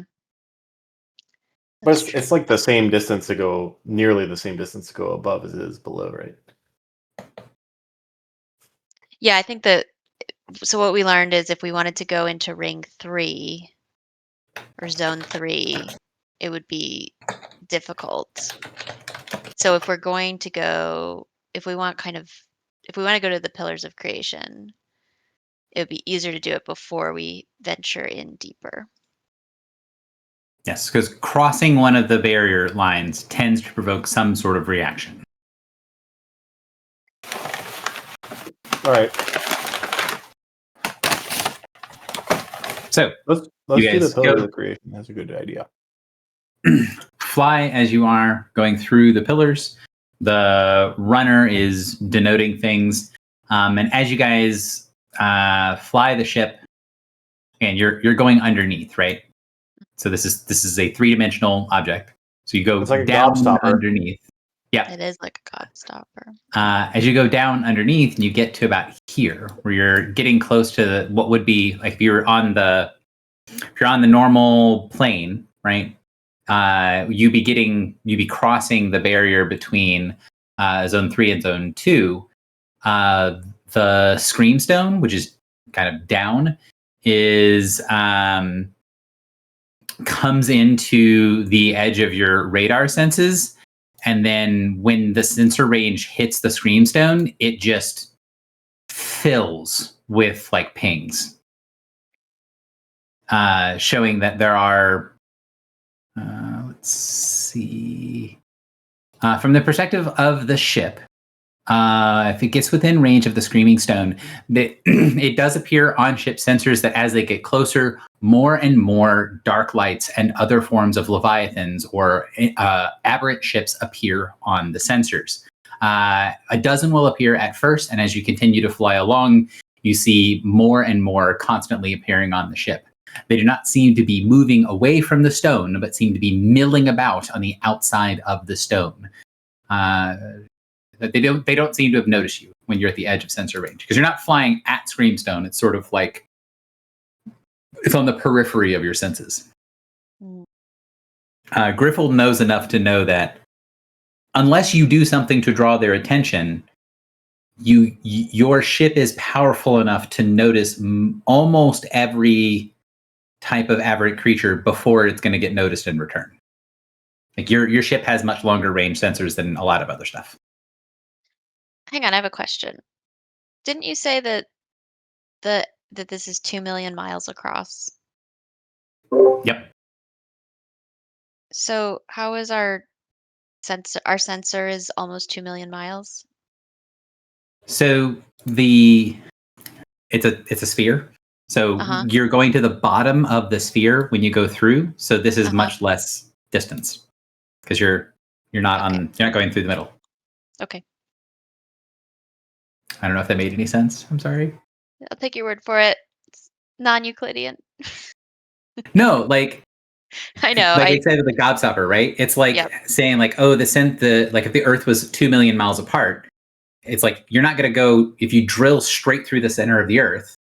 That might be the full distance from one side to the other, but you're not Yeah. doing that. You're kind of like cutting along just inside the mantle, and so you can see things in the edge of the mantle that are still very far apart, but it's not like full million miles apart. Yeah. And the Screamstone is, yeah.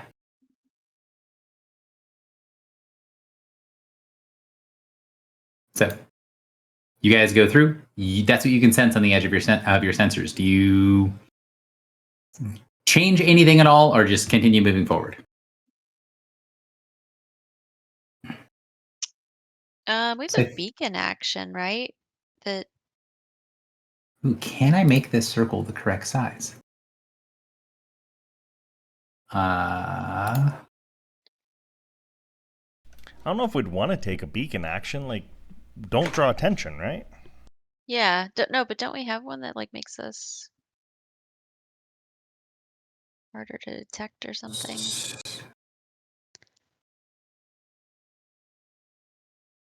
I'm going to see if I can make the circle the correct size, because now, as you've mentioned it, now it's going to bother me.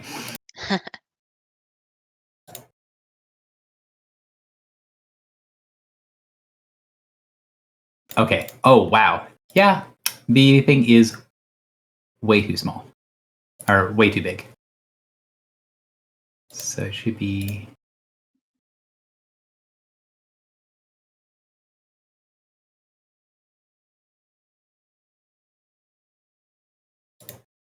Man. Yeah. Sorry. Yeah. No, you're right. You're right. I I should make know. the scale correct. That is correct scale for your ship sensors. We can see a little bit of stuff. All right, undo your knowledge of the Screamstone. Yeah. So that would be the thing. Don't worry about it. That there's some crazy nonsense, and you guys fly through space very quickly. Kylie Yeah. and JP might remember also. When we were on Faith and we found that weird room with the Hmm. ritual circle with the different types of metals. Yeah. Do you know how many rings were around that ritual circle? Is it only 3 or is it 5? I don't know. I do Um, not know either. I Do you even can know what I'm look. talking about, JP? I do, but Okay. yeah, I don't remember. It was in Marcel's lab where he was trying to conjure angels. Yes. You know, so something I was thinking about actually is I know that I have sketches of all of the runes. Remember in those like interlocking circles from Thalethia? Would Lahoyos recognize any of those?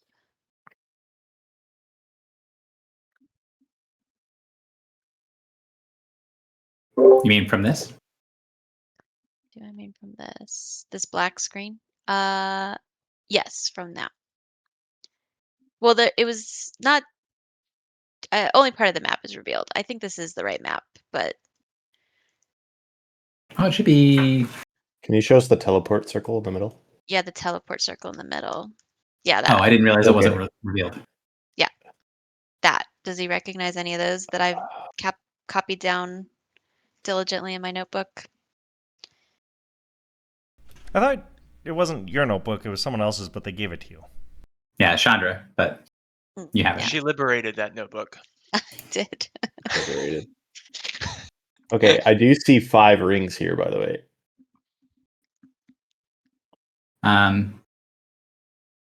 What? Are you asking where? Like the Yes. three. So there's a couple of things. Let me. I was asking, is this what you mean? Is this the thing Yes. you guys are talking about? And if the answer is yes, I'm going to pull you back over there because while yes, I do my best when I get art to make art that matches up. When I need to make sure that the numbers matter, I draw it on or I make exceptions or like write on the board or whatever. So That is not the ritual circle I was talking about, but I think you No, did that too. That's what Kylie was talking about in terms of rune drawings. Yes. yeah. So there are the symbols that are here. There are enough symbols to represent the domains. So it's like 24 or something. I don't remember how many domains are, but you'd be the number is equal to the number of the list that you guys have. From So- Celestia? Yeah. So the Celestia markers are each correspond to one of the domains. Oh, that's neat. The other thing you were asking about was the rune circles that you guys are doing on Faith, right? Which was Marcel's lab. Mhm. Billy asked Which- how many circles there were. So there were a couple of different types of circles. So he had 3 ritual circles nested inside of each other, and then the circles had little pieces that were on them. So it's like a ring with circles on it, right? So like this. I'll move this so it doesn't get even more confusing. But you see where the blue circle is? The big Yes. blue circle up here. Yeah. So it's a ritual circle, but then where the yellow line would go through, it wouldn't actually go through the middle here. It would go around the blue thing, and then in the blue circle is where you put a symbol, right, for a bunch of different things. So there are these nested rings, and there's a bunch of different symbols you can put on them. And if we're getting into the numerology side of things, you would get that there are 3 nested rings, and that these little circles that are where you draw stuff in, there are 13 of them spread between the rings. Do they look like the star map? They do not look like the star map. It was like the things are blank, and so like let's say you knew that you're going to use this ritual circle to do something, you put a symbol in this circle, and then you put a symbol in each of the circles that correspond to then do something with. And then if you want to use this ritual circle to do something else, to cast some other spell, then you would erase this thing and still use this. So it's kind of it is a fairly generic ritual circle, but it was only not generic in the fact that it seemed to be constructed to allow for the changing of a specific set of things. 13 circles in a 3-ring is a weird thing. Normally you would have it divided more evenly because it's easier to do. But so you wouldn't have like different numbers in each of the rings, but his was. So his was it? It's 2, 5, and 6.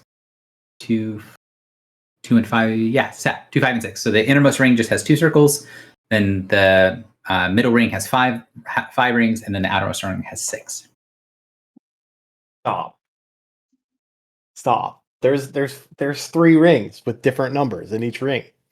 There is we're inside of a giant ritual circle. Yeah, I don't disbelieve you. That's what I'm looking at. If your characters were looking at this and you have a lot of ritual casters here, they would look at this thing and go, oh, yeah, this definitely could be a gigantic ritual circle. But the gods are the fucking components, and they're forbidding themselves.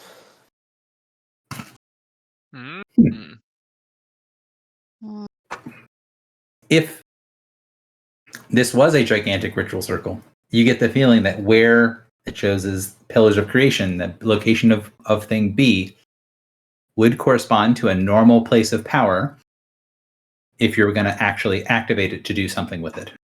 Some of the others don't line up very well, but that one does, and it's the only place that gets described as having something like the body of a god. Then the second question would be like, well, what could you do with a 2 million mile across ritual circle?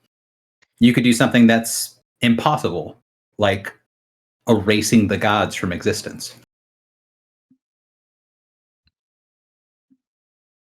I'm a crackpot theorist. You are. This makes me think of the crackpot theory I was telling Kylie like a week or 2 ago, which is I think she actually now has access to the ritual forbiddance. Like she could learn it. And it requires a healing surge to maintain it. And I wonder if that's why the adversary needs all the souls from the vaults. Yeah. I remember talking about Because that. they're being expended to maintain the... Or why the gods keep getting fed on and healed. Yeah, why they keep eating this guy. Yeah, maybe the souls reignite him, his corpse, and then he gets eaten. Okay, let's keep going. Well, yeah.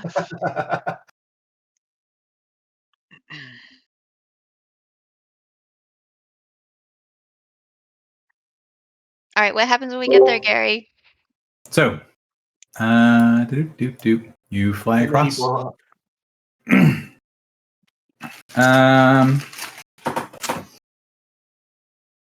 Is the map broken? So I'm trying to load the page, and it is not doing anything. So it's just blank.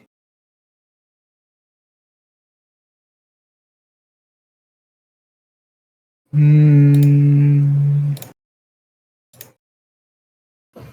got there too late. They already destroyed it. Also, I think what I have been saying and what Josh said earlier about the Minotaur's religion being twisted are not dissimilar.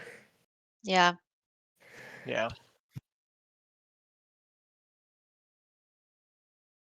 Don't know why. Because that's also why they wouldn't like the redeemed and the symbols of the redeemed. Yes, the one thing that can destroy the indestructible. Yeah. Basically. Or like the thing that served the adversary and then changed.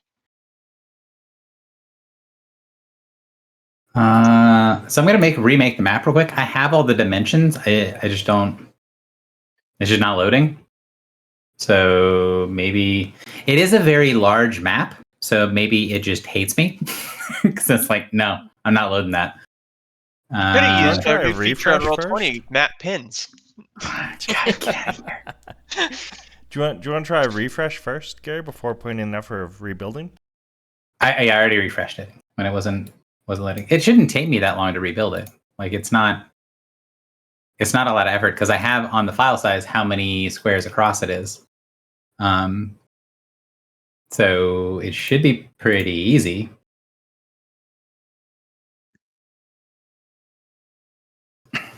Oh, but it did. It did make it. It did. Great. Good job, Roll20. You made the incredibly massive map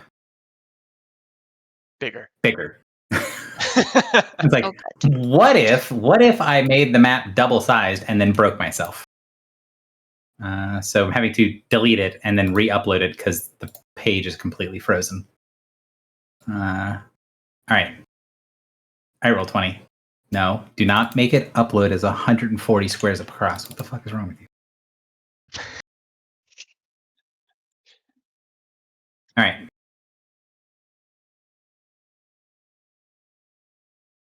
So you will see this from a distance. Oh, Oh, damn. whose tentacle is that? Oh, it's a horn. Mm-hmm. Oh, it's been cut off his head. Cutting right through his hip. That sword's too big for him. It's not his sword. Yeah. So Okay. as you get closer, the runner will supply that. Right now, this is the passing of the saber, and we'll say the passing of the blade, and say that the representation of it means that for right now, this area has like the blade has freshly cut, right? So it's almost like everything looks like it is like frozen in the moment of death, which is one sort of end of the cycle, right, where it sort of oscillates between the flood comes and completely consumes it to where it's completely gone, and then it sort of regenerates back to where it is completely healthy and it looks like just the moment where we're of death. That is what it is right now. So this is the passing of the blade. This is the moment that the blade passed through the body. And you can see as you fly closer, there is this sort of like with imperceptible slowness, the blade does look like it's sinking a little bit into the hip from the distance. You can see what looks to be these great spurts of blood from the body as it is being dismembered. As you fly closer, you notice something strange. In the distance, it doesn't look very unusual because the scale doesn't fit with your brain. Once you get closer and you can see in the edgeless black, you'll notice something kind of unusual about the sword itself. Do you notice anything about the way the blade looks? I've seen this anime. Is there anything weird about like this that you can see? I think it's weird because it ends right at the hilt. It doesn't Oh. actually. It does keep going. So like this does keep going a little bit further, but it's just hidden by the broken horn in the perspective. Can someone post this? I can post the actual map into Discord. So 1 second. There you go. Something weird about the sword? So it is something that is. What does it look like it's made out of? I guess is the best way to say it. So as you get closer and the lights of the ship and the sensations of the ship, on the ship sensors, it does not pick up the sword at all. Oh. Are you saying that the sword is a Fey Slayer weapon? Almost looks like clay, like organic. So ideally, what the sword should look like, if you can sort of see, you can see how this here, what this little marker is. It's not that it's clay. Do you see what I'm pointing at? Oh, it's like made of the giant. Not made Skin? of, but more like instead of being organic or metal or something like that, like it is reflecting what is being seen against it. You see a reflection of the torn body of the leg in it. You see a reflection of the hand cut off in the mirror like sheen of the blade. I thought swords were reflective. They are a little reflective, but not like this is supposed to be represented as being like a Oh. mirror blade, being perfectly fucking- reflective. The fucking dudes that are creepy and like mirror people. Nira? Yeah, that one. That's what Griffel said. They are like glass, like the Nira. Whoa.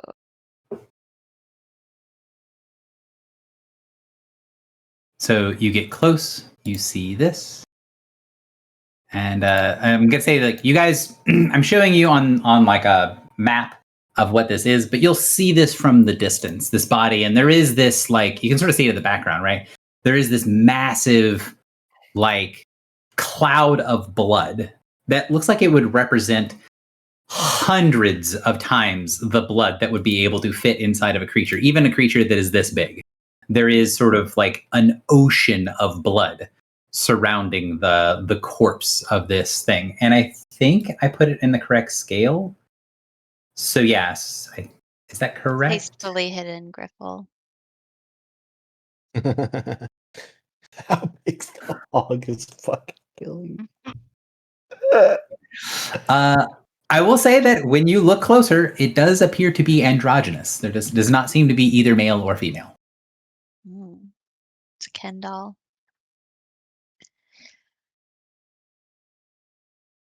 Even are the elven ears intentional? They do look like slightly elven-looking ears, and the horns remind you of a tiefling.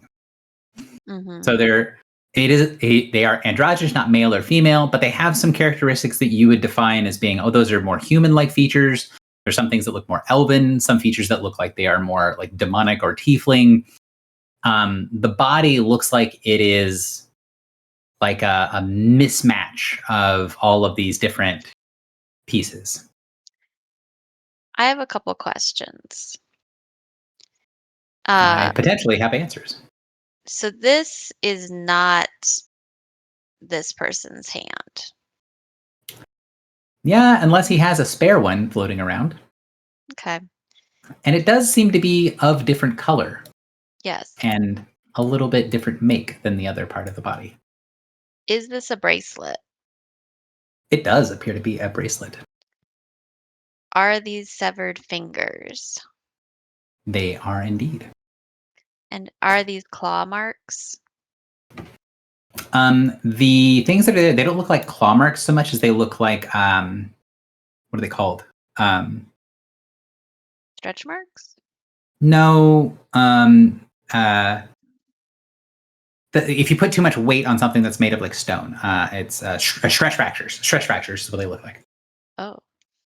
So this isn't like flesh. This is like a stone body. It's like the skin looks like it is more stone than anything else. But the flesh underneath does look like it is clearly flesh. Like maybe the exterior of the creature's body was made of a substance that has more of a stone appearance than looking like skin. Okay. Drock, Mhm.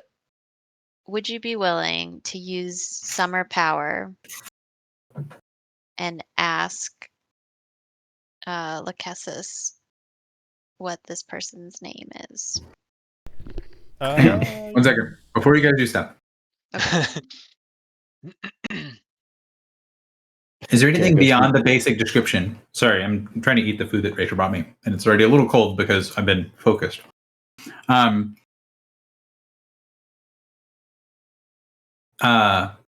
you have any questions about the initial appearance of things? Because I have one other piece of description that I want to get after I've answered, like, what are these things on the map?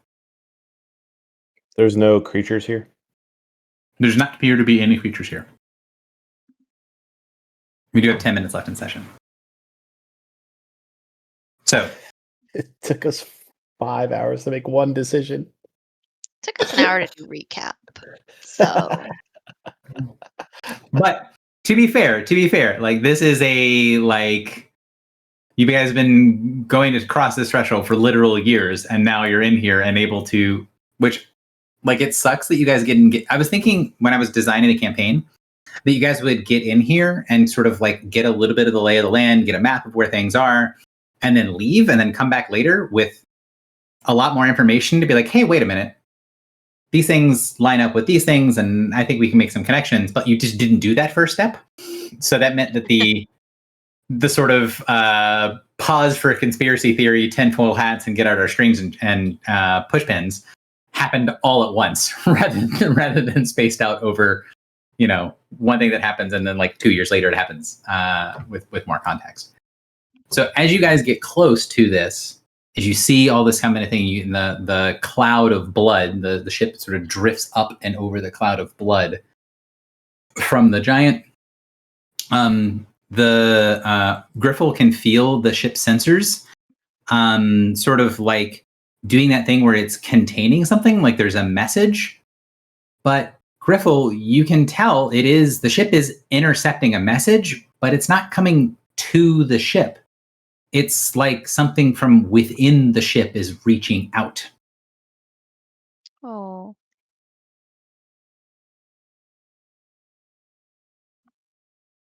So kind of go, Al, and then Al Shaib seems to be paying attention and says, "It is not me, my friend, but I feel it too."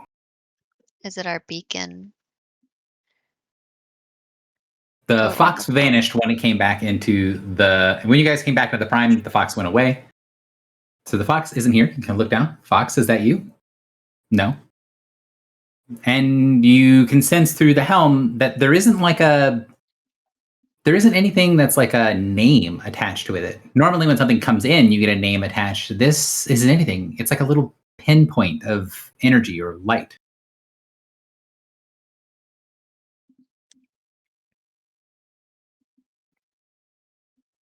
Is it our beacon? Griffle reaches out. The beacon is there. It seems to be functional, but it's not doing anything in particular. The light grows stronger. You get the sensation that the ship is naturally sort of holding the barrier closed. It knows that it's not supposed to let things in or out without permission, but you feel like the fact that the ship is holding that signal in, it's like feeding the signal. It's getting stronger.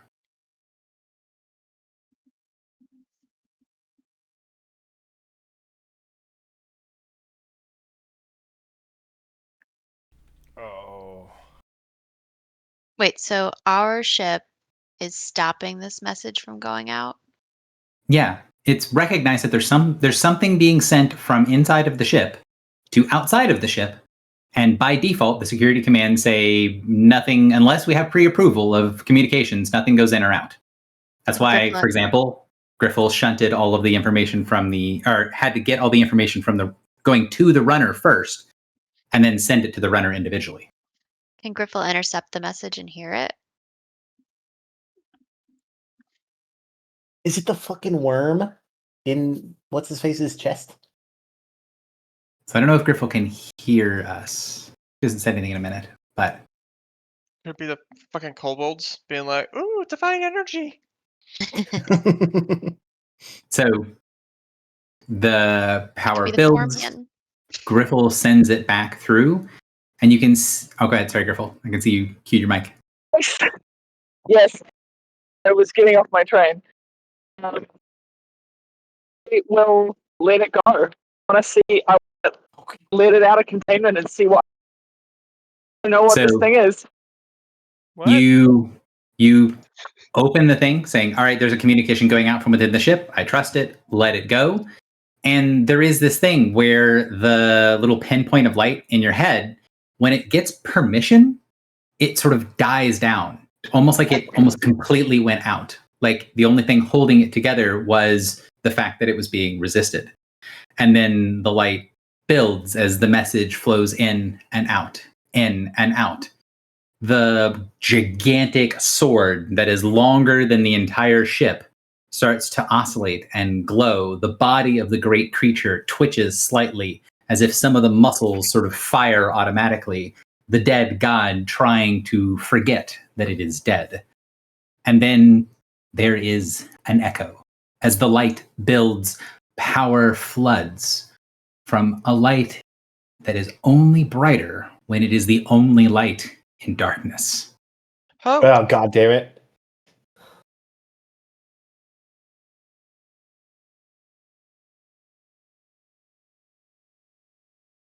I remember the sorrow of the wielder.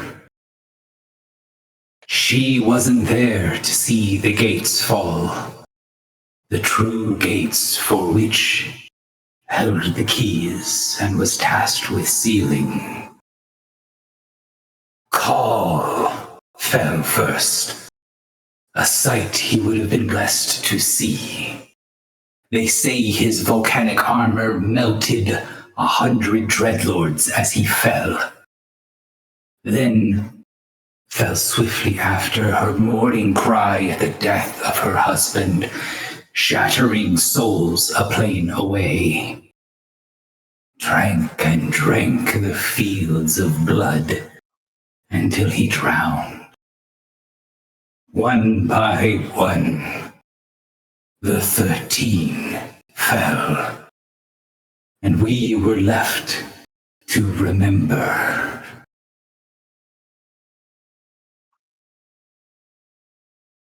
As the forbiddance on the ship fades, allowing for Baneslayer's signal to go out, the signal gets stronger and stronger. The body of the dead god of Call cannot come back. It is too far destroyed, too long dead. Its worshippers all gone and forgotten, except an echo of an echo. A blade that remembers being wielded by one who was not allowed to attend the death of the old god of slaughter.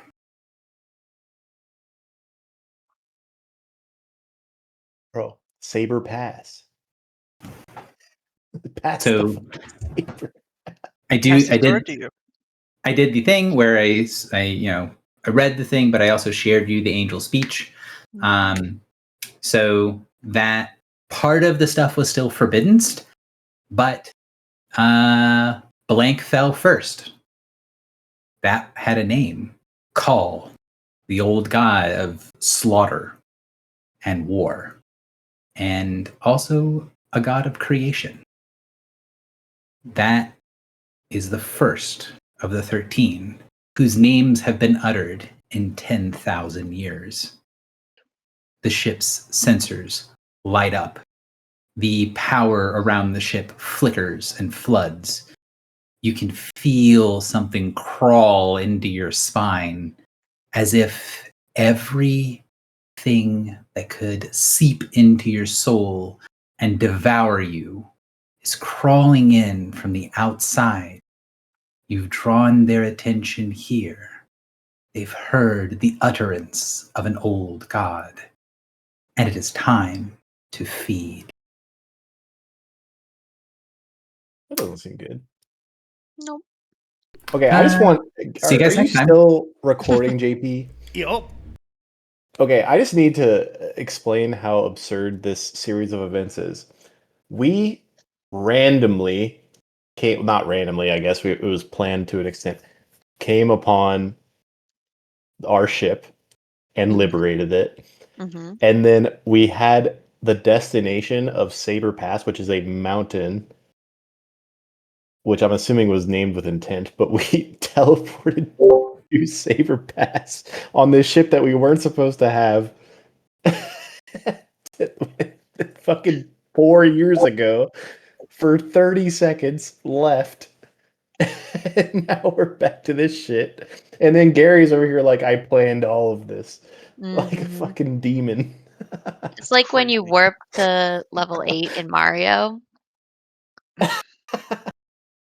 So you told the ship go to Saber Pass, and you Yes. were thinking of a location on We Solban, had a Yes. player and the that ship played was like, for "Oh, like Saber's Pass 3. is here," hmm We had a and it player brought you play here. for like 3 sessions, and their goal was to go to Saber Pass, talk to a dragon. And so I said, let's go to let's teleport to Saber Pass. And I guess the ship translated whatever it is into this, so it almost blew up the ship while doing it. The ship is reminded from way back when, but the ship didn't do anything. And then you were like saying, said "Oh, it. there's all these other sort of things. Hey, can we just force it? Can we just press the button and force it through?" And they're like, "Great, we're just gonna fire up the engine." And then you've seen now, as years and years later, you've seen what the runner did, right? Where he's like, I have a reference thing. I'm going to search through things until I can find something that matches the reference. And then he just like, hey, this is close to the thing I have. And he lines up what he has with that, which is the same thing that the ship did, where the ship didn't have Saber Pass, like the pass in the mountains to the west of Faith is only called Saber Pass by the Plains people. The Genasi don't use that name. So what I did is I went through my giant document that had a bunch of other like planner places, right? Because there's a lot of the things will have like 4 or 5 names on the spreadsheet next to it. And I just looked around and I was like, oh, is there something that, the passing of the saber? Yeah, that fits with Saber Pass. And it would have some idea of that being in there because it's a plane ship. It's a planar hopping ship. And so they ESATted to it, damaged the unholy hell out of the ship, saw the giant sword, and were like, we do not want to be here. And then also noticed that the ship was like the barrier around the ship leapt into the vacuum of space and an ocean of blood. And they're like, hit the button again. And then you guys teleported into the ocean north of Sulban. Mhm. Yes, and then flew south. That was on April 10th, 2021. That Wow. is crazy. Session 10. Is this as crazy for you, Gary, as it is for me in this moment? It's like very funny. It's like- So there's a lot of things that happen. I'm like, hey, this is what's really going on. I'm just say how this works. I'm not going to explain anything. I'm not going to cover anything that they wouldn't know. And maybe they'll figure it out later. And if there's a big gap between thing happens and you figure it out, and you do figure it out, and there is that sort of excitement of we feel like we've earned it, that is like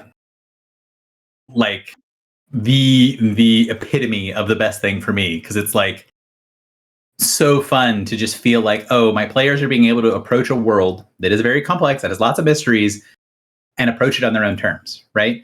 Where it's like, we did some stuff, we didn't figure out what it is, doesn't matter, we'll come back to it. And sometimes those things get left open and they are kind of fun because not everything has to be finished, right? Where it's like, yeah, sometimes you get the sort of quest hook for going and rescuing the blacksmith and you don't do it. And that's fine. There's nothing wrong with that. But if the way that stuff happens, if the way that ends up resolving is that, 6 years down the line, you rescue the blacksmith somehow, then that would also be very cool. But I think it is, for me, it makes it a lot more fun for me if I don't set them up. But I just let the world be the world, because when you guys get to one of those moments and have this thing, it is just so fun for me to just be excited with you guys as you're going through this stuff. Okay, last I'm so question. glad we decided to Saber Pass. Yeah, last question. Is it literally named Saber Pass because they pass this shit down? The passing of the saber. So Saber Pass is called Saber Pass because it is this very straight channel. So it's like a super straight line through the mountains. and it's called Saber Pass because the story is the story that exists that stays in the world is that a god took their blade, their chosen people needed to get to the sea, and they cut the mountain, right? They cleave the mountain to allow their chosen people to pass. Mm. That story is about this god. So Okay, I was wondering. I did assume that we were connected.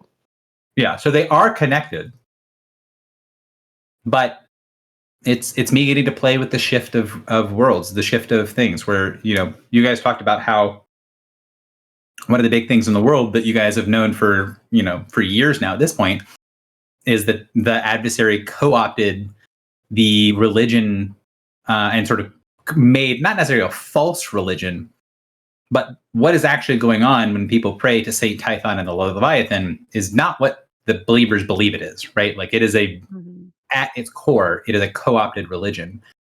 And one of the reasons that's in the beginning of the campaign is 100% so you can have those moments where you get to the Minotaur, or a bunch of different peoples, right? A bunch of people that you say like, oh, what are your people about? And they explain, oh, there is this thing, there is this iconography, there is this, even if it's not religion, if there is this belief system and structure of stuff. And then the characters have to question and be like, well, is that bullshit? Is that real? Is there a middle ground between bullshit and real? And is it potentially like co-opted by something else? Because you get one of those early examples in the campaign. And that kind of should be how you approach a lot of these things where they don't have a lot of clarity on what stuff is, but there is real power in some of the things that they worship. They just don't have a direct connection with the power in a lot of times. And so if you get to those and you're like, yeah, that's what's going on. Or you talk to, one of the exarchs, right? And they explain the sense and you're like, that seems kind of adversary-like, but is it adversary? Is it them opposing the adversary and they only remember bits and pieces of this? Did it used to be adversary and it's been flipped in the time since? Because that gets to play around with both the language and cultural shift over time, where something that as a person annoys the unholy hell out of me is just a language and a cultural trait where the opposite will become true for certain things as cultures shift and change. The idea of the one that I always give as an example is the blood is thicker than water, where a lot of people say that. A lot of people say that, meaning, family above all else. But the quote is a Shakespeare thing, where the original quote is the blood of the covenant is thicker than the water of the womb, which means the opposite of how people use the saying, because it means the people that your blood brothers that you choose to be with is more important than the people you happen to share a womb with, which is opposite from how it gets used. And there's a lot of those in culture and in language. And I like playing with them, and I like making sure that it's something that people are aware of exist and change the way you perceive things.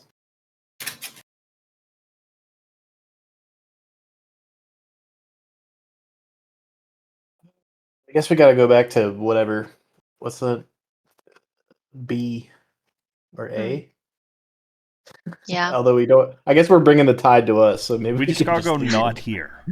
I think we're in for a little bit of a scrap.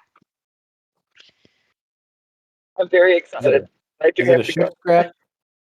Take it easy, guys. And I'll send, if you guys wouldn't mind sending Foxy this message, or Foxy ends up being around for the end of my statement, cool. I do want you guys to decide between this section and next what you guys are doing. If you guys are staying and the flood comes to us and then we kick it in the teeth, cool. I need to prepare for a shit battle. If your plan is to run away, I would really appreciate if you guys would decide where, so that we can kind of jump into the action a little bit next time. And we're going to still have recap, and there's going to be that at the beginning session. But once we hit go, we spent a lot of the session today theorizing and corkboarding, and it was a ton of fun. But I want to be able to kind of get to some of the action for next session when we do. May I ask a clarifying question? Gary? Sure. Yeah. Is us, and maybe we don't know the answer, so it's okay if you say that, but is us summoning the quote-unquote flood here removing it from elsewhere in the rings? I think we'd have any way of knowing that. I would say that the runner would be able to tell you that they believe that there kind of is a finite amount of flood in the rings, and that one of the ways they determine kind of where they're going is if they can find, oh, there's a ton of it over here, so that means another place that is in that same sort of region is likely to be free of the flood. So you're not sure if it's like, oh, we made all the flood is here, so everywhere else is safe. But it is something that, like, if you draw a lot of the flood to one area, that it'll be high tide where you are, and it'll be low tide somewhere else. Yeah. Okay. Can I ask one clarifying question? Are we playing on the 29th? I cannot play. No. You cannot play on the 29th? No. Okay. So the 29th is the first. I know, Griffel, if Foxy, if you gotta go ahead out. Yeah, I was going to say just quickly, so I was going to be able to play next week. I can't anymore. You guys are welcome to, if there's enough people, you guys are welcome to continue on without me. I cannot play next week. There we go. December's looking dicey too, or maybe just people haven't filled it out. I haven't filled out December yet, I have not filled out December. but I'll Fill do out that tonight. December. I'm a horrible human who never fills anything out until people poke me repeatedly. I'm poking Yeah, you repeatedly at this moment. The 29th, the only reason that I would normally be like, yeah, I'll try to keep it open. I don't want to do the 29th because it's one of the only days that works for the Dice Mice team to get together and do stuff. And I really want to make the sort of first gathering of the team together to sit down and go over goals and plans and stuff. I want to make sure there's no... that I'm not trying to rush away to do something else. Because even though I think we're going to meet at like 1 p.m., I don't think the us sitting together is going to take 4 hours. But I don't want to feel like I have to get up and go do something else. Because some of them are going to be meeting each other for the first time. Yeah. Yeah, no worries. All right, well, this was fun, guys. Thank you very much. It and was. Yeah, thanks See you everyone. next time. Bye. Thanks, guys. Bye. Bye.